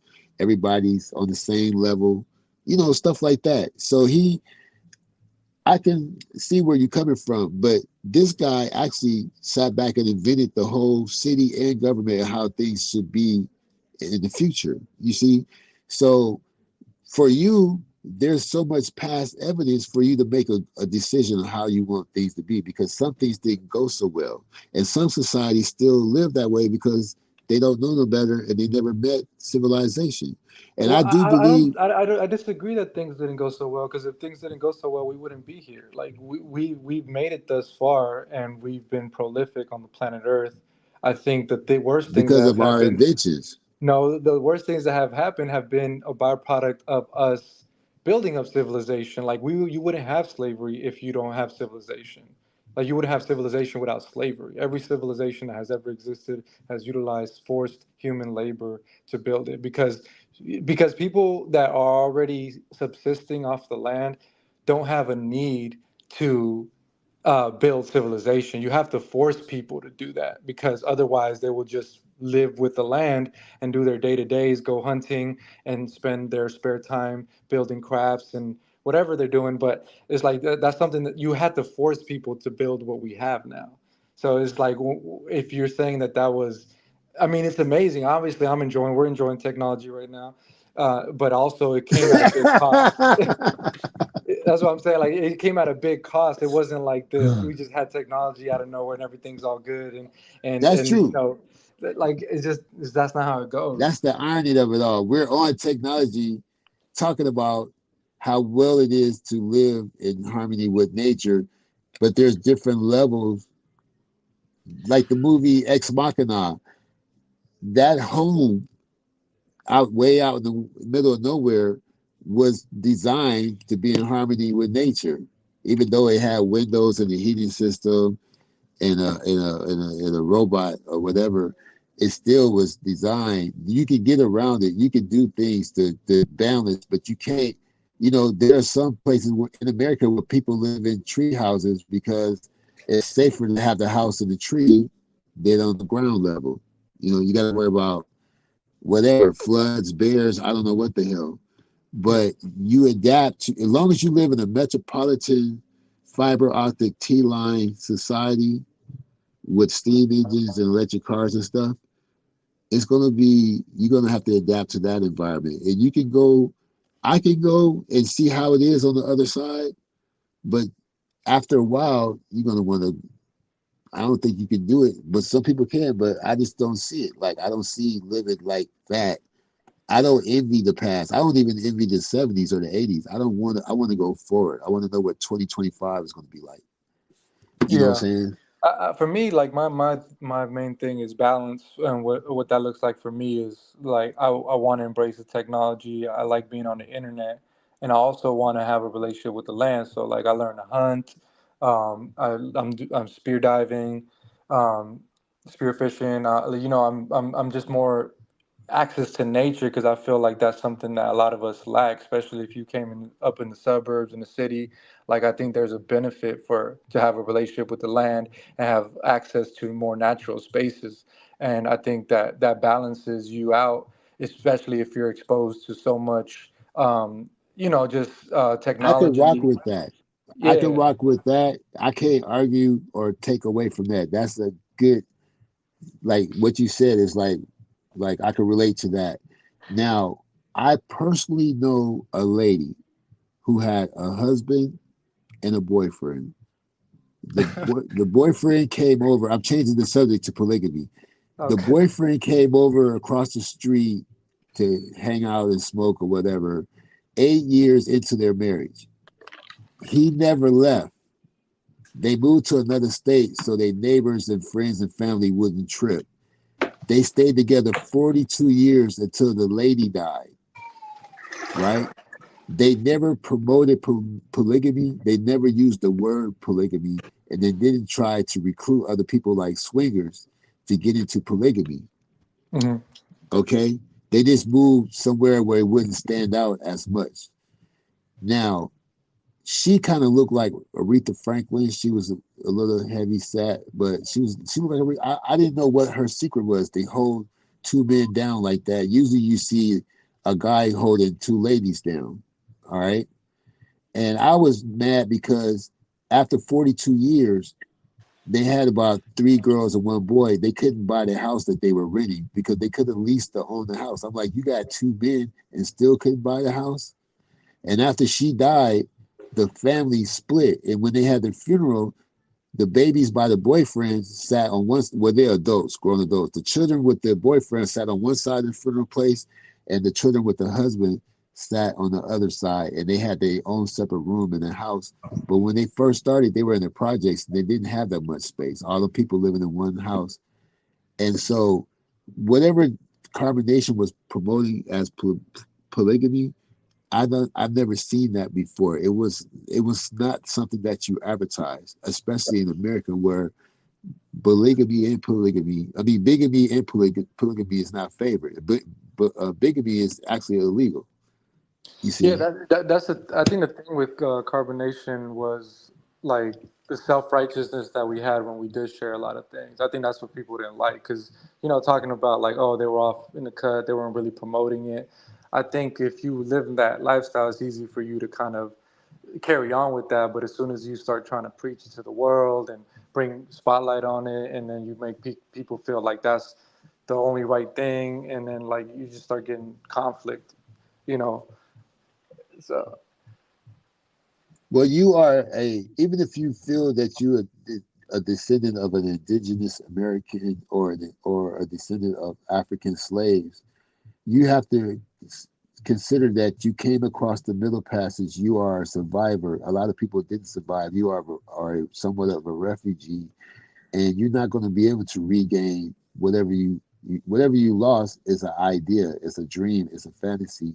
You would have to live in that environment and grow up in those times and in those regions where you think you might be from to have a better understanding. If you just found out that your people from Mali through testing the DNA and stuff, and you go back to Mali and try to regain what you lost, you got to go from where you are. You can't. You wasn't raised that way. Your feet, when you run barefoot through West Africa, you're gonna get cuts on your on your feet because their calluses have built up a tolerance. You know, whenever Mutaparuka came out here, I'd never seen Mutaparuka with a pair of shoes on, but you know what? I never seen Sadie with a pair of shoes on as well. Yeah, my son never wears shoes. He be walking on rocks and stuff. So yeah, I think it's like it takes generations to really get back to that state. But you know, like your attitude is more so like let's move forward. Let's just go along with the flow of what's happening. But the way I look at it is there's always people that are forging a new future. So like to you that like to a lot of people, I would say, when we look at what I'm describing as a righteous way to live, like they look at that as the past, but I don't see things as the future or the past. Like I think that's all an illusion. Like there is no progress. There's nothing to progress because there was never nothing wrong. So the idea that there's progress being made alludes to like we came to Earth and we exist on Earth and there's things wrong. It's like a deer being like, "What the fuck we doing, bro? Like we need to build a zoo so we can always have food." Like they like animals would never think like that. Like it kind of sounds absurd. It's like asking a lion, would you trade your freedom in the savannah for a life in a zoo because you get to live longer and you always have food access? But this is Like what I equated with. There was in the Garden of Eden, right? Outside the Garden of Eden was still people and society and groups. They were still families and people living off the land outside the Garden of Eden. But in the Garden of Eden, you didn't have to worry about if it's going to rain. You didn't have to ask Siri what the weather going to be like until they messed up their relationship with God. We've been in survivor mode ever since. That's all I'm saying. And yeah, you're right. I'm not equating what the way you know, about getting back to nature as something in the past, but that's the only thing I have to compare it to because sometimes we glamorize something that we didn't really grow up in. You know, just like people who grew up in the suburbs and not around a bunch of black people, but they try to be super pro-black, overcompensating because they trying to make up for what they thought they might have lost. But most of the black people may not be that pro-black, you know, at their yeah, school or in their city. You know what I'm saying? You yeah. more I pro-black feel than the you. people that grew up around the black people. That, You know what I'm that, that's saying? definitely a fact. Like, especially when it comes to like back to nature, like a lot of people do glamorize it, you know, and when they actually go to do it, it's like it gets real, you know. Like, like a lot of the things that I've had to learn and endure, it's like I could see where a lot of people try it and they're like, yeah, it's not for me. I'm just gonna go back to, you know, wherever what city I came from, because shit is different when you actually put it into practice, you know. So yeah, I definitely understand that. Yeah, we left Detroit because it was this 2 MF code. You know what I'm saying? The winters, we couldn't take it no more. We had the home, the GI Bill. My father had been drafted. We was doing pretty good. And we went west because they had better weather. And Shaka Khan had a song called Stepping into Hollywood. And Rick James was cold-blooded. And, you know, it was the music and the weather and stuff that brought us to California. Um, and you know, black and wood, black leather interior, black Fleetwood, you know, 1979 Fleetwood or whatever. And, you know, and by cover wagon, you would have had, now a cover wagon might be more friendlier to the reason why I bring it up again, because a cover wagon might be more friendlier to the environment than a Cadillac because of the oil, gasoline, transmission fluid, all that stuff is bad for the environment. But have you ever heard of Donner's Pass? Nah. Donner, when you come to California, you have a choice. You can take the desert or the mountain. It's a 100-mile desert with only one rest stop in the middle. Now, you take the mountains, you got to time it just right, or you're going to get stuck in the winter and you can't move your wagons and your livestock. So Donner mispredicted the time period they passed through the mountains to get to California. So they ate the pets, the children. No, they ate the livestock, the pets, the children, and then the adults. And the only person to survive was Donner, and they named the path after him. Still today, it's called Donner's Path. Damn, that's intense. Yeah, they But have resorts up there now, but they got resorts and everything now. Yeah, and if he would have had an F-150 with a Hemi engine, yeah, F-150 with a Hemi engine, you straight. But now it's roads now. Just like his lordship was saying, like if I'm planning to take a trip across the country, right? But I'm not going through the desert. Not that I can't make it, but what if something happened and I'm like, and nobody's around? I don't want to wait. So I'm not going through the desert when I go to California. I'm going the other way. So, you know, when I think about this whole conversation, it kind of breaks down for me. Like, there's two types of people. Like, it even reflects in politics. So it's like you got the conservative, and the conservative is banking on the way that we've done things. There's like some value in it because it's worked up to this point, and therefore, like, let's keep doing it. And then like the progressive is like, well, maybe there's a better way, you know. So they're always pushing for like some new innovation and way to do things. And it's not like one is wrong and the other one's right. It's just like they both have their own place and value. Yep. Well, you remember Little House on the Prairie. You know, what if you had to build your own log cabin house for your family? Little House on the Prairie. He built that house for his family. His wife was underage. Nobody said nothing. And you know, I don't understand a lot of things with my father because he's from a different generation. My son don't understand me, and if he caught me listening to nature, like watching the show or something, and you know, I had to cut it off because he was forming an opinion about me watching the show. I didn't watch it around him, but I never had PE in high school. You know, I had junior ROTC because I wanted to start my own militia. I wanted to learn how to organize people. And when I was little, my goal was to win the lottery, learn how to have my own army, and then maybe, you know, possibly start a revolution. But after I got older, I thought that was pretty easy. You know, go to get the training from school, and then organize people, and you got a budget, you got money. But as I matured and stuff, you know, that kind of changed. But you got to remember, we wouldn't have blood don't tell me that we wouldn't need blood transfusions if we was living in harmony with nature. That we wouldn't need triple bypasses and medicine for high blood pressure and diabetes. We wouldn't have diabetes if we was living in harmony with nature. See, those societies that you talk about, they live less than 55 to the age of, you know, 55 or younger, they die, you know, because they don't have the medicine, the treatments and stuff that we have today. But I can't say for sure that we wouldn't need that if we lived a different way, because that's all a what if. We only can go with people what always is. argue that the lifespan of those people, because they're always accounting for like child mortality rate. So if you have a lot of children that die, that kind of throws off the average. But I mean, if you look at like current studies of like these traditional people, like the Hadza still living traditionally, like they have a pretty similar lifespan to modern people, but they have a much longer health span, which means that they're more active, even up into their later years.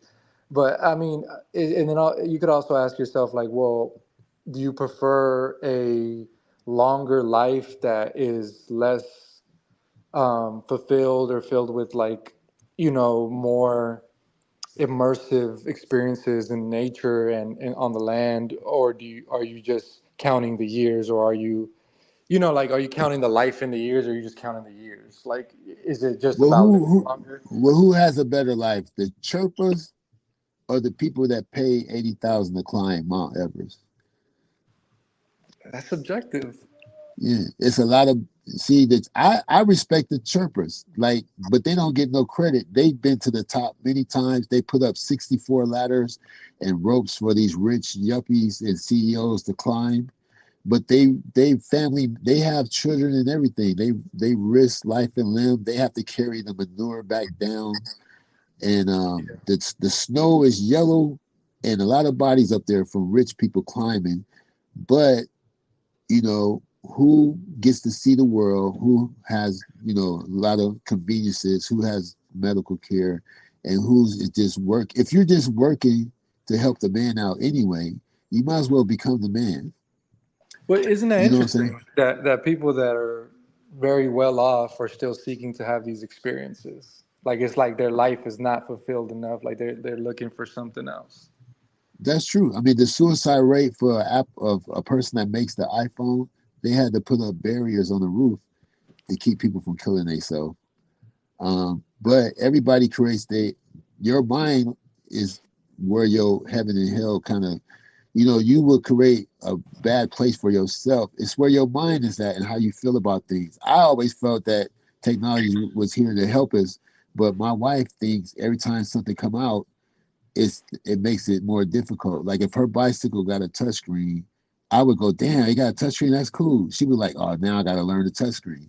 I'm like, but the symbol going all the way back to the Egyptian, to the hieroglyph on the pyramid wall, the symbol for open circuit, closed circuit, the symbol for current, you know, like water current, is still the same. If you was an electrical engineer, those symbols are still the same going all the way back to Egyptian time. They have not changed.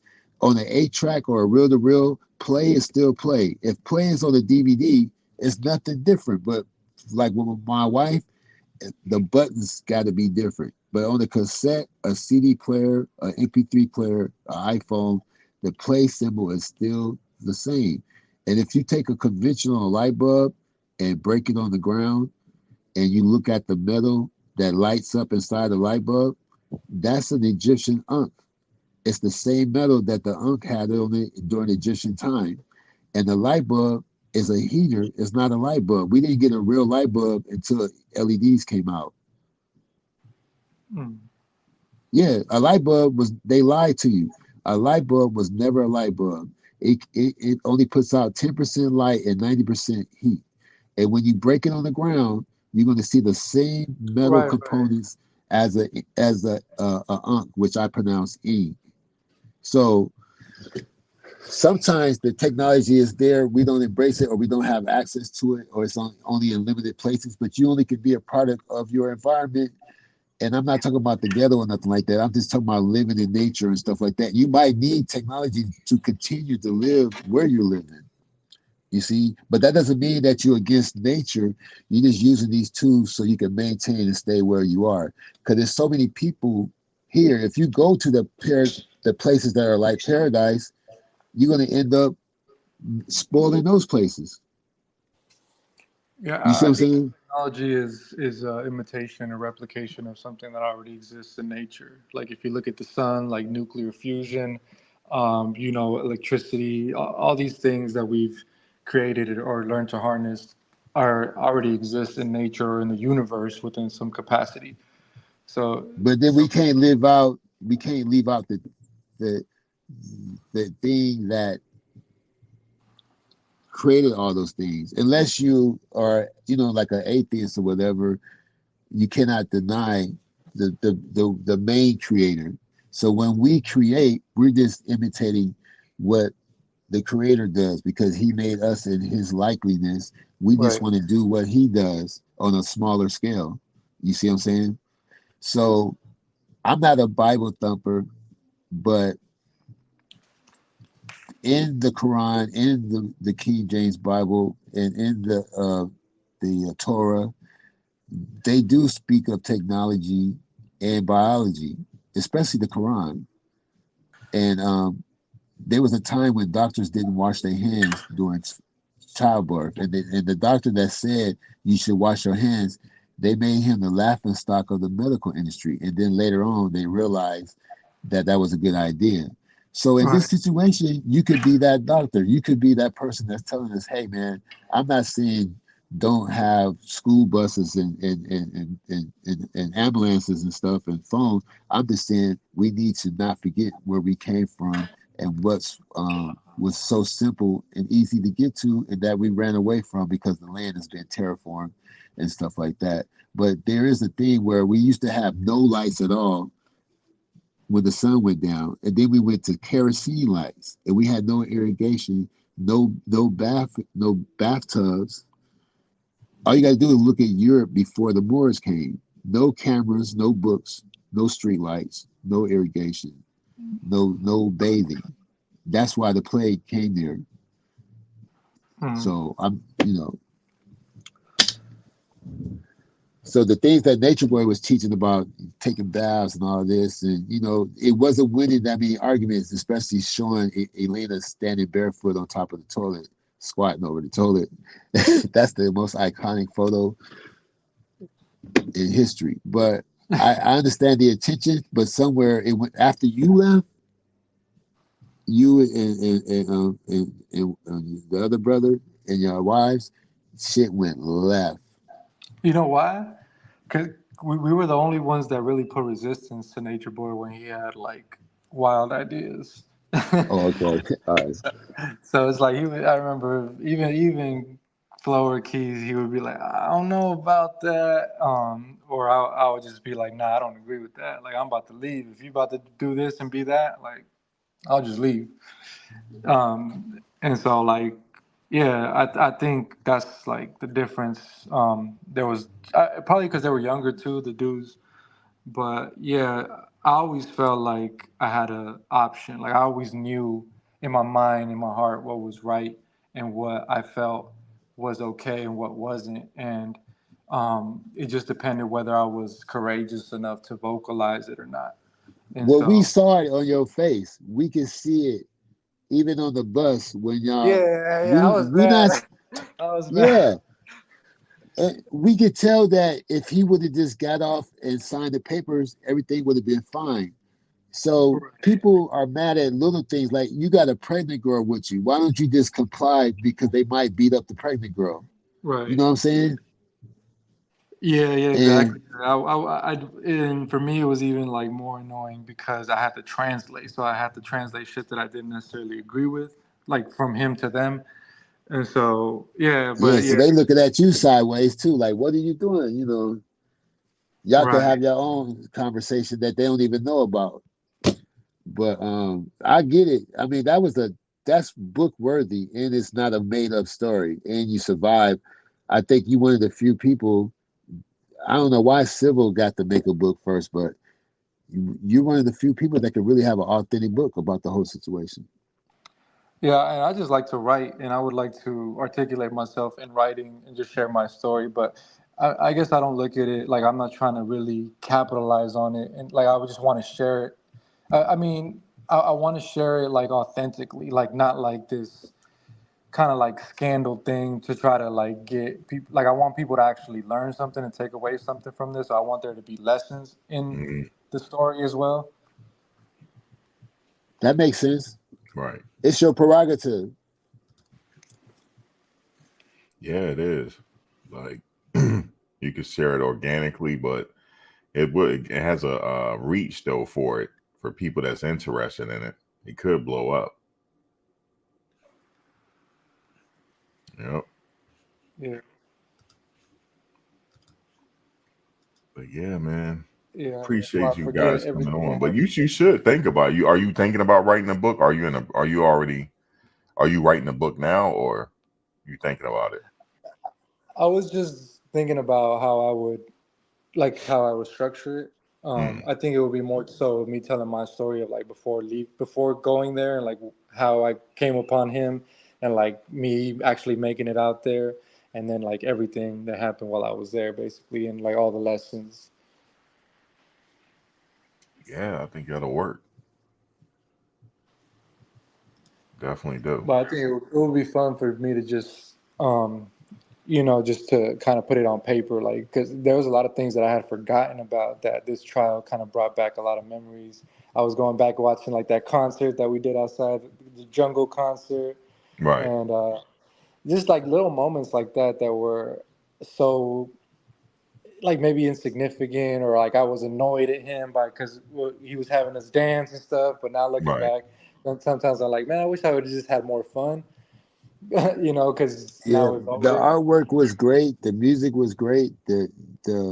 Your design skills, you know, designing the site and the artwork, it was really, it's what set it off. Like once you set the foundation with the art and everything, that helped kind of validate it, and it was on and popping after that. And so like I design intros and stuff and logos for people too, so I understand how that's the facade, that's the entrance of the group.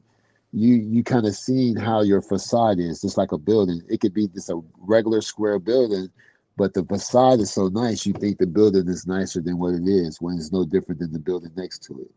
Yeah, and And that was the so funnest thing too. Like when we were in our mode, just like creating, like people were making music, we were making videos, editing videos, writing cookbooks. Like there was a point where it was really creative and fun, and people were like in their bag, you know. But then it started to get like the drama, like young Pharaoh, and we were staying up all night arguing with him, or he was, you know. And so it's like that kind of took away from like the creativity. But like I always really enjoyed that moment in time where when we had first gone to Palenque and we were just creating, because we didn't really have strong internet enough to like go live, so we couldn't really go live, so we just ended up making music and being real creative, and we were coming up with dope stuff. But you know, once we got internet access again and the drama started, it's just we kind of lost that. well, Yeah. maybe the internet is the devil, you know. Yeah, because I equate Prometheus. Is it Prometheus? I think it's Mhm. Prometheus with the devil figure. See, the Greeks said, you know, Prometheus was the I think that's his name. He was the first cat burglar in heaven. He went to heaven. He got banished from heaven, but he went to heaven and stole technology and came back to the earth and gave it to the regular humans to use. And he also would take dirt and make human shapes out of the dirt and blow life into them.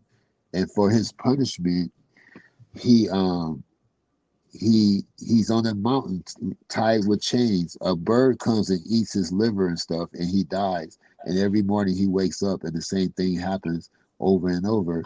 And that's what Nature Boy is going through spiritually. They're, you know, you cannot say these things and act this way and think nothing is going to happen. I don't care if you're religious or superstitious. You can't be that damn blasphemous. I'm surprised his body didn't just blow up on camera, just like like an implosion or some shit. How blasphemous he was, Yeah. you know. Yeah, you can't play It with was, these concepts. That's what we've been saying. Like, you can't play with the concept of God or just spiritual concepts and like, you know, not yeah. take it seriously. You can't play with Ouija boards and all that shit. I'm not going to scratch a mirror 6 times and say Bloody Mary or Candyman or whatever shit, just in case that shit real.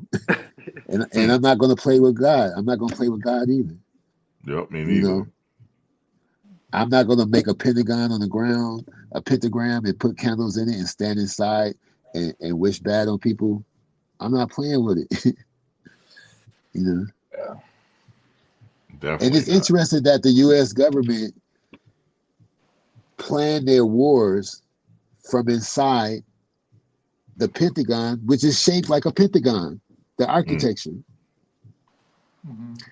You know, America try to act like they're not into esoteric or other world beliefs, but in Washington, D.C., you got a replica of the obelisk and the pentagram and a Lincoln Memorial statue that fits the same measurements as a pharaoh's statue and tomb. You know what I'm saying? Right. So Yeah, they all into it. They don't have a 13th floor in buildings, but somebody got a key to that floor. So they're sideways into stuff. But one final thing, um, the zodiac thing, I could never get with the astrology with Nature Boy because America is probably the only country that believe in 12 zodiac signs. You see what I'm saying? And we the only one with a solar calendar. And to be so pro-black, one of the blackest zodiac signs was never mentioned, and it was like a non-argument with him. He never brought it up. I don't think he knew it existed. But one of the largest zodiac signs, which is the 13th zodiac sign, is a black man with a snake going through his arms. It's a twin sign. It's the zodiac sign is Imhotep, and the Greeks call it Ophiuchus.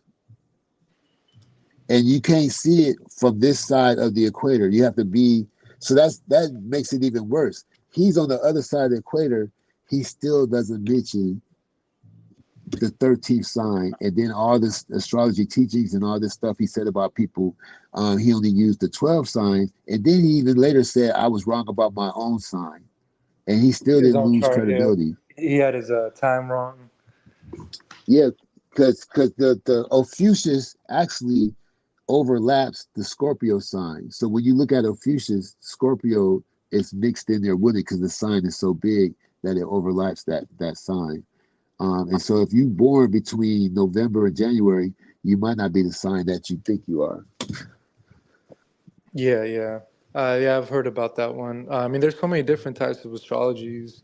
You got Mayan astrology, you got Chinese, Well, he astrology. was going by basic. He was going by basic astrology. And another thing, I think if he would have told people that he was living a Kama Sutra lifestyle, and if he would have stuck to those 7 chapters and explained why he followed this lifestyle and believed in it so securely, he probably would have had a lot of less problems because 80% of the stuff he was doing is in the book of Kama Sutra.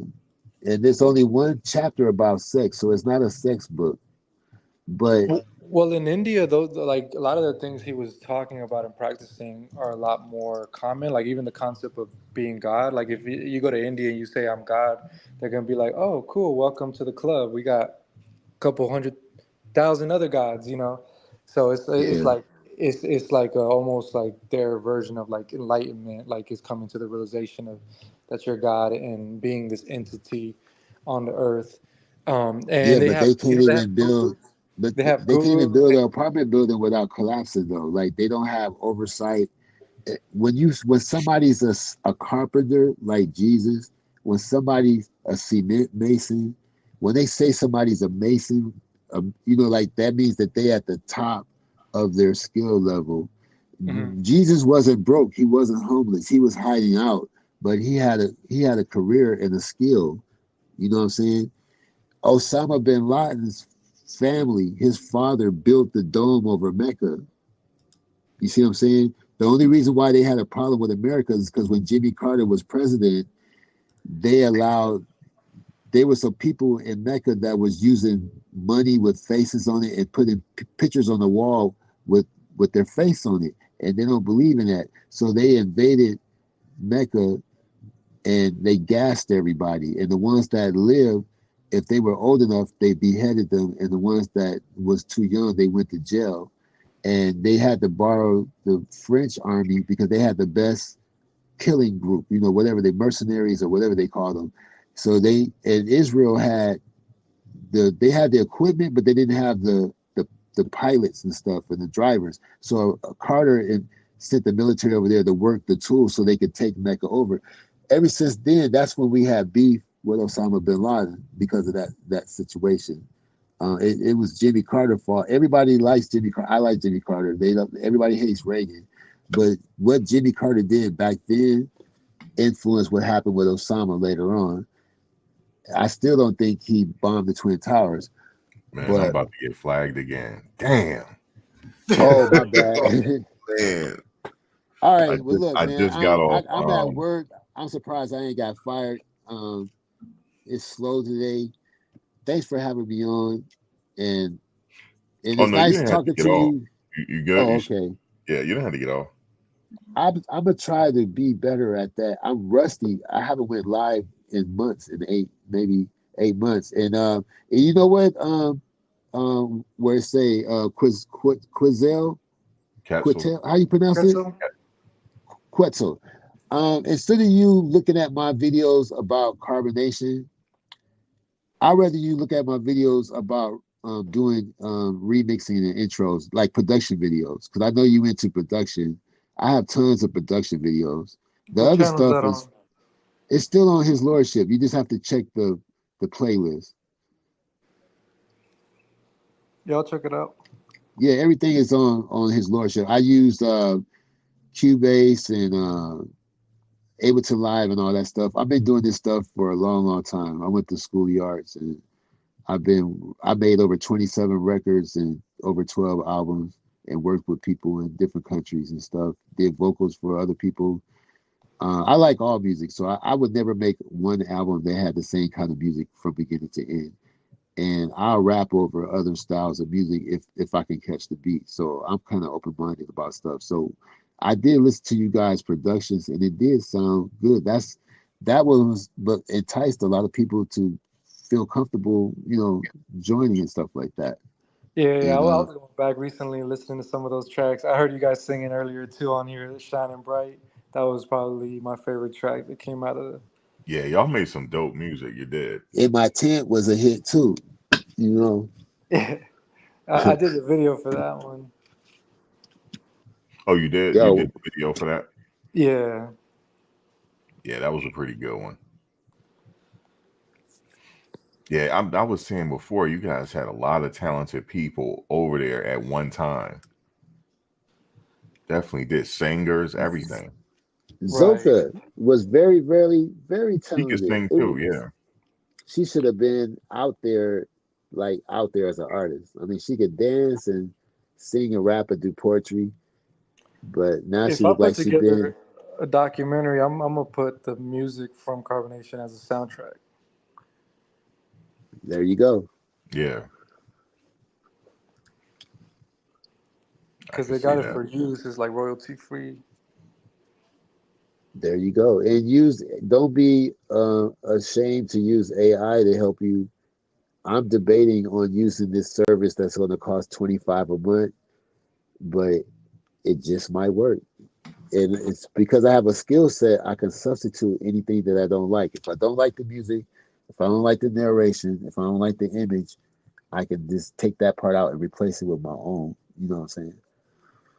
Yeah, it's dope. Yeah, I use AI every day pretty much. Yeah, I use it too. You use it too?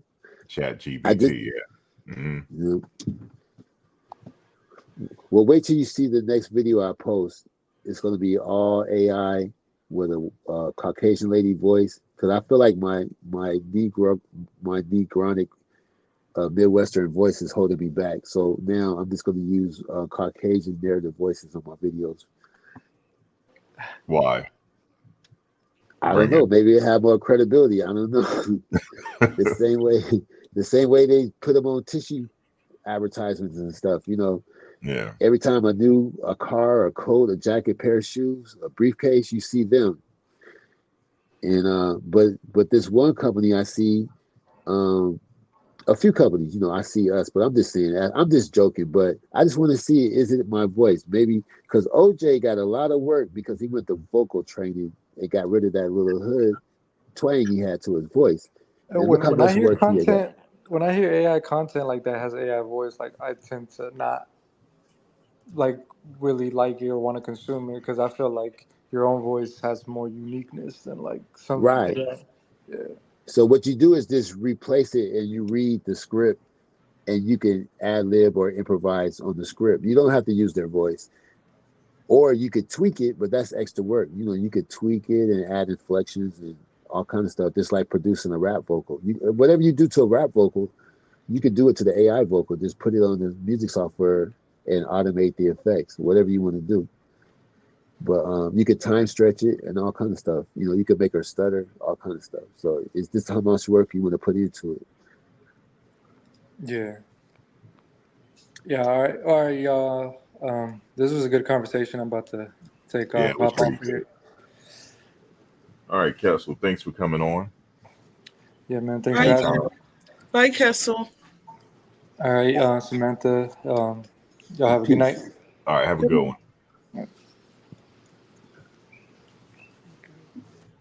Max, I just wanted to ask a quick question, please. Yes. I missed a certain part of the trial, and I wanted to know if you could upload it again. Which part? Aya's testimony.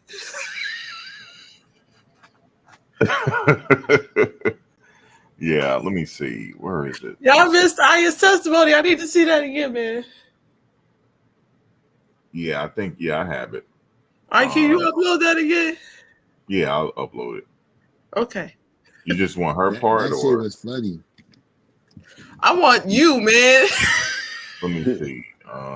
Yo, Max, I've been over here dying. I ain't gonna mention it again, but I was over here cracking up for hours. Oh man, you was just cracking up just off that, huh? Yeah, and I just need it again in my spirit. What's interesting is, let me see something. I got F-Ruse. Well, who was the other lady? You know, the other lady that testified. Do you know who that is? It was what for the defense? Yeah, It was Aya. the first lady. The first lady that testified. She had the head wrap on.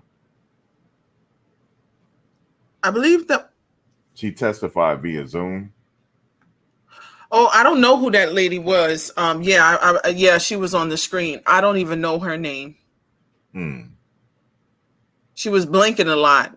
So, and she was testifying to something that involved somebody leaving and her getting them money. Right.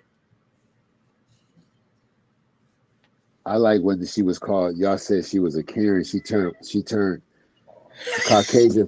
That I was that still was out me on the that floor. said. She said, "Why not? I can't have my notes."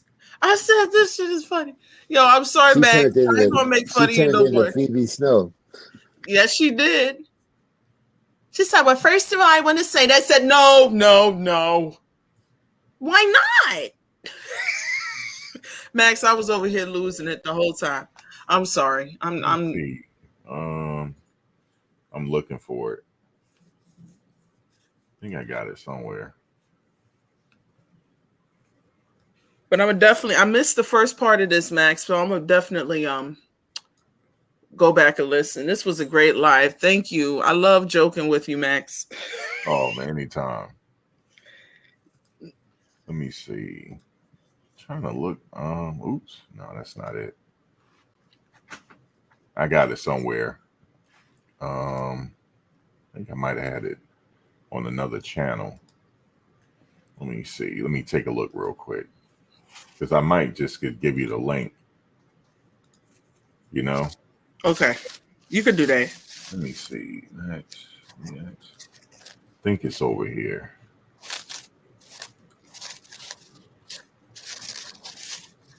Let me see. Life plus 10 years. Damn.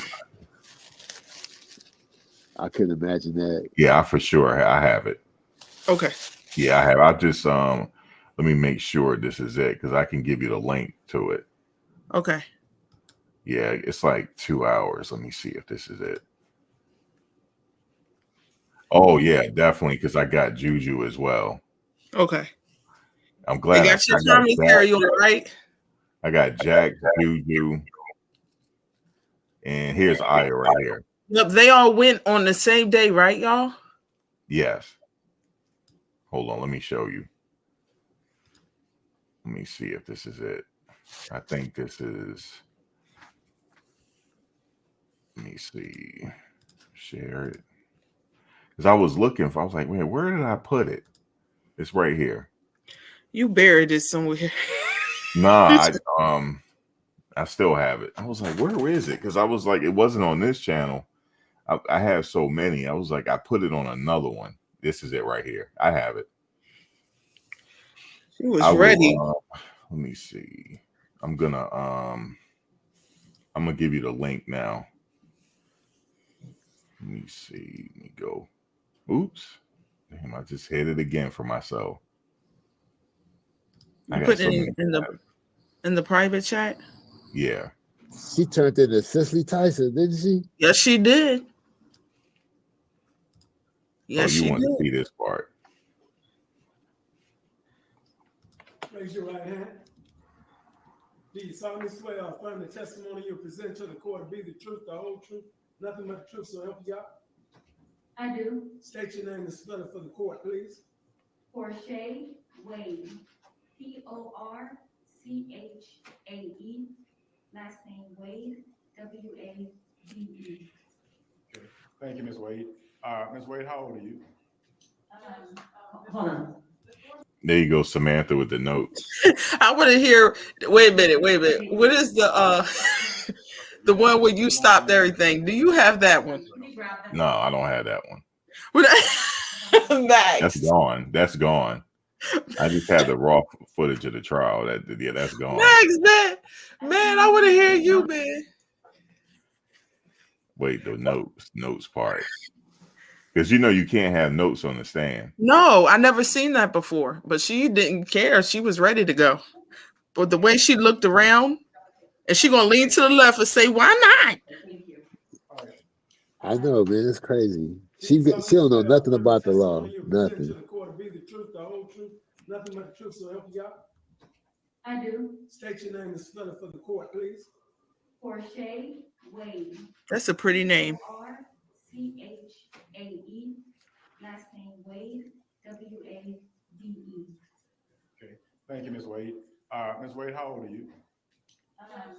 Hold on. Before Ms. Wade answers, she has no papers. She can't. Okay, you won't be able to use notes, Ms. Wade. You'll have to turn Can those. you grab them from her, please? Sure. Can I use my notes? No, ma'am. Why not? Ma'am.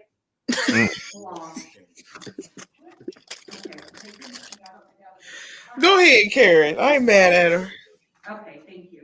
All right, Ms. Wade, how old are you? Okay, before I start, I do want to put on the record that I did file a complaint with Judge Hyder. No. Judge, if we get You're not listening. You're not Are listening. you gonna listen? Are you gonna answer the questions? You don't get to just. I can answer the questions. Okay, so let's try. Stay right there. I'm not gonna let her do this again. I'm gonna give you one more chance to act appropriately. Otherwise, you're gonna be removed from the courtroom. So ask a question, Mr. Booker, and answer that question and that question only, ma'am. Ms. Wade, how old are you? I'm 36. Okay. I know that there are more things that you want to say. Let's just try to get through the question, okay? Okay. All right. Where were you born in, Ms. Wade? I was born in Pasadena, California. Okay. Yeah, you wanted to see the notes part. Man, man, I feel so sorry for these women. I do. I just hope that they are able to focus on other things. You see, they have the passion. You know what I mean? Man, go ahead. Were you going to say something? Oh no, I was listening. They have the focus, the passion. It's just in the wrong thing. And he's going to hold on to him even from jail as long as he can. I think they made her read Shiraz Ali because her posture and her speaking mannerisms remind me of some of the stuff that she used to say on the Phil Donahue show and stuff like that. And I think she tried to, Ali. Yeah, Shiraz Ali. Yeah, she did have that type of energy too. Yeah, her posturing, the way she spoke and held her chin up, and when she tried to be serious. Mm-hmm. Yeah. Mm-hmm. See, there's nothing wrong with what they have. The focus has been, it's screwed, you know. But it's sad. Somebody said, did you hear a female cult leader in Florida who died 42 days after being sentenced to 30 years in prison? Damn. Damn. I gotta She drink to died that. after being sentenced to, you say, 30 years in prison. No, I didn't hear about that. There's another cult I seen on Bigo Max. Oh yeah, which one? It's called Daddy's Girls. Yeah, I know who that is. Yeah. He has set the tone, didn't he? Daddy's Girls, yeah. And it's all lesbians. Mm-hmm. And it's the leader is a small, short thing. I said, if y'all go ahead and jam her up, you know. But if y'all handle her, man, y'all do it all. Y'all let her do all that. You know what you could do, because it's for BBW women. I'm like, y'all need to handle that, man. Ain't no way. I've seen him before. I don't watch Beagle too much. Yeah, it could be a bit ratchet. Beagle's a little crazy for me. I've seen too many weird things on Bigo. It scared me, man. Yeah, Beagle is like, I don't know. I can't be on there. Yeah, some stuff do scare me on there. It is like, spooky. I mean, there's one guy who he probably made $400 a month, and he just sit in a wheelchair with the window cracked, and you can hear the ambient noise of the streets. And he got cerebral palsy, and he don't even talk. You hear the fan, and he just sit there in a wheelchair and stare at the camera. And he probably made $400 a month, $400 or $500 a month. He just sit there. He just sit there because it's hard for him to talk and stuff. Okay. But I seen another guy who can't stand up. Like he do everything on the floor, and so he turns the phone sideways so it looks like he's sitting right up. And lo and behold, he found the girl with the same disability, and they be talking and having fun. And he got disco lights, and he played music off his Bluetooth speaker, and he got these sticks so he could change channels and grab stuff that's higher up. Yeah. But I used to say, why his house so messy? And then I realized everything is in his reach. If everything was neat, he wouldn't be able to grab it. So there's a place for everyone, I guess. Yeah, there is a guy I'm sub to on YouTube. He was born with a birth defect. He doesn't really have hands, but he has millions of subs, and he just recorded himself opening bottles and eating and, you know, driving. Yeah. It's very encouraging. I'm not going to lie. It's fascinating. Well, I know a black lady who wrote 2 books. She put 6 kids through college and kept her husband. And all she did was play a keyboard with her tongue on the boardwalk in Santa Cruz. I seen that. Yeah.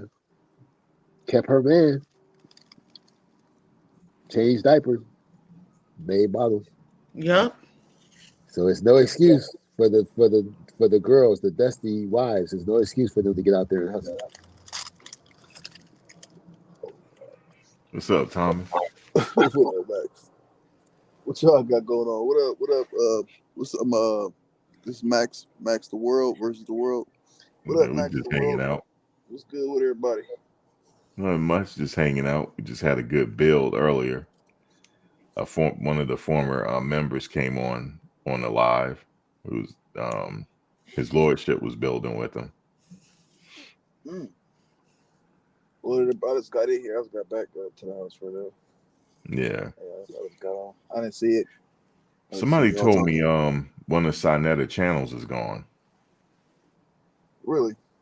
Yeah, I think he just keep up one channel now, but the other channel that had a lot of the things on it, that channel is hidden. He probably hid the channel.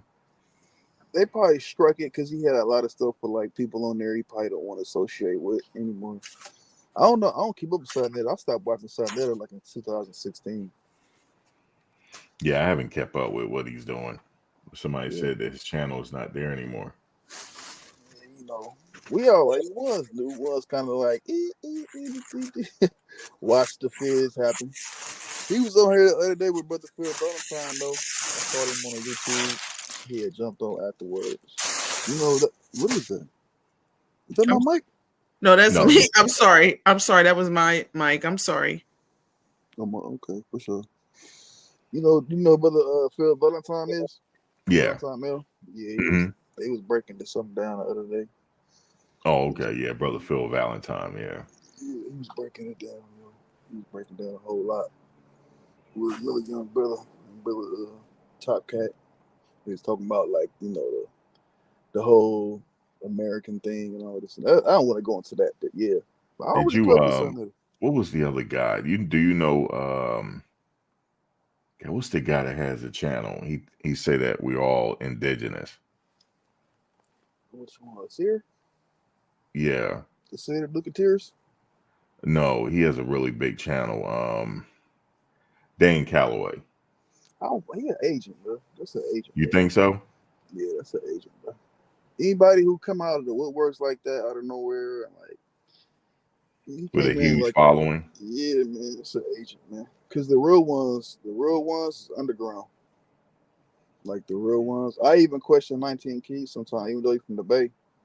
Like, but a lot of that stuff I question. A lot of those organizations, because I know how they started from the time of the 10. So a lot of those bootleg organizations, man, they all infiltrated so much, it's crazy, you know. But yeah. Yeah, I know he was Sonetta people wanted to debate him one time and that never went through. Then he got into it with Umar Johnson. Oh, God. Then another one. Went I always say that. Another one. Another agent in the dust.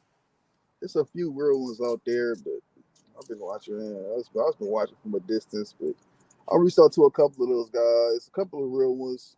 But nah, all of that Black American on stage theory stuff. All those people who push that, they're agents. They're all agents. They're gonna come up sooner or later, but yeah, man. Like at this point, it's like people catching on now, but the 13 awakening, like, we already know what's up, so we get it. Yeah.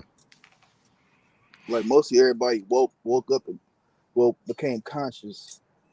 Really, like 2011 to 13, with all the moons that passed, that brought a book conscious awareness to the field. And then everybody started coming in around 16, and then after that, it's like the gimmicky people who kind of like regurgitating stuff. That's just the bad part about what's going on right now, because it's people that's like getting bits and pieces, and they're trying to like. When you come to that stuff, you gotta have a whole different mindset. You can't carry the mindset that they program you with and pick up this information and then kind of like look at it the same way and then recite it in a way that fits your understanding. It's gonna like perturb people and have all of this chaos going on, all this confusion going on now. That's why people like him coming to the top, like, last November was that big Scorpio moon, so all the frauds are just, they have to be exposed. Like, this is the time of exposure has happened. I think November 29th last, no, 27th last year. The stuff he talk about, if I talked about that stuff, it'll get me in trouble again. Who's that? But he gets away with it. Who's that? Dane Calloway. Like I said, he's an agent, bro. Like, I don't know how he don't get his channel struck down. I mean, I just said one thing and then and that was it. Yeah, it's misleading. You start dropping truth, they're gonna cancel you out. But you pushing that reptilian, alien, Anunnaki came here. For one, America is a true old world. And if anybody's trying to tell you everything started from Africa, they're an agent. That whole Africa theory started in 1962 when they found the oldest bone here. Then 1964, they found a monkey bone in Africa and dated it older than the one they found here. But update to date today, there's mass evidence showing way more fossil findings in America that predates that so-called Lucy bone they found in Africa. But again, like, all of those people, they know, because for one, no one was saying that. Even you can look at Martin Luther King. The easiest reference is Martin Luther King and Drew Ali. Like, King himself was the leader of the American indigenous Indians. He never called himself an African. He said he called us American Indians. But at the time, we didn't have any status in a political recognition. So when they apartheided the United States, it made a minority group. It also apartheided Israel state. I'm not gonna get it today, but this is where all this stuff gets crazy in '68. But all of that stuff about Africa being like that, nobody thought of that, bro. Even the movie Roots. Did you know about Alex Haley? You know about Alex Haley? He got sued for that movie. Yeah. He got sued for like $700,000 in the 70s, and people still ran with it like it's the truth, just to brainwash us more to believe something like that happened. It never happened, bro, like that. But those people, man, that push that agenda still, those Jesse Jackson agents. I mean, I get it, bro. But a lot of those guys. Jesse is definitely an agent. How did he get back to the news station? He had to be on a private military jet to get back to Chicago or whatever that fast, to be on stage with a bloody shirt to speak on the shooting. They all knew what was going on because they need a king to give over the keys to the government. King did. See, during the Reconstruction in 1929 in this country, everybody was up for grabs. And like, people forget, like, those people came over here as slaves in the 20s, but somehow we think they came over here as Americans. But like, up until like 1951, after World War II, there was no citizenship clearly for like so-called white Americans. But all of this had to take place after segregation to identify people on this landmass. But again, the U.S. government really wasn't established till 1933. But we think it's the one they're talking about in 1776, which is not the same thing. But again, like, that whole idea of us not being from here had to start off with certain people coming up with people like Marcus Garvey and like Walter Plecker and like these kind of people to get us to renounce or denounce our land. And all of those people, ever since, all those people beyond that, after that, just doing the same thing. Like, that's all they've been doing. And once they got King to get us to do that and claim ourselves as unrepresented people of the Americas, but as Americans, under Afro-American, that's when they just went crazy. I mean, you get the Panthers, then you get the Rookins and all these other people. You get Larry Hoover, you get those other people, you get Malachi York, and everybody went crazy. But before that, because even the Crips, not to interrupt you, but even the Crips and the Bloods, the Crips, the name was a positive acronym at first, and then it went south. A lot of these organizations, even in Chicago, they went south, and they all got religious roots. Right. They come from, even like that blue and that red house stuff, that go back to like Egypt.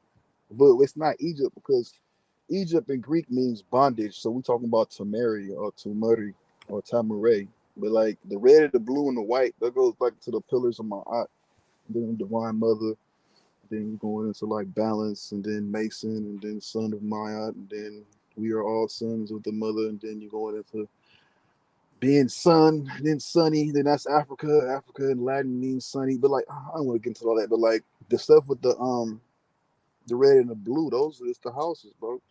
And those that always been a part of the tribal aspect of who we are, like, you feel me? But that was came in as like neighborhood watch groups, like, and like mother, infant, and child kind of things, because all of the brothers was gone in Vietnam dying. Remember in the 60s when they came up, all the brothers that was supposed to take on for their future, they all went to the war and died and went crazy and came back killers. And then when they came back to organizations that was set up for positiveness, the children and the mothers, and you got all of this stuff going on with these guys come back with this military understanding, and they become the new OGs of the groups. And this is when you get like, people like we call Harry Ford or Chief Malik El-Bey and Larry Hoover, and get the L. Ruckins. Yeah, there's a documentary on YouTube. It's still there about some of the soldiers that were getting ready to come home.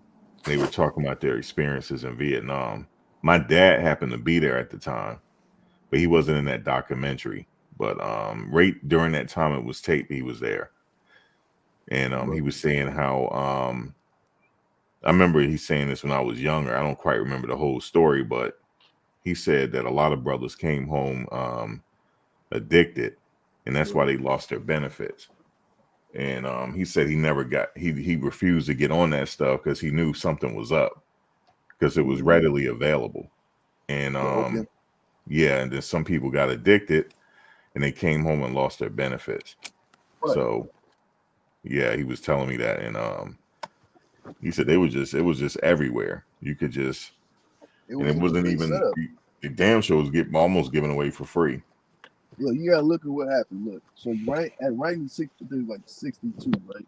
50, 58, they got segregation popping. 60s, segregation's popping. King is running around with all these children trying to get everybody to sign up as African Americans and just drop the whole free people of color status, no longer be recognized as Indians, right? As American Indians, indigenous Indians, right? So they move all of the 18-year-olds to 25-year-olds to Vietnam. Right when they all got into Vietnam, the fourth year, this is where they needed to get Muhammad Ali and Malcolm X and Martin Luther King out of the way after King led all of the youngsters into this whole new brainwash movement.